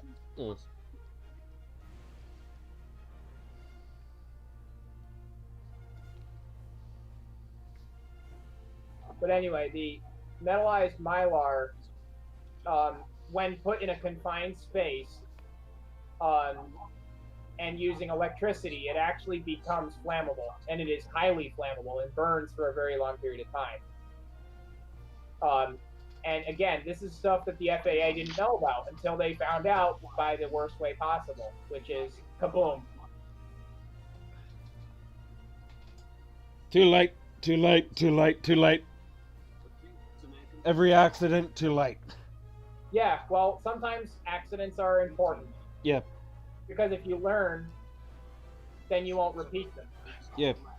I think this is one of the ones that are more common accidents that happens, and they happen for one reason, and it's because pilots are stupid. They are still human, you know. So, for instance, Tenerife. For the next few hours, several planes have sat there on the tarmac at Las Vegas Airport. Passengers on board the KLM plane embarked in the terminal during the delay. And it was all because they both taught at the exact same time. So there's the KLM plane, and then there is the other plane that's trying to take off. Or not take off, but he's trying to go to C4 and divert off so he can take off. The problem is he gets very, very bitchy about it, and then he says a lot of words that are confusing for the tower, and the tower basically approves, but doesn't understand entirely the full gravity that he said we are now at takeoff, which means that we're taking off. It also could mean I'm at the end of the runway. Yeah. Or he's actually taking off, and he hits this guy head on. The biggest loss of life we've ever had, besides Lockerbie. What's Lockerbie? Lockerbie was a bombing where a plane bomb went off in the hold, blowing the plane to bits across Scotland. They concluded that such sharp turns in the 747 would be practically. So they were also thinking that this was impossible. They said to go to C3, which would be practically impossible for his plane size to go through this. Yeah. So he was going to go through C4. In low visibility did not see Charlie 3. So, multiple other things went wrong. There were no radar because there was a bomb threat that happened in one of the other airports, and that's why they diverted here. But their radar was already destroyed from another situation, so they had no radar primary. They only had visibility, and of course, as you know, with accidents, multiple things stack up. There was fog, so planes couldn't see each other. The tower couldn't see the planes on the runway, so they just had to assume that you're taking off, and assume makes an ass out of you and me. Yeah. Direction begin first. This is the wake clearing. So first off, this goes on in these. Captain Van Zandt throttles up his plane anyway. A lot goes on. Fucking clearance. Let's break this down. KLM First Officer Class Mers signs off the clearance message with, "We are ready at takeoff." We are ready at takeoff. Replies with the following message, "Stand by, takeoff." However, interrupting this message from the controller was the Pan Am First Officer Robert Bragg with a very stern, "No, we are still taxiing down the runway." Despite this, perhaps in a communication error, KLM Captain Van Zanten continues his takeoff roll down the runway. The tower then replies to the Pan Am's message to report runway clear. Thinking they are in the okay to continue their taxi unabated, Pan Am First Officer Robert Bragg simply replies with, "Report runway clear." On board the Runway KLM not flight, clear. to remind Captain Van Zanten that he needs to wait for the Pan Am plane to clear the runway, quoting, "Is he not clear, that Pan American?" To which Captain Van Zanten retorts, "Oh yes." KLM Flight 4805 is now powering down the runway even once the Pan Am plane has said over frequency that they are still on the same runway. Both planes are now facing head-on with the KLM plane accelerating. And HelloFresh. Alright, today's burgers are from HelloFresh. They're the griddled onion. Due to the poor visibility, the control tower cannot see the planes. Neither plane has been able to see each other until from both perspectives, the glow of the landing lights from the opposing planes slowly comes into view. Captain Van Zanten suddenly realizes that his plane is heading straight for the Pan Am 747. Thank you, you idiots. Had to get his plane to fly. He took the decision. But he's too heavy. Yeah. Added weight means that he now needed a longer takeoff roll than if he hadn't took on the fuel. His plane can't climb, but his nose slowly begins to rise, while his tail section scrapes the runway. Which drags it down. Once Captain Victor Gross sees the KLM 747 coming towards his plane, he couldn't quite believe what he was seeing. In an instant, he applies full throttle to his engines and desperately begins to turn his plane to the left onto the Charlie 4 taxiway. The Pan Am slowly begins to turn. However, it's 6 minutes past 5 in the evening. The KLM flight did manage to briefly get airborne, but not before its underside struck the top of the Pan Am plane. The right wing and engine demolished the entire cabin of the hub of the Pan Am 747, while the KLM fuselage tore through the Pan Am's body. Remaining airborne for a few more seconds, KLM 747 comes back down and crashes much further down the runway, engulfed in flames, killing all 284 occupants on board. All the while, the Pan Am plane continues to burn on the ground. Passengers and flight attendants begin to flee the flaming wreckage of the plane. The whole Pan Am flight crew survived. However, sadly, 335 of the 396 occupants perished, leaving a total of 61 survivors from not only the Pan Am but also both planes. 62 if you want to count Rubina Van Lanschot, who left the airport to Tenerife without reboarding the KLM. Yeah, sure, the runway's clear. Fuck you. Due to low visibility, could not easily see that two planes. We're in a fucking hurry. You should not take any shortcuts. Flying above the airport to report back to the tower that they could This see. is why there are rules. Yep. 20 minutes. Some rules are more important than others, in my opinion. Yeah. Initial response reached the KLM crash site first.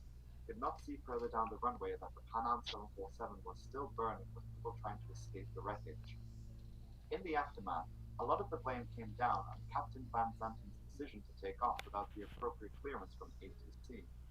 Why was he so eager to get off the ground? His impatience. I'm in a hurry to get off the ground. Yep. So he killed over 583 people with one decision, not to ignore air traffic control. Yeah. Captain Van Zanten was not only a KLM captain, he was the chief airline pilot. He had more management responsibilities than other captains of the airline. Knowing the strict rules on duty time at the airline, which he is not allowed to exceed, he knew he needed to get going to remain ahead at that time. The diversion to Tenerife may have been a delay, but he may have also feared that the weather at Tenerife would continue to deteriorate by the minute. Had the weather continued to Hey, Bruce. he wouldn't have been able to take Hey, off. Bruce. This would not only cost time, but also a lot of money. Your subscription worked. I got notified by YouTube you were doing a live stream. Yes. What do you Hey mean? Bruce, how's it going? I'm live streaming on YouTube. Yeah, I've been better. And he got a notification on YouTube.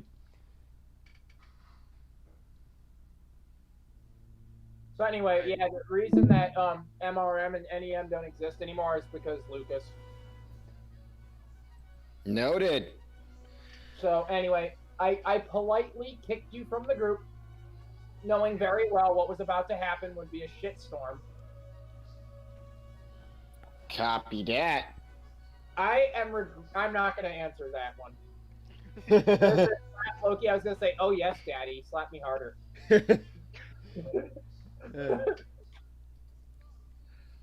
All right. So anyway, now we're just watching accidents and how people make stupid mistakes. Oh, yeah, cool. I'm an architect, just waiting for my massive new area to get filled.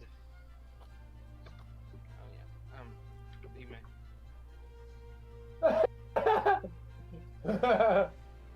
What? You missed a 99% chance to slap. I'm just joking. I'm doing the XCOM joke. You're gonna talk about British Airways Flight 9? British Airways flight. Flight 9. Oh yeah, all the engines went out and they had to land on like the Azores. It was. It was. Just stream it, Tyler. Oh, okay. What was another interesting one that I've known?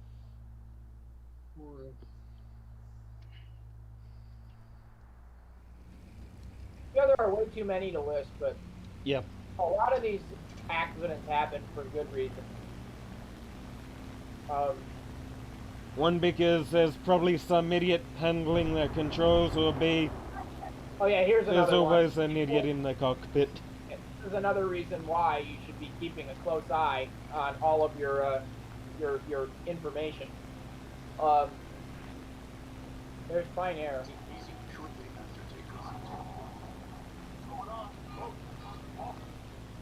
Tyler, are you supposed to be streaming it? I was, wasn't I? Oh shit, it went out. It's not screaming. It's not. No, it's not. Slams into the heart of Miami. That was a fiery scene, very dramatic, and was traumatizing. NTSB investigators must figure out what caused the devastating crash. We had a lot of fire damage. It hurts an investigation.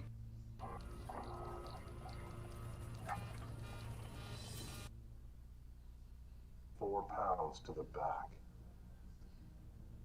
This shift of heavy pallets to the rear became a rather big deal because it ended up putting the center of gravity very, very far to the rear, probably past the safe point. To prove that the shift of more than 5,000 pounds to the rear of the plane played a role in the crash, the investigators returned to the flight simulator. Hey, I'm in War of Warships if anybody wants to join up. Sure. Finally, the conditions for Flight 101 at takeoff are recreated as accurately as possible.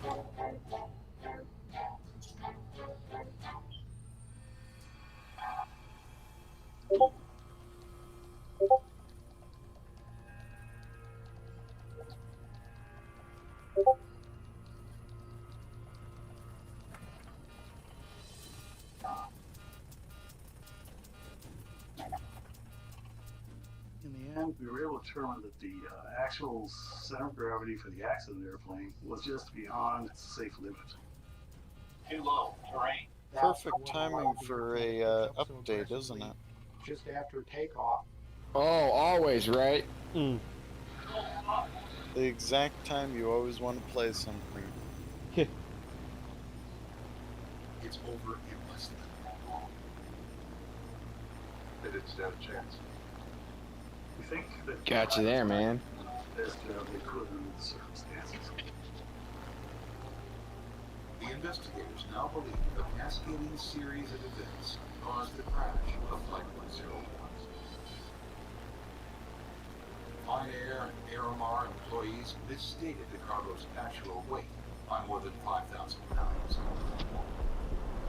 one goes right here. Then, just before takeoff, a decision is made to redistribute the cargo, placing heavier pallets in more without informing the crew. So we're good to go. When the flight engineers... Wait, was this the 747 that backflipped taking off? No. This one was the plane that crashed in Miami. In less than a minute because it was overweight by 5,000 pounds and its center of gravity was farther to the rear than it should have been. Like I said, the one that took off and then fell over backwards. I don't think it did. It landed belly flop. And then it went right into a roadway. It's Fine Air 1, I think it's like Fine Air 111 or something like that. This is what happened.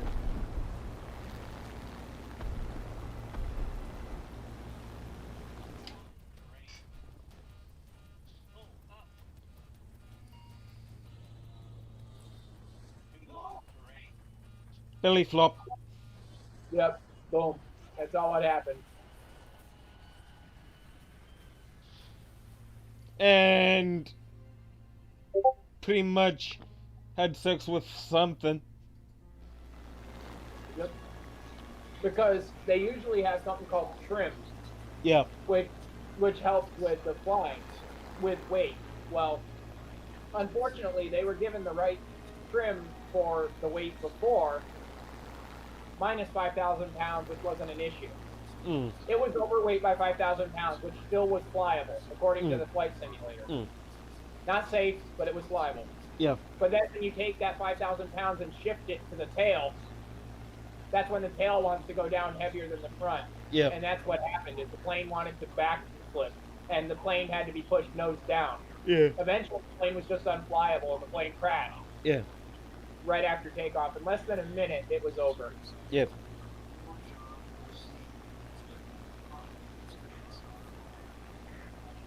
So, yeah.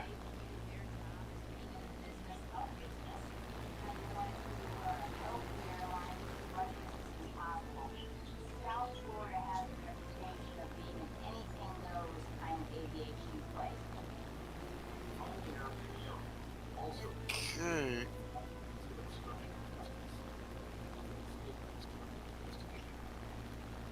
So what about the World of Warship MRM? How's that gonna work out? I don't know. We might just hold on to it. Are you able to rename it?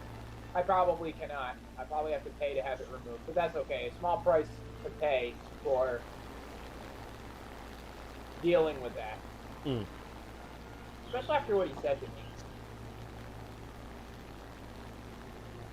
Well, if you can rename it, then you can just kick him right out.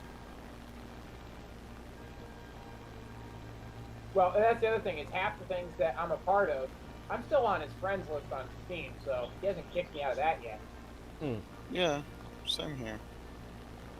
Yeah.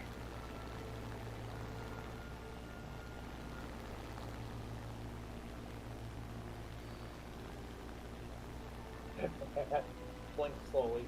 What's that game list? I can fix that soon. Oh my goodness, you changed the name picture. You changed the picture.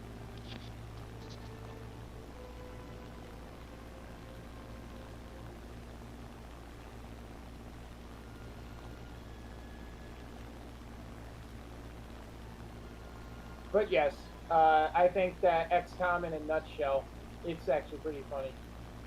Mm.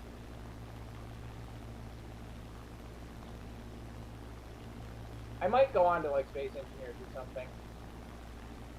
something. Why don't you join us on World of Warships? Me and Bruce are on here. I'm gonna end up joining brain you. shit. I'm not friended with Bruce. Hmm. Kind of funny. I'm looking at all of these like executive orders that Biden has signed. Like the first 3 days is like over 3 or 4 pages of this shit. Yeah.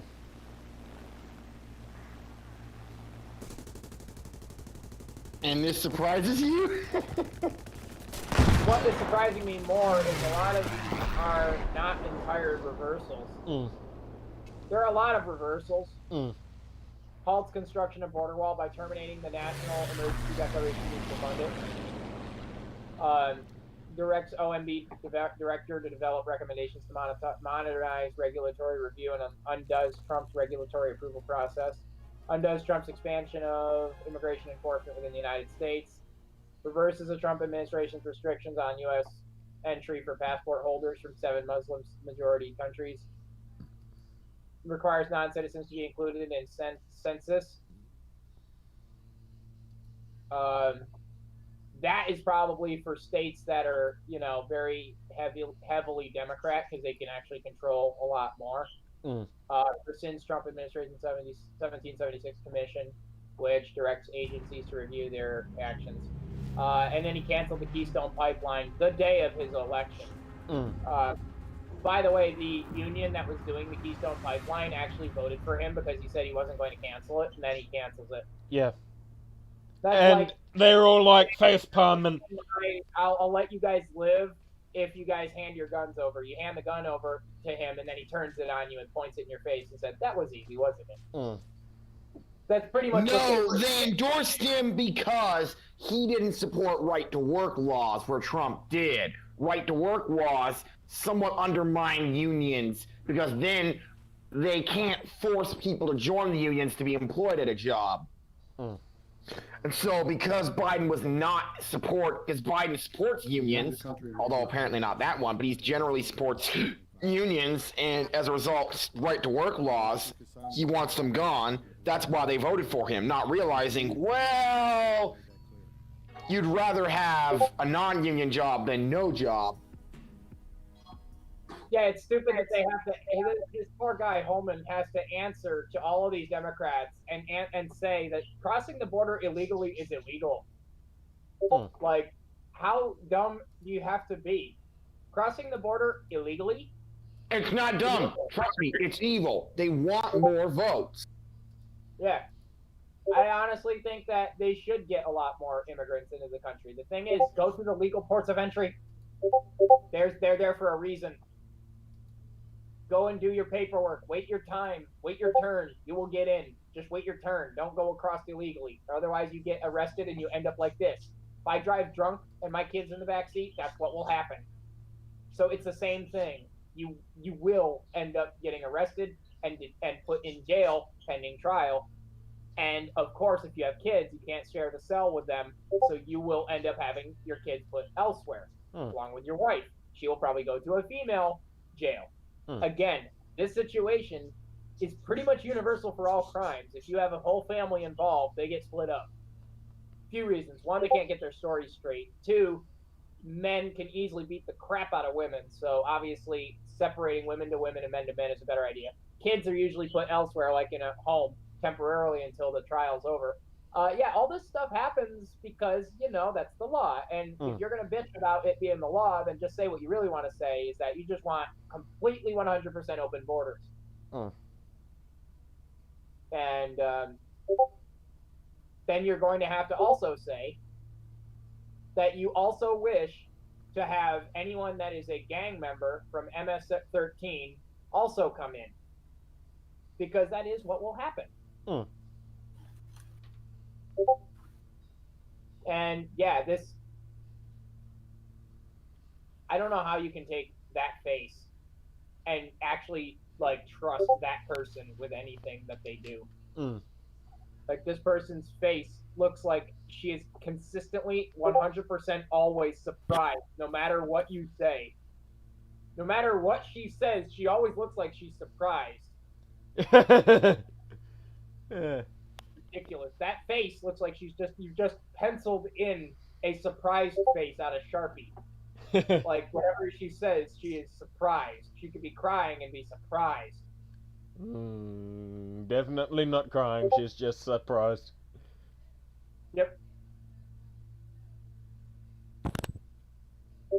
You know, I would have been, as the Facebook CEO, she's trying to bait him into saying so that you won't take down lies. I would say, Because the First Amendment exists, I am not allowed to take down what somebody is wanting to say, whether it be true or not, unless it is harmful to people's lives. Mm. And I am the only one that has the authority to say whether or not whether it is safe or not. So this is the point here that he's trying to make, is that he's doing the best he can, but he obviously has more on his plate, and you guys are pressuring me to take down things that aren't true. Mm. Fact checkers have been actually proven that they aren't fact checkers. They're just opinion to turn into fact. That's it. They're turning opinions into fact by saying. So, Dragon Master, you loaded into the game yet? Yeah, I'm in the game as well. I sent you a friend request a while ago. I even told you. Okay, I'm just distracted by all this.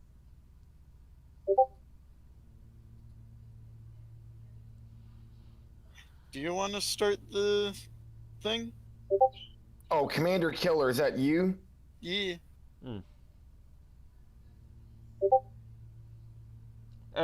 You want me in as well, or what?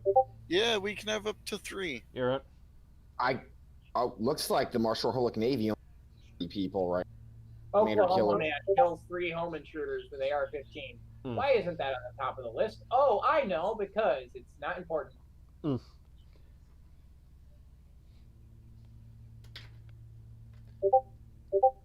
Or alphabetical order.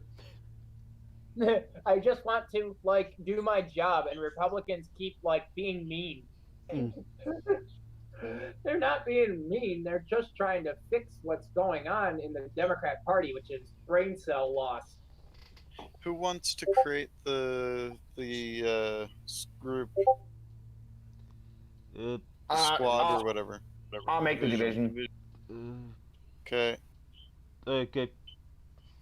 Do you have J stars as well? I just invited. Accept. Okay.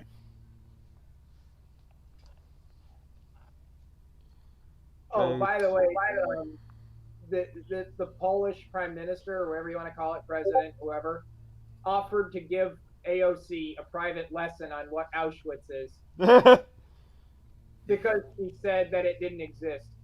And he said, I'm willing to fly you over here and show you what happened, and it does exist. Yeah. And she refused to even acknowledge anything. Yeah. Let's just refuse, let's just continue refusing, and let's just keep everything refused. Basically, they just deny its existence long enough and it won't exist. Yeah. Okay, so we're gonna work with Tier 6? Sure. You're right. I mean, I just noticed that J-Star pulled it up, so let me see.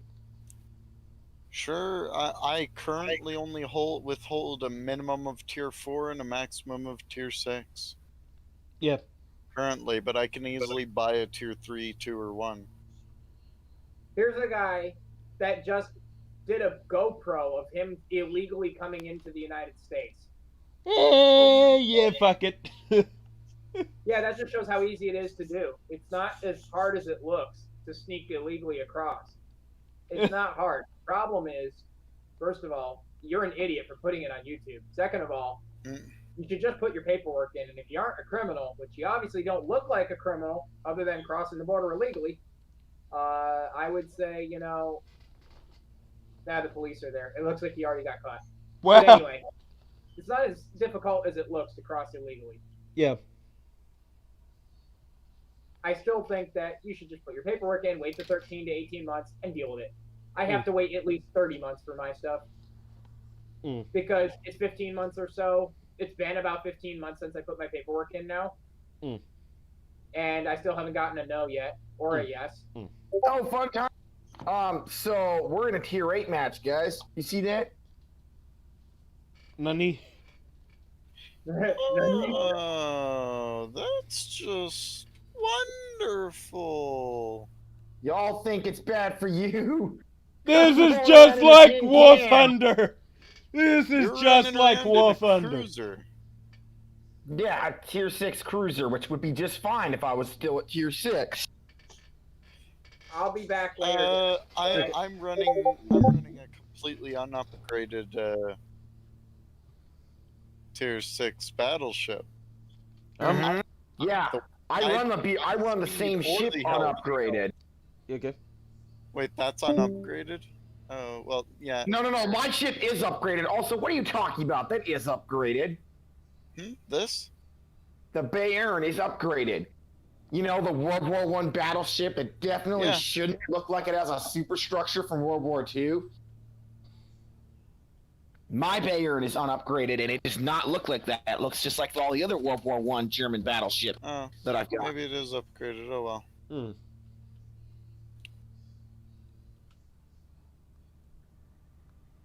Yeah, I'm rolling the upgraded Nuremberg just because I don't care about Nuremberg. If I care about the realism, I won't upgrade it. And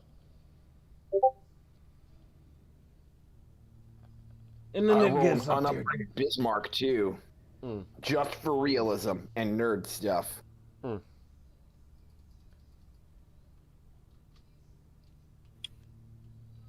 Well, I found the Bismarck.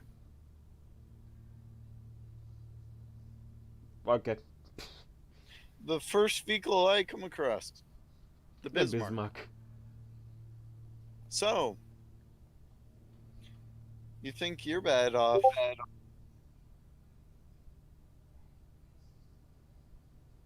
I know, it's just the Tier 8 cruisers are a lot...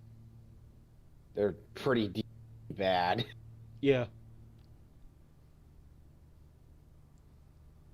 Yeah, this is just like War Thunder.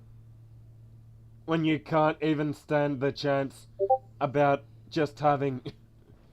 No, actually, War Thunder's better because, at least in tanks, if you get up-tiered like this, you have a chance. Okay. I'm already getting attacked by the New Mexico, which luckily is And at this my is tier. $6,000 knocked off the front end of me because I just got New Mexico. Yeah. Am I actually going to be able to make this? Yeah, where the fuck is this shit coming from? And I have a Cleveland charging me head on. I'm noping out of here, guys. I just Where's got the Cleveland? Dead ahead. Well, good. No, I'm still going that connected. way.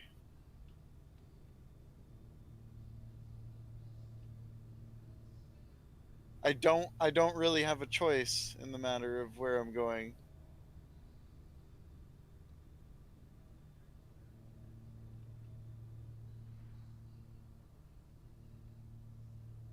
Goodbye, cruel world. Bye-bye, motherfucker.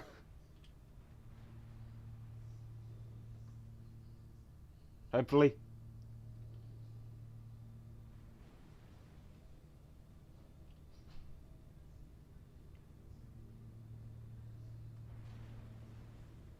Oh, the Cleveland should be broadside now. In fact, I'm gaining some confidence. They have a loss. I really don't want to be running into I you. knocked out all the Cleveland's. Jay, why were you following me into battle? I do not even know. Goodbye, Jay. Torpedo. Yeah. It was nice knowing you. Or isn't it the other way around when you just followed me into battle? No, I was not the one that followed you into battle. Okay. Considering I was the one in front of you. You were more off to the right. I was off to the left. Okay. I came across the battlefield because, well, I kinda need my guns on my enemies. And people say the World of Warships and World of Tanks are better. And then you get up-tiered like this. The fuck is that I'm logic? fighting in North Carolina and unknown number of destroyers. I am so fucked. Well, good for you. I fought in North Carolina, New Mexico, And the King George Again, 5. Tier 8 battleship, Tier 6 cruiser with only one forward gun. The North Carolina is a tier 6. No, North Carolina is a Tier 8 battleship with 9 16-inch guns. Versus your boy, never mind. there's only 3 6-inch forward.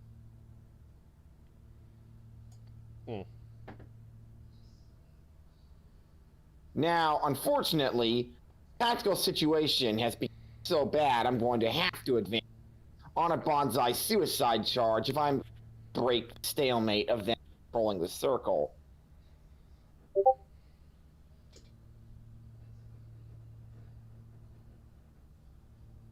I'm gonna have to wait for my drink to defreeze.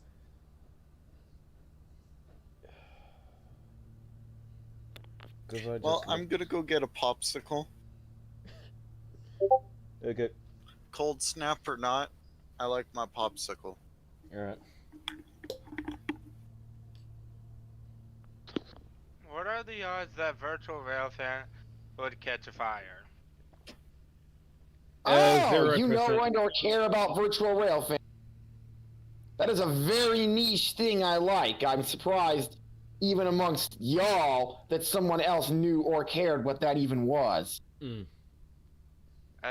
mainly see me watch the Fort Madison rail camera.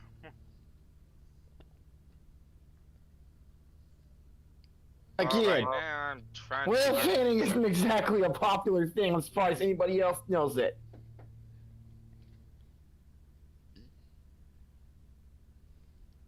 I thought it was cool when I caught that car on the tracks, getting stuck and hit by the train, but that's the one in Virginia. Yeah, Ashland, Virginia. Well, boys, don't have to wait too long. I died.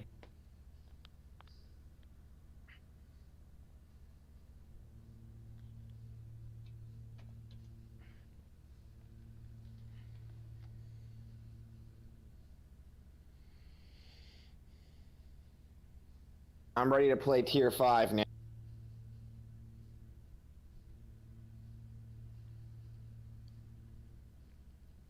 Yeah, definitely swear that I'm actually drinking a slushy.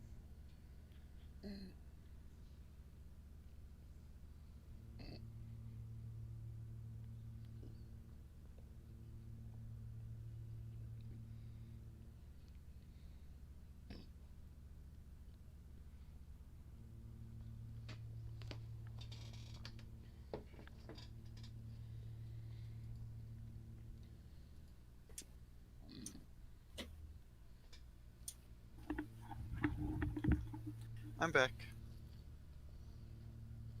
Well, gather your things. Alright. Exit to port. Port.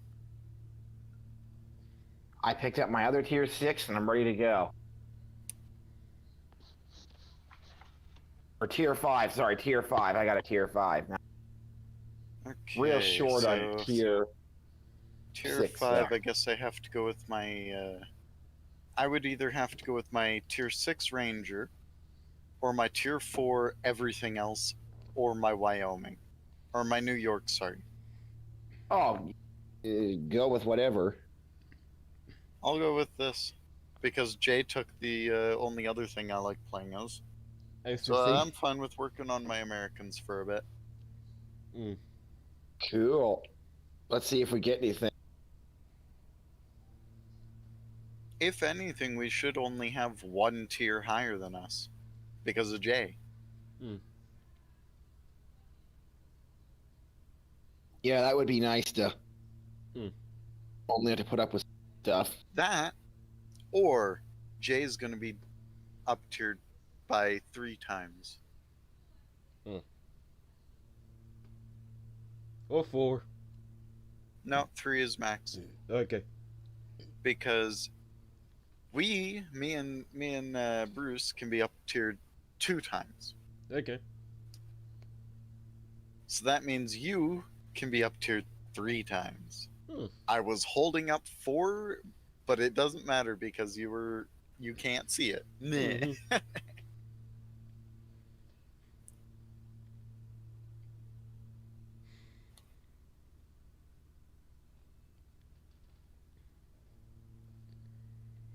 One minute.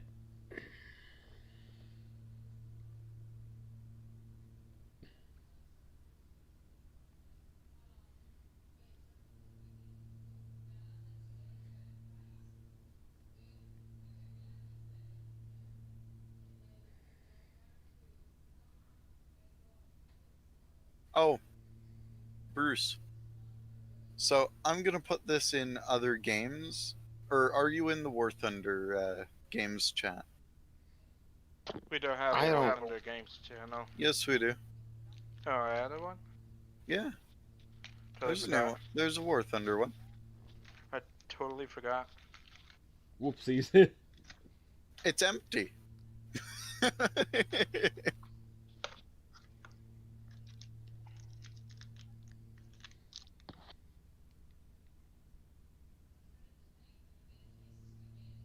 Anyway, I'm gonna put it in other games so you can see it. So, if I can fight an Abrams with a fucking tier 1 tank, I think War Thunder's better.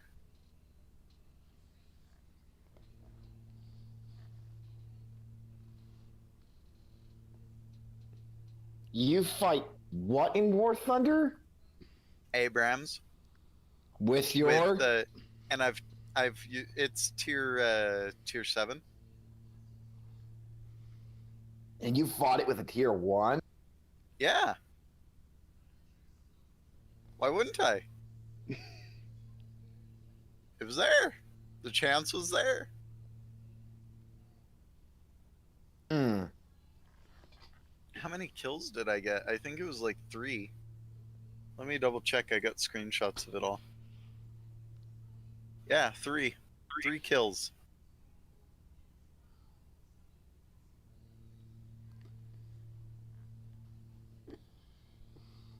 It was in the I think it was in the M22A4 that I got the kills.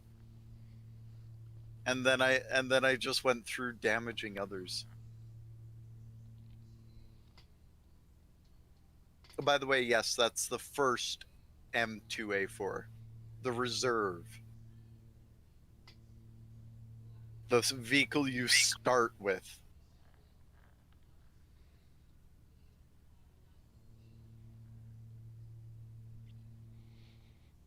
We're already into the 2 minutes. I think we have too weird of a split. 4 minutes. Because we've been waiting or in queue nobody's for 4 fighting minutes. at our tier. 4 frick. Restart the queue. I'll switch to my other battleship. Change tiers again? No, I'm just switching to a Oh, different okay, yeah, battleship. tier 4. Yeah, maybe if we all settle in at tier 4, we should be good. I'll do the same thing.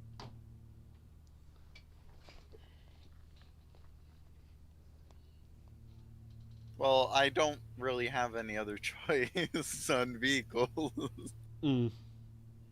Huzzah. It's either tier 4, 5, or 6. And tier 6 is currently... I only have 1 aircraft carrier left. I'm gonna try and help J-Star get to tier 7 so I can start playing with y'all. I'm trying to get the Bismarck. Same. Well, you got to get the 19 out first. Yeah. And? But see, with my Bismarck, mine's a 100% historically accurate, so I never upgraded it. I have the Bismarck stripes.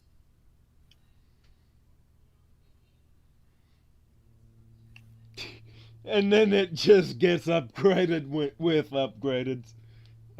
I use the upgrades for farming, and then I use the unupgraded for whatchamacallit. That's why I have that ugly green paint on mine. I'd rather keep it the way it looks. That's exactly right. I want an original, precise-looking Bismarck, an original, precise-looking Bayern.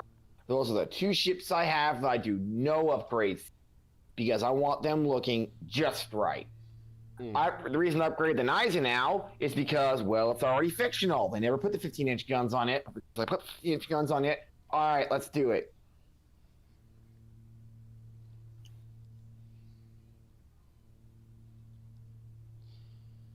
And I think there would be more places. Want to know what types of ships Canada was fighting Germany with? Well, they weren't. They were doing.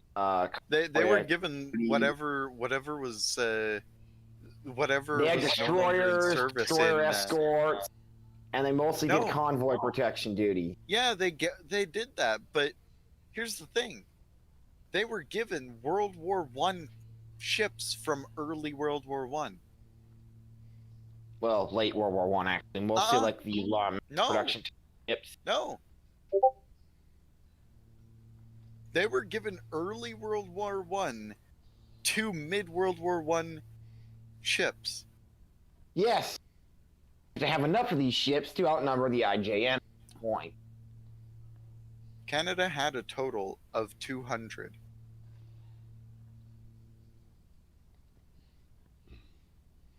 Of each class, of course, but 200 nonetheless. The CRN. Of course. As RCN. soon as we drop out of tier 5, all tier fucking 5. I know, right? Oh, I forgot the Wyoming was a tier 4. Dang it, I should have had that ship. Although this one is fast as hell, and I do like that. Which, the Kaiser? Yeah. Compared to like the American ships, especially like the Wyoming, this thing will right past them. It's not as fast as the Orion. It shouldn't be. No, the Orion's actually slower, unless you have upgrades. Whoa, whoa, whoa, whoa, whoa! Okay, so I have a problem with the game because it breaks reality. Because I can tell you right now, every single German battleship until the Bismarck was coal-fired and made them slow as fuck compared to the oil-fired British ships. This wasn't. It's one of the reasons why they almost died at the Battle of. What's that thing? They almost died at the Battle of Jutland. They made it just because the British decided not to finish them out of fear of U-boats. Yeah, and? Oh, I was just strutting that I actually knew that. The Orion engine was refitted with a oil engine. It was originally coal as well.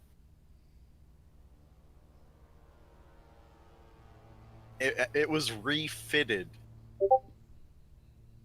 Well, maybe there was one of those like little poor things, but I know that even the Dreadnought had oil-fired boilers. Yeah. From what I know, the Dreadnought was a the Dreadnought was also upgraded with it, but still, the British for some reason they fuck around with their vehicles weirdly. No, that you're thinking of the French. You're definitely thinking of the. No, the French put seats on their ship. They fuck around with their ships. They don't just simply a little bit fuck around like the British.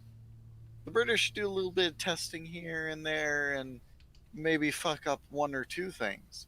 But the French, nah, man, let's go all the way and fuck up everything. No wonder Lucas had problems. Okay. Isn't he part French? No, he's like all German. German. Oh my god, I'm literally related to Rommel. Oh my god. He was literally bragging about being related to Erwin Rommel, as though there's any truth to that statement, because, the odds are you're deaf. Want to know what I found out recently? That the posts that sit on the side of the ship are for anti-mine nets, which are fucking weird. Because why put nets up when you can? Oh no! Those are not anti-mine nets. No! Those are anti-torpedo. Yeah, sorry, torpedo, not mines. That was a misword. You know, because they didn't have any idea how torpedoes actually worked during World War I. They were ignorant. Hell.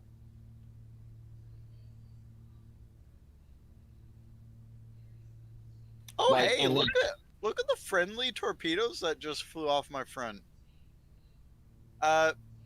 Bruce, can you look to my left? There's a torpedo boat shooting at me with torpedoes. Oh, I can't see anything. It must be behind the fog. Yeah, I just want you to keep an eye over there, since you have your guns I'll on do that what I side. can. If I see him, I'll pop him. Right now, I'm getting flanked by a Wyoming and a Kaiser, another Kaiser. I'm waiting for the one. Piss off, you fucking dick! Your turn. I was moving. Cruiser. I was fucking stopped, and this torpedo boat still couldn't hit me. That is fairly impressive. And how stupid they have to be to do that. I have dodged a total of 6 torpedoes. Know what? Give me your location. Oh, hey, he fired. And he's dead. And my guns are almost fully around. Bye. You're being engaged by the Kaiser. The Kaiser just engaged you at point blank. I'm gonna try and knock him out. Torpedo boat open.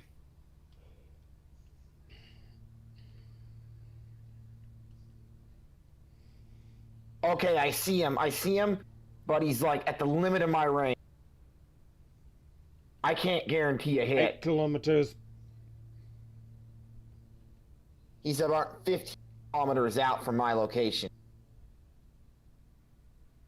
The little shit's running away. As is the Kaiser over here. I'm gonna have to fight and prep. Turn and pursue him. Right now, I'm gonna have to break my gun away, but I don't think anything done here. Trying to engage the Wyoming. There's too many other ships here engaged. I found the torpedo boat. Yeah, he's back out here.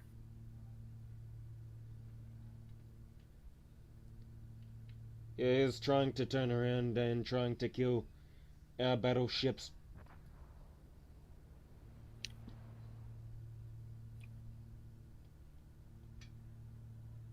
I turned myself around so that I could actually get out of there. Just a yeet. I took like, I'm gonna give him some 4 fire. torpedoes. I took like 4 torpedoes. Shrugged it off. I'm going to die by this Kaiser. Because none of my guns are facing the way they should. What Kaiser? He's coming back around to fire on you? How the fuck? Yeah, there I am. I'm down. Well, I will avenge the shit out of you, make no mistake. Because the enemy aircraft carrier is now in view at 10 kilometers. Okay. Nice. Nice, you were 8 kilometers from me.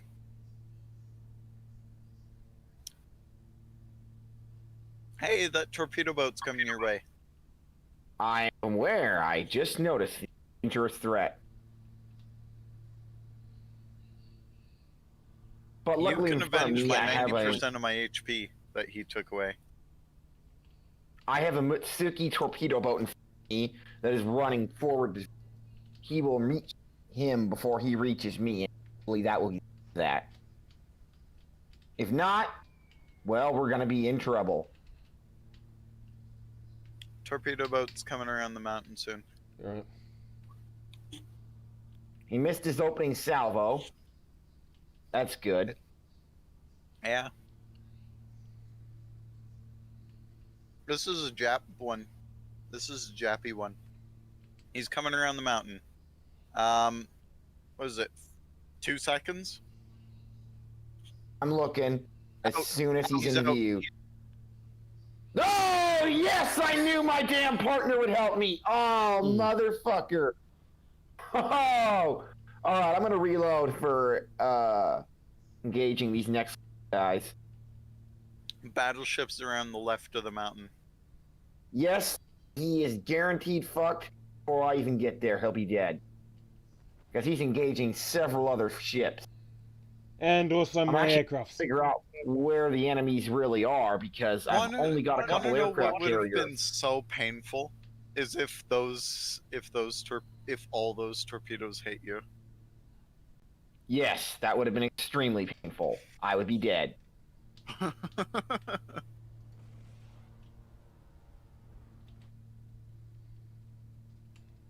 Now, I'm going to have some kind of combat here in just a minute. Oh my god, a Haruna.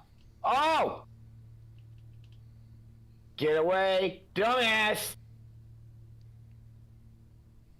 The Haruna, though, is a motherfucker. It's an ARP.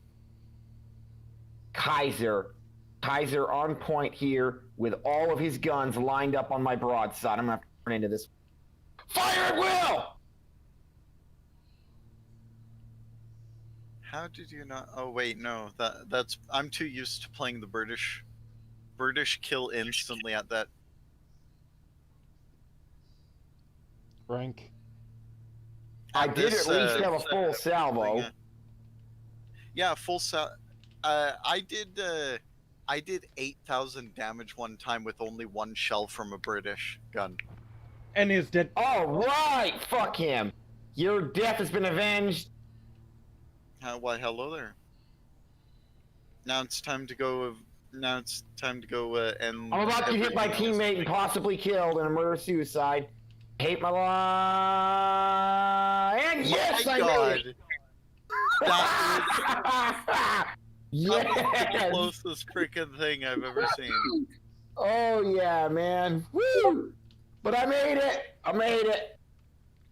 And now I'm gonna head this way and engage the fleet. For a second there, I thought you didn't have any anti-aircraft.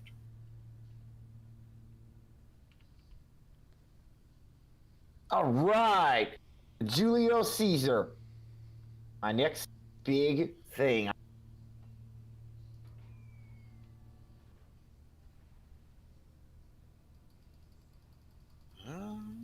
So because I'm on the Kaiser, that's why I gotta swing right, so I can keep all my bearing left. There we go. 10 kilometers. Let's adjust fire and go fuck yourself.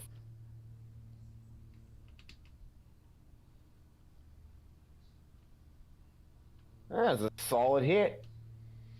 Peter Valaki's over here. Lots of battleships. Lots of good hit battleships.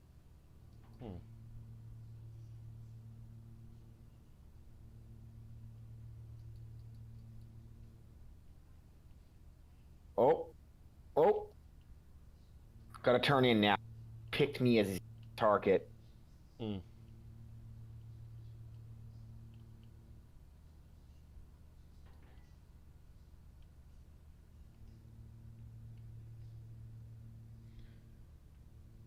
Alright, I'm gonna close course.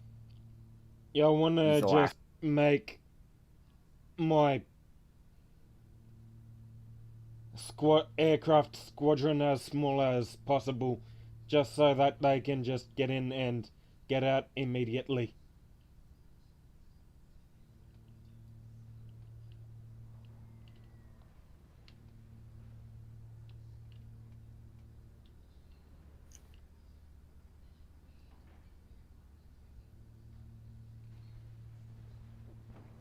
And is done. Nice. Which I didn't get a kill this round. Yeah, aircraft carriers don't usually get kills. Yeah. Usually Actually, meant pretty for rare. helping out. Well, do you want to go back to our tier 6 stuff or stay here at tier 4? Doesn't matter to me. Well, what do you guys think? I got tier all the way up through, so it's not up to me. One of y'all pick. Jay? Gonna research the Rhine and shove it in. I might as well just go back up to tier 6.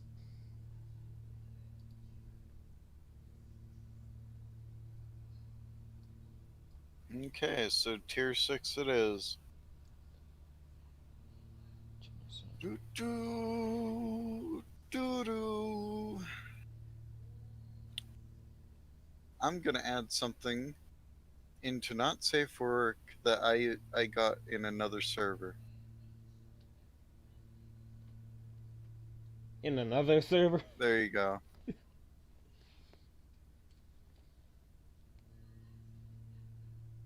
Enjoy. Continue. Which chat line is it in? NSFW. Not safe for work.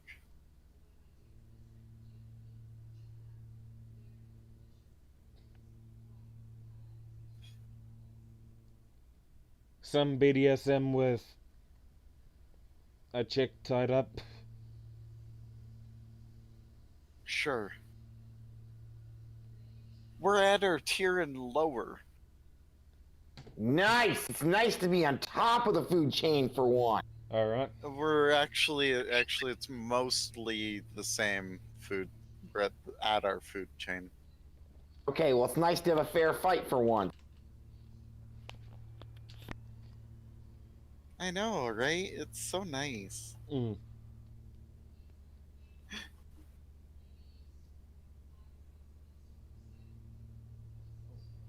Oh. I'm gonna veer right, try to get to the right side of the island bush. To the right side? I'll follow you. Well, somebody's mocking my name. Literally. Who the fuck Yeah, is on our team just saying that shit? Yeah, that guy's on the enemy team, though. Fat Holden.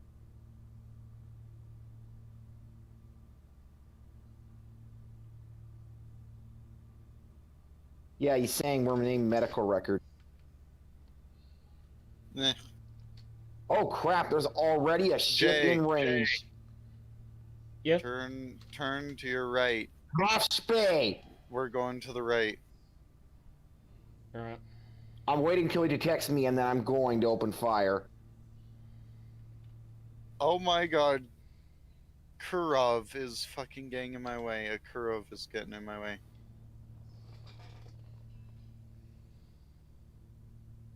Taking aim. Looks like their whole squad's also banking this direction. We're about to swing into a massive dogfight. Alright. I shot him at mid-turn, but I shot too far left. I literally, if he kept turning, I would have caught him off. Jay, incoming. I know. Oh, Jesus, shit! Okay, I'm gonna make a run for the next island. Fuck! Queen Elizabeth, point blank, closing, Furuitaka. Okay, their entire fleet's headed this way. Everything. Their entire fleet just came this way.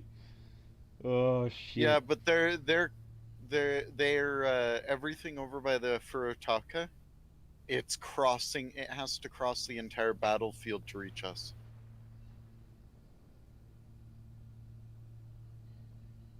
So we do have a pretty good leeway. Unless you're me. And then it just gets here like whenever the hell they feel like it. strike. 3, 2, 1. 2,000 damage. About 3,000. Jay, why did you cross my path and then turn? Are you purposefully trying to crash into me? Oh, shit. Jay, stop turning.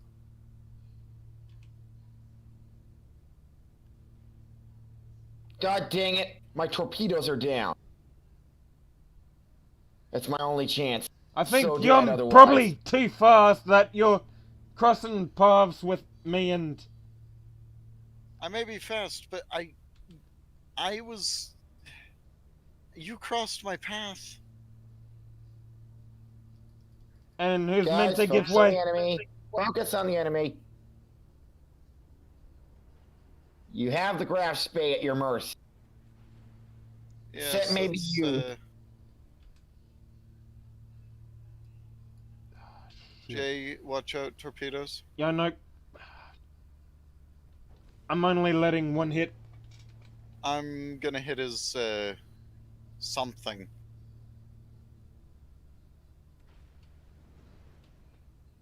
Oh, fun. The Queen Elizabeth joined in.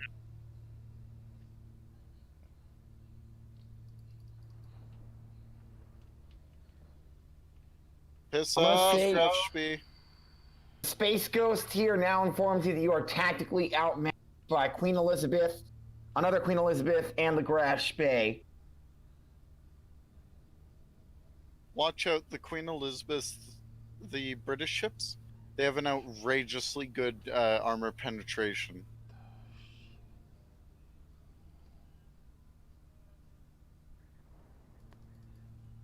That is actually the Queen Elizabeth with the HE and the Peter Verlake, the other stuff. Or let me, that's Peter Verlake. I think it is. HE and AP. No, that's actually in Arizona. Let me see that. Koenig. Yeah, Koenig. So you guys are still a little bit outmatched because of 1,000 only hit one shell.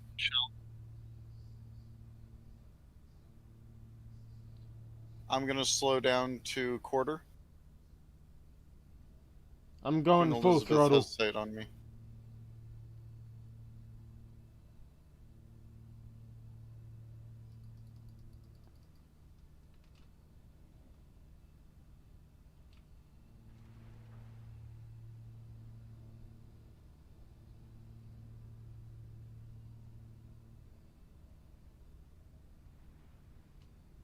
Never mind. I guess the Furutaka is getting involved too, so you're now 4 on 2.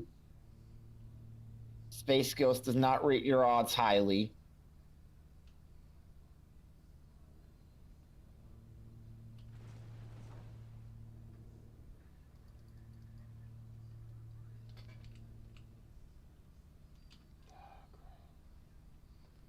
It just strike, heavy strike on the Queen Elizabeth.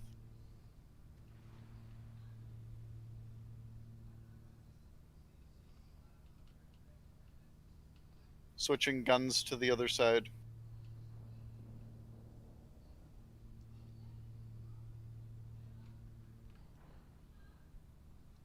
I'm getting assaulted by two sides.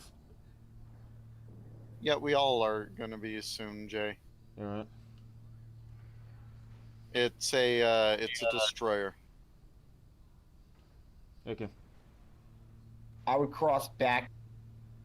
Oh, I would. Are you putting yourself broadside to 3 ships? Dragonfall, bank right. At least turn a little bit. You don't even have all your guns on targets. There's no point staying full broadside like this. Let that pass.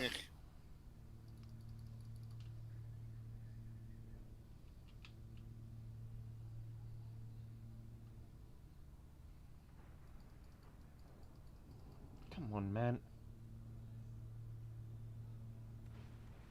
Guns coming around. It takes about 20 seconds to fully go into a broadside with this ship. So I can actually reload all my guns before I acquire a broadside here.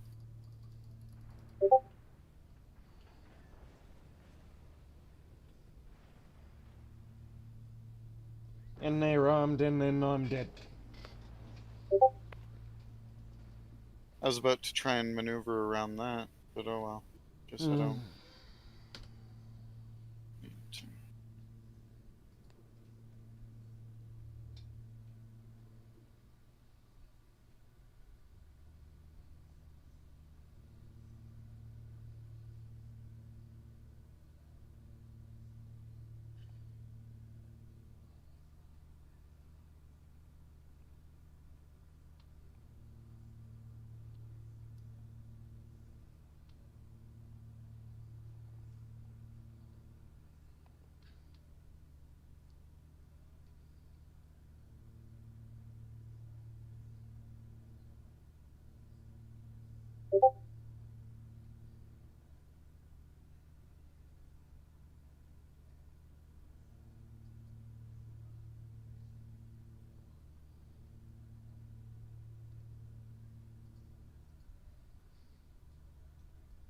I'm back in hangar.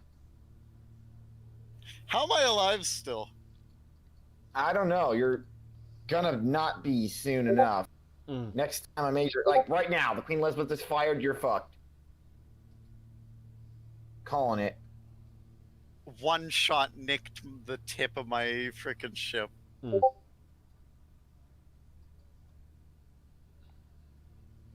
I'm calling it a night. It's been solid. I have to head out anyway. There you go.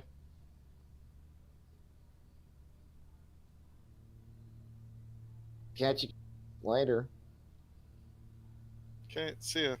Have a good night. Let me know when you guys make the new gaming or whatever you decide to do.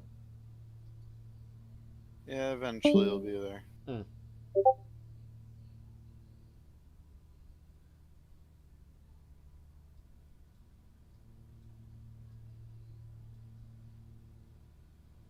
Night.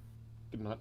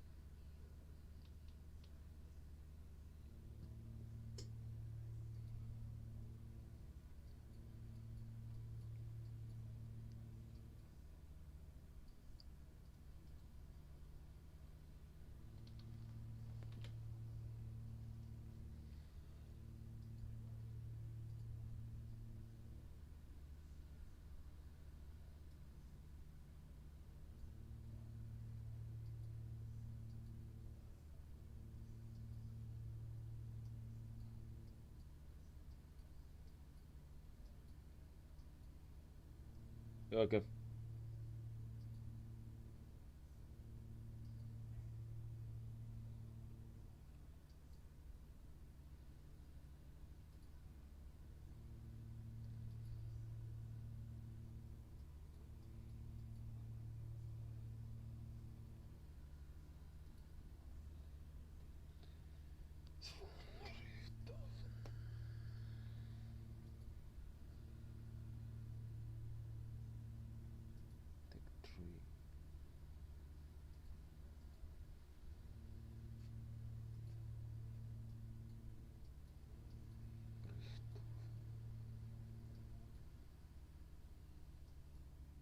Messerschmitts.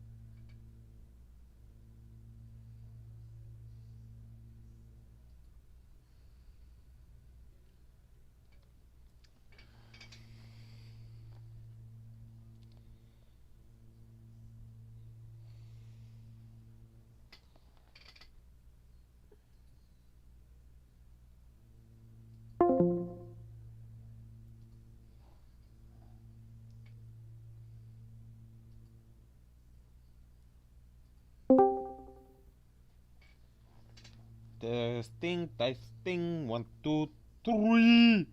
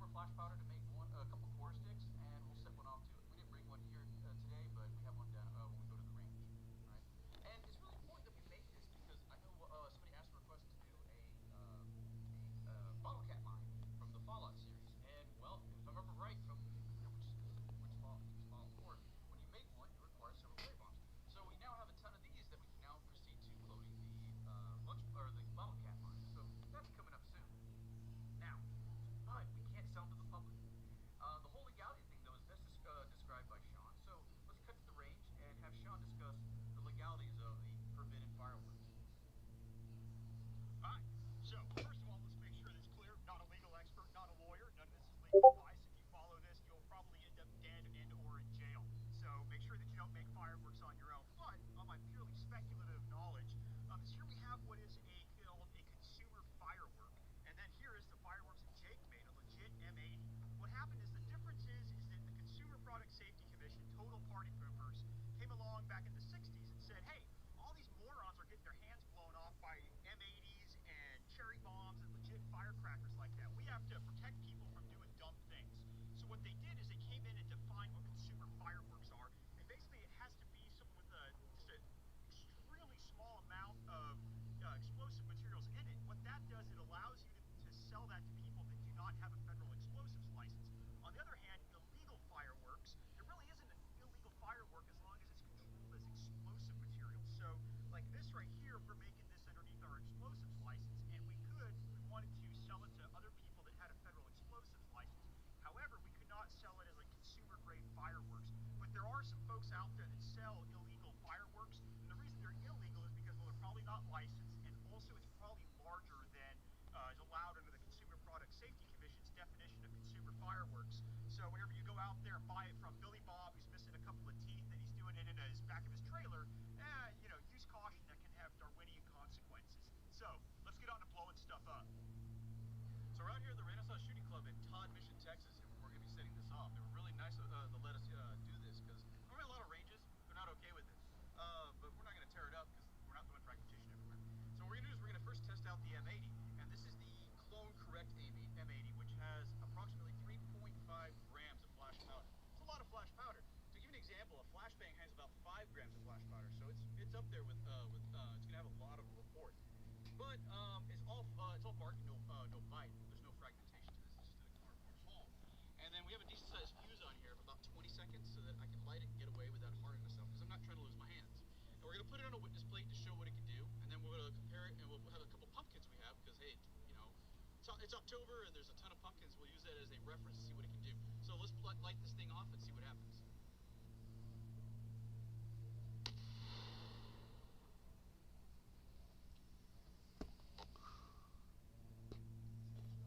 The M80 was incredibly loud, but didn't really damage the wood block we used as the witness plate. Next is the infamous cherry bomb.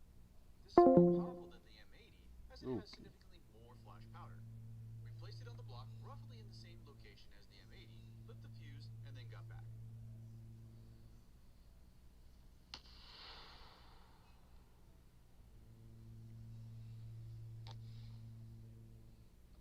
The M80 was loud, but the cherry bomb made it sound like a party popper. It also split the witness block in half, a testament to how powerful they can be. Next is the quarter stick, which is the most powerful of the three. We pieced together the block, and then placed on top the quarter stick.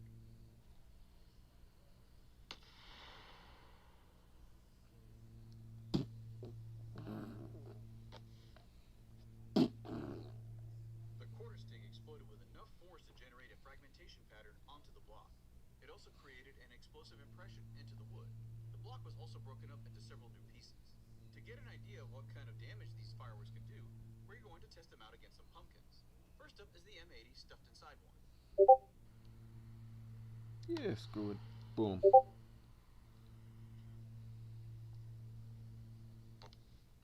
Boom.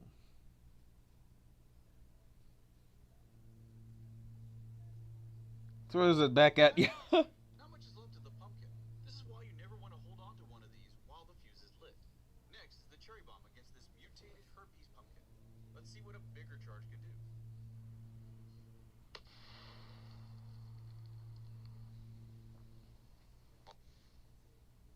Boom. Throws it a whole lot further. Makes a bigger mess. Cherry bomb turned the pumpkin into puree in no time at all. A much faster way to make pumpkin pie filling. The block was also totally annihilated. The blast radius was quite impressive for such a small firecracker. The last blast is the quarter stick. With a larger charge, very little should be left of the pumpkin.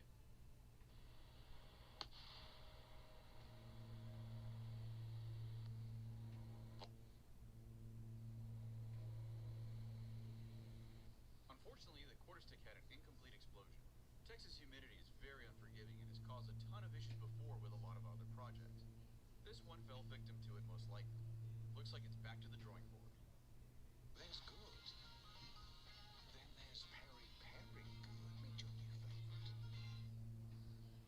Well, hopefully you all found that entertaining and informative. Hope that clears up why there's some like illegal fireworks that are out there while we're able to sit here and make them as explosive materials.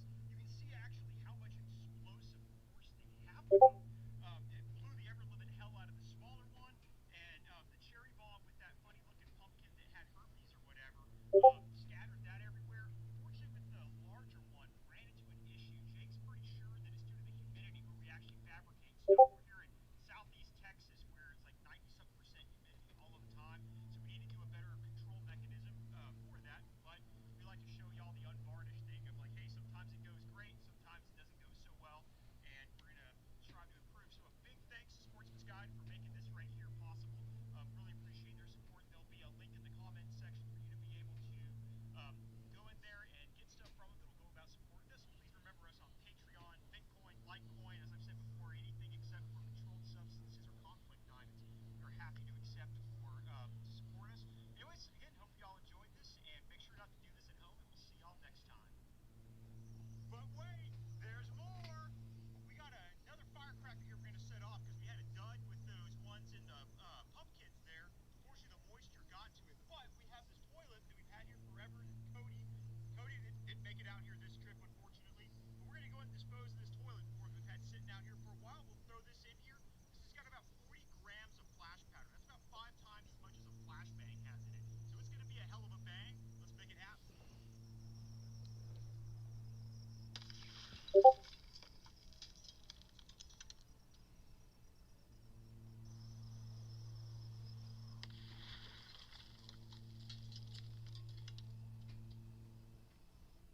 Yeah, screw it. Boom. Hit subscribe if you want to see more, and stay tuned for another episode here at Ordnance Lab.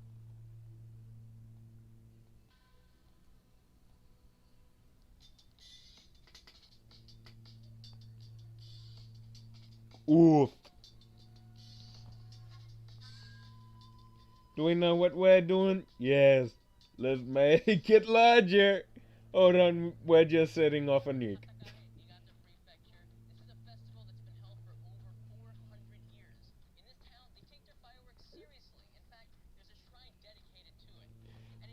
We have something called Sabi Taikai, which are major festivals for fireworks, often going on for over 2 hours.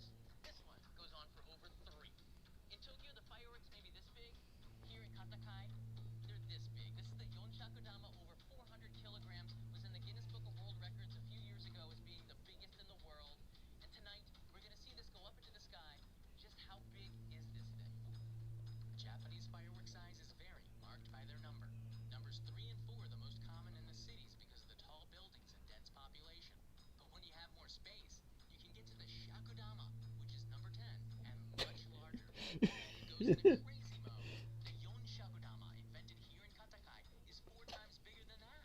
And that's what we'll see tonight. It's fired from a cannon buried in the ground that's this big. Let's look at Japan's fireworks town of Katakai in Niigata.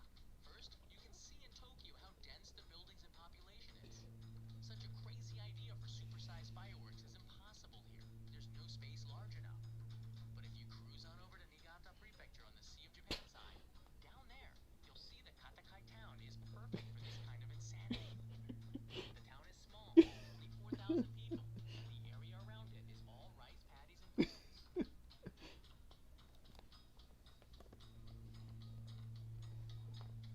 They're all fireworks. The 400-year Katakai Festival is the event of the year in town. People from all over Japan come in buses to experience it. It's also televised nationally because it's the only festival where such a massive firework artillery shell is shot up annually. The love of fireworks can be seen all over the town, like here on the manhole covers. Do you see that vending machine over there? It's wrapped in, you guessed it, the massive Yonshakudama. It also has an impressive lineup of cheap drinks. Cheap shit. I don't know what the fuck this is. I visited the inventor of the Yonshakudama in his factory office to learn more. この片貝というところに片貝祭りっていう祭りがあるんですけども、これがよそのお祭りとちょっと違うのが花見祭りとよく言われる。ですからこの祭りをずっと続けるには地元に花火屋さんがないとできない祭り。 You can see all the sizes his factory produces. The models show the insides. My wife. The one I'm holding is most commonly fired in urban environments. They can't fire bigger ones than this. Fuck it. The Katakai Matsuri fired up the Sanshakudama for the first time in Japan in over 80 years in 1969. In 1986, Masanori Honda challenged that with the Yonshakudama, the biggest ever. He took me into his factory storehouse to check out what'll be used in the festival. We started with the small ones. 小さい。第4。Yo.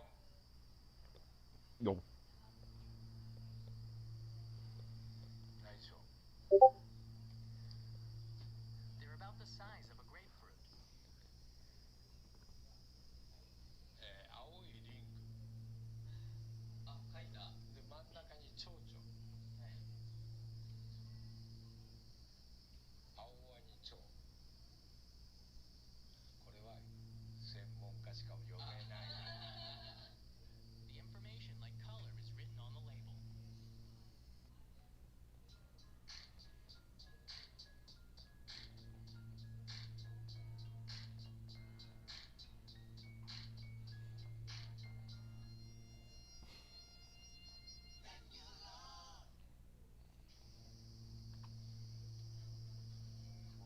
Here's Honda-san's team manufacturing firework shells.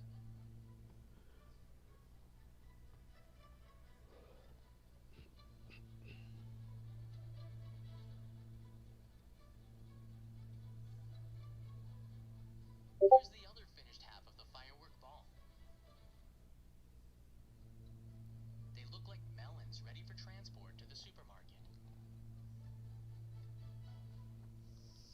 These number 4 fireworks are being taped up.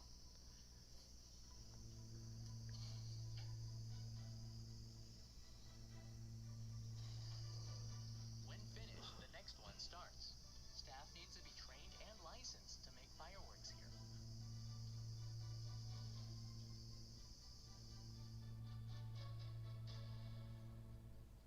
Oh shit, yeah! Because you're playing with nukes! them well ensures that they'll survive the cannon blast and make it into the air before exploding. The number 4s look so small compared to the number 10 Shakudama. Oh shit. Dunk. Let's just use a mortar. Yoink. Oh shit.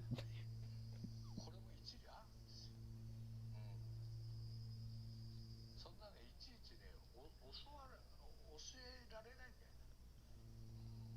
微妙なそのナイフでこう削り出すとかね、そういうのはね、教えてもダメだ。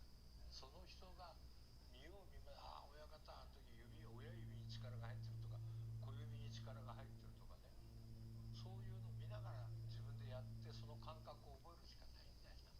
でも、じゃあ職人だから、それでいいとは言えないんだよね。やっぱそこに理論とか。I put together explosives in Japan! You put together explosives. Yeah, they're massive fireworks. Hey, Lodge. One massive nuclear firework. How large is that nuclear firework? It's so big they stored it outside. Much larger than the... It takes about a year to make one. Right away, you can see just how ridiculously big it is. はい、今年の4尺2発です。9日1発、10日1発。I was a little hesitant to enter this room, which is kept warm at all times. ちょっと危なくない？危ないよ。危ないよね。64。さっきのやつの64倍ね。64倍。64倍。Bye. 64 times more powerful than the Shakudama? Yeah, let's build nukes out of fucking fireworks. Oh shit. Yeah, that's fun. 何の、まあ、爆発時にそれに何の音だ？いや、でかさ。でかさ。爆発の威力はもっとちっちゃい。あんまり大きくできない。あとはアーティストかエンターテイナーどっちと思いますか？経営者だね。Execute. それはじゃあ経営っていうのは何なんだっていうと違うんだよ。俺はいつも人が欲しがる。人がああいいな、お金出してもいいなっていうものを作る人。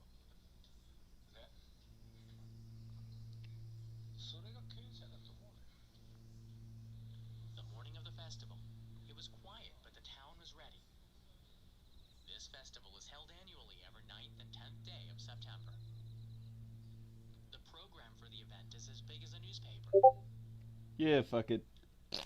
It lists each firework sponsored with a message from the buyer. People can propose for marriage, celebrate a retirement from a... Let's just chuck in shit that we don't understand. company. Remember a loved one with fireworks. Many are the number 10 Shakudama size. Several hours before nightfall, a truck with a crane enters the factory to pick up the Yon Shakudama. I headed out into the farm Yon field where the Shakudama. massive cannon was buried to watch them load it in. The Yon Shakudama is now en route from Honda-san's factory, and you can see down there, that is the cannon where they're going to be putting the Yon Shakudama and then launching it around 10 p.m. But it takes a little bit of effort because this thing is so big, it requires a crane to lower into the cannon. Of course, great Yeah, it's a pictures nuke. taken when transporting it.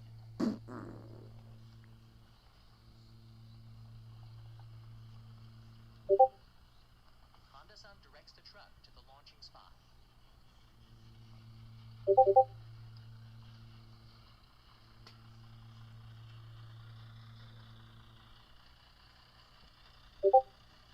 I was situated on top Oh shit, what the fuck are you trying to carry here? I'm carrying the father of all bombs.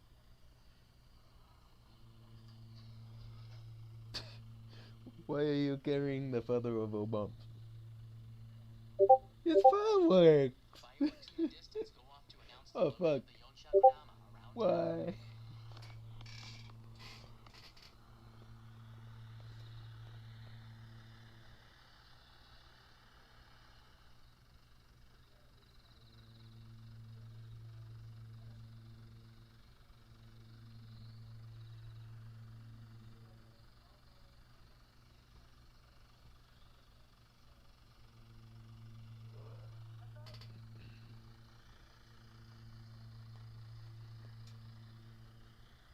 It's carefully lowered into the cannon where it'll be launched around 10 p.m.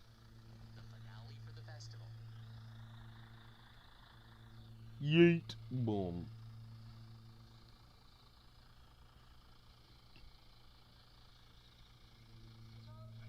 Again, it weighs about 420 kilograms, 925 pounds. Will be fired up about 800 meters, 2,625 feet, and have a width of about 800 meters.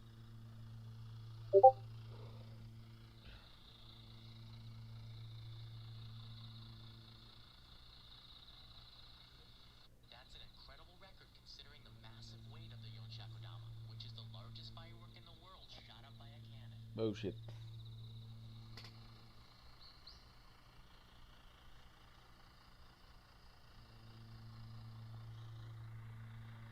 Just seen Honda-san putting the Yonshakudama into the cannon. I have to be honest with you, when they removed it from the truck and started to put it into the cannon, I was a little bit nervous because, you never know, there's always a chance that something might happen. But we have helmets on, which would probably protect us. Anyways, I'm really even more excited after seeing it put in the cannon, what it's going to look like in the sky tonight. We just have to wait about 5 hours. Plays in town. But why does this fireworks festival take so long? 3 hours from 7 to 10 p.m. So every couple of minutes they'll announce the sponsor of all the fireworks that are going up there, you see? So that's one of the reasons why this event will take over 3 hours for all of the fireworks to be launched. Each one of these is sponsored or has a message attached to it. So you see some massive fireworks taking place above me. There'll be about 5 or 6 of them, and there'll be a pause where they announce the next one. And that's the reason why this event takes 3 hours. And it won't be until about 10:30 that we see the Yonshakudama. So just be patient. I put a camera in the rice paddies. It's nice to sit a little further out and get a more open view.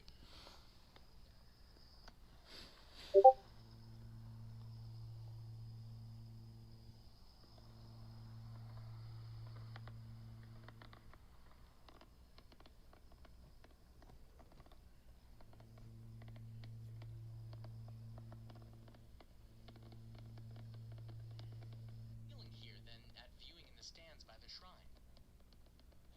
Let's speed this up and move on to the main event.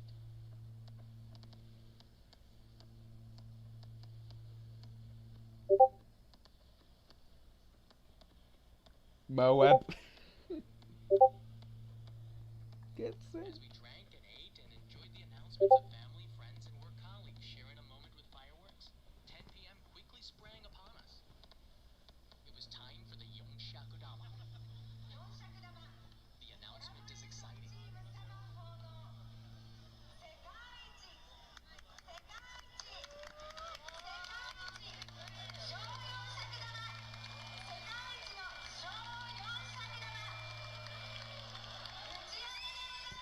It's accompanied with a loud alarm through the town that tells everyone at 1,000 meters away. The Yonshakudama didn't fire into the air, it exploded near the ground.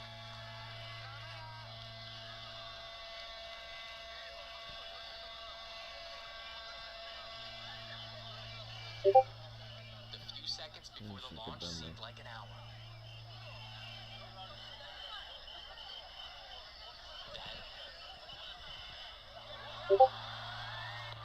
Wait, that's not right. This is the first time in 20 years the Yonshakudama didn't launch properly. There's always a risk of this. The first of 2 during the festival did not launch into the sky. Still impressive, but to see it all, it needs to travel at least 700 meters into the sky. From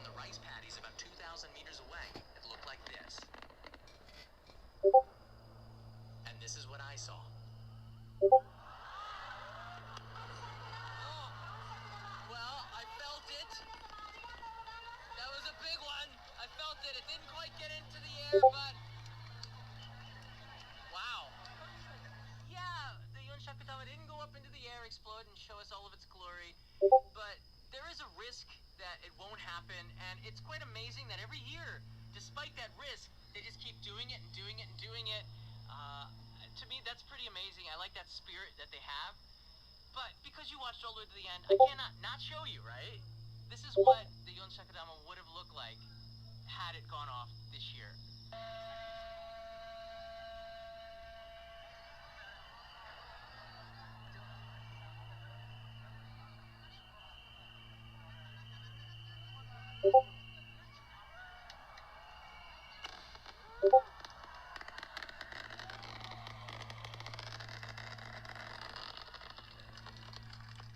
On September 10th, success. A year's work becomes a very satisfying 15 seconds, lighting up the Katakai night sky. いや、そら失敗を恐れてはいません。失敗するかもわかんないんだよね。そう、わからないよね。そうそうそう。だからそれなのに4尺5尺を作ろうなんていうバカにはいない。Honda-san calls his creation crazy, but I see it as something else. He has the courage to think bigger and take risks to show something impressive every single year. And the Yeah, let's just make a nuke. but less than a minute in the sky has earned the respect of a nation. And yours truly.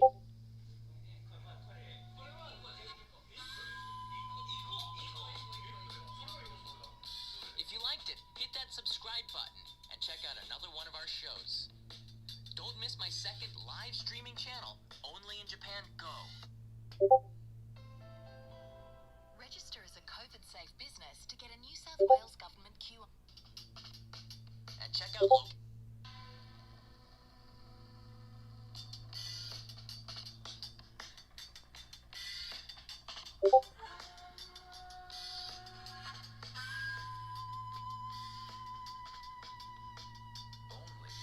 Fukushima. Welcome to Hiroshima. It's been about 75 years since Hiroshima. its impact felt for generations, which is why I'm here. City can't erase its past, but it can build on its long history, move to the next chapter, which is what I think is happening in Hiroshima today. This is the last generation that will grow up hearing firsthand accounts of the bomb and its aftermath, the red sky, the black rain, and the tragedies to follow. The third generation is now the one sharing the stories, and I thought I'd share one with you too. Today I'm going to be meeting a father who is sharing those experiences he learned from his family elders, and now passing the baton to his 10-year-old son, so we will never forget that tragic day, August 6th, 1945. The Enola Gay was a B-29 Super Fortress bomber, departed Tinian near Saipan in the Pacific loaded with a nuclear bomb, the first to be used in war. Hiroshima came into view. The T-shaped Ioe Bridge, easy to see from above. It was dropped from a height of 31,060 feet, 9,470 meters. The Enola Gay turned around and the bomb detonated 43 seconds later, 1,968 feet, 600 meters above the ground. The cloud seen from the air, rocking the plane 11.5 miles or about 19 kilometers away.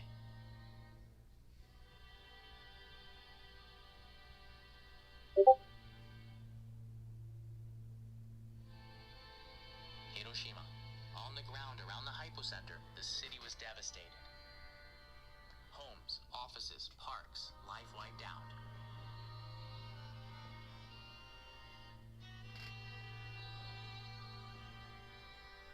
Fast forward about 75 years later, the city has come back to life.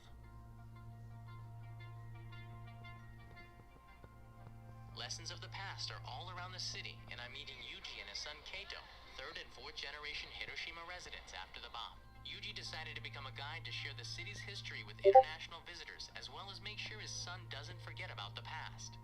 He grew up hearing stories from other family members who were nearby on that day.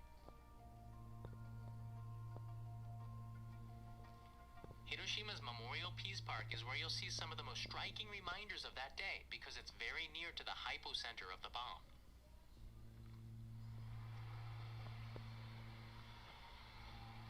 Yuji took me to the initial target where a streetcar just passed. That's Ioe Bridge. I IOE bridge is easily identifiable from the air.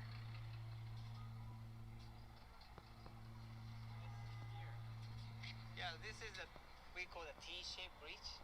It's the original target, but the airplane, I mean the pilot missed the target from here to original hypocenter. It's a 300 meter, but at that day, I mean that age, it's kind of little accurate that age. Hiroshima is a castle town on the delta and the Seto Inland Sea, an important port, military, and industrial center during the war.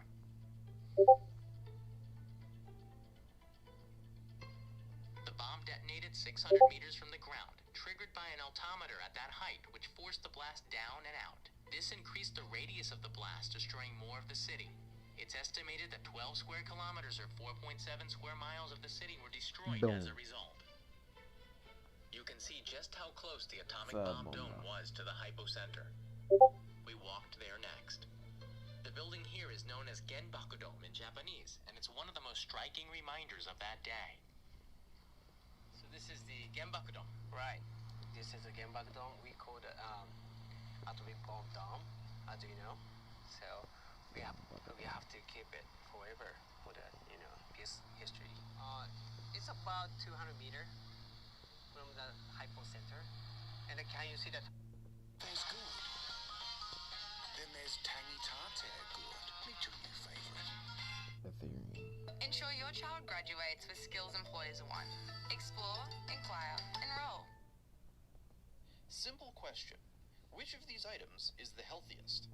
Is it this salad, this bracelet, this eye mask, or this badge necklace thing? Well, thanks to science, I can now use my healthometer to see which of these releases the most healthy particles. First, the salad. Nothing really here. That's odd. And the bracelet? Okay, getting a little better, starting to detect some health particles now. How about the eye mask? Now we're cooking with gas. And finally, the badge thing. Ladies and gentlemen, we have a winner. Wait, this isn't my healthometer. Somebody seems to have switched it for a Geiger counter. Giggity. That's right, folks. These so-called wellness products, which all purport to do everything from boost your mood to cure your diseases and boost your health, are actually fairly radioactive. All of these items are sold as negative ion products, which are claimed to produce negative ions and be good for you. This isn't even the first time we've talked about these either. Last year I made a video deep diving into these quack medicine nonsense products and did a series of tests to not only show that they're radioactive, but determine exactly what radioactive element was inside of them. Last time we talked about these bracelets and pendants and several other items, and I want to quickly review those findings before we talk about some amazing updates and these new products that I found recently. So to review, last time we did 4 tests. First, we measured the items with a Geiger counter to get an idea of how radioactive they are. Then we used a device called a cloud chamber to actually see the radioactive particles coming off of them. These tests alone were pretty damning, but I wanted to know exactly what was in them. To do that, I used gamma spectroscopy and measured the spectrum of gamma rays coming off the items. As a quick refresher, gamma rays are just very high energy rays of light that come from the decay of radioactive elements. Each element will release gamma rays at specific wavelengths, so by measuring the spectrum, it's very easy to tell what's in the sample. In this case, it turned out to be thorium, a radioactive element next to uranium on the periodic table. Just to double check this result and confirm it, I sent a bracelet to the fantastic Adam McCombs, who runs an electron microscope lab, and he was able to use the microscope to also measure what material was in here, and his results matched mine. Thorium. Some of the products we looked at last time were truly horrific. The bracelets are made by just mixing thorium dioxide powder into the plastic as it's made, and end up shedding radioactive dust into your environment as you're wearing it. And considering you're meant to wear it all the time, this could well mean breathing in some of that dust. Worse still was this massager wand, which literally just had a pile of thorium dioxide powder inside, which could be accessed by pulling on the back plug. And the degeneracy didn't stop there. Some of the worst of these were full pieces of clothing or bed sheets, all potentially laced with this material. If you'd like to see a more in-depth analysis, I've linked to the previous video below and in the cards of this video. All of these items use the label negative ion and purport to release so-called negative ions which they claim are good for you. when in reality, these products either do nothing or just slowly give you cancer potentially. Now, this isn't to be confused with these air ionizers, which use electricity to generate those negative ions. But like the bracelets, they're quack nonsense all the same. Sure, they put out negative ions, and at least they're not radioactive, but they also release ozone, which is poison.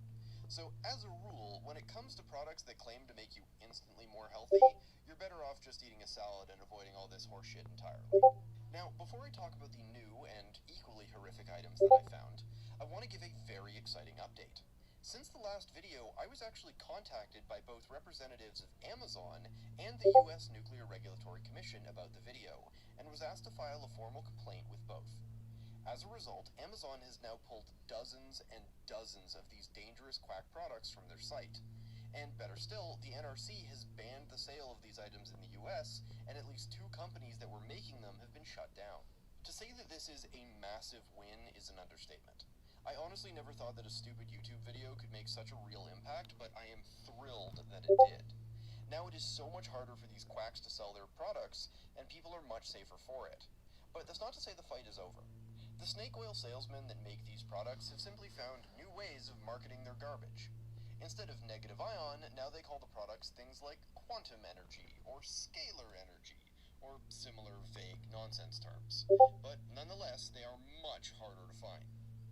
Twirls, swirls and curls with crispy wafer. New Cadbury 12 Breakaway.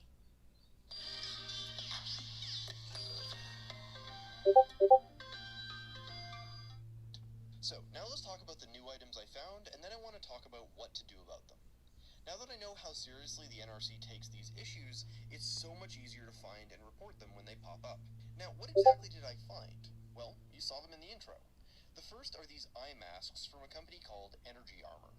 With the bracelets, I saw some people argue that the risk from the dust was minimal, but come on, strapping these things to your face and gently huffing the dust all night or getting it in your eyes, that can't possibly be good. I ran the exact same tests as last time, first checking with a Geiger counter and then using my gamma spectrometer to determine the element. To my utter lack of surprise, they too were full of thorium. However, what was interesting was I picked up a bracelet from the same company and it was totally empty, not even a trace of radiation. Which is awesome because now, instead of actively polluting its customer's environment with radioactive dust, they've instead just committed fraud by claiming a bracelet releases ions when they definitely don't and is just a piece of silicon. Moving on from the eye mask, there's another company called Numi that makes the Numi card. It's this conference badge looking thing that even came with a lanyard, but wow, is this thing radioactive. I have a fair collection of radioactive samples, and this thing is one of the hotter items in my collection. The only thing spicier than this is a piece of uranium-glazed pottery called Fiestaware, which maxes out at about 12 microsieverts per hour. The Numi card hits a toasty 5.3 microsieverts per hour, which is about 5 times as radioactive as even the hottest bracelet. Though the eye mask was still a nice toasty 2.4. What I found really terrifying was that when you go to the Numi card website, one of their other products is the Numi patch. This to me implies that it's something you stick onto yourself and God knows what's in it and what it's leaching into the user's body. Now, I need to make something very clear. Handling something like this for short periods of time is actually absolutely safe. Even a few hours of exposure won't hurt you as long as none of the dust from these items ends up in your lungs. The radiation itself isn't strong enough at these levels to hurt you from short exposures. You're at no higher risk of cancer from handling this for a few minutes than anyone else. However, when the designed purpose of the thing is to be worn 24/7, 365 days a year, you start getting into the danger zone. Especially if that radioactive dust gets inside you, which seems likely to be strapped into your face. Interestingly, this is actually the same reason why uranium is Beast, the other one. remarkably safe, even though it's more radioactive. The uranium is well contained in the glaze, so as long as it doesn't chip or fracture, it's totally safe to handle. My piece was cut before it was sent to me, so I keep it in a plastic bag to contain any dust. But an intact piece of Fiestaware is totally safe to drink out of, for example, as long as it's intact. The reason the negative ion stuff is dangerous is exposure time is much higher than a dinner plate, and the dust is uncontained and sheds easily, or worse still, pure powdered radioactive material is contained in the item. I think I'm finished with making this live stream because it's been long enough.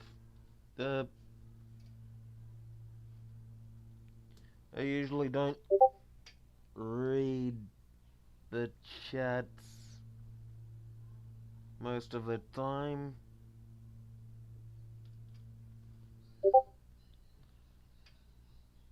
But sorry if I can't get to yours, and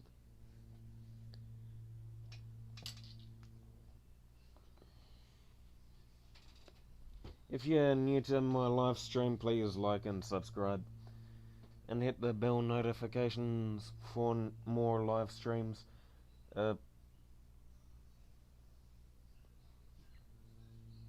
I'm gonna be figuring out a schedule sooner or later because I can easily get hit boredly and just don't know what else to do.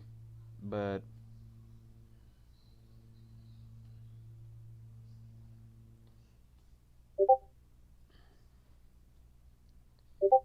I'm just making these live streams because I'm bored.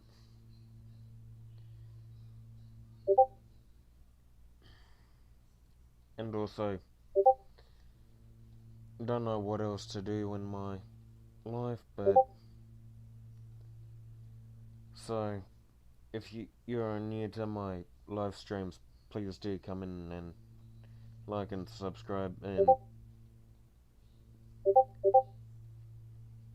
you can figure out what you want to do with my channel, and I'll figure out a schedule just to work my way through YouTube. And I'll see you all in the next live stream, I guess.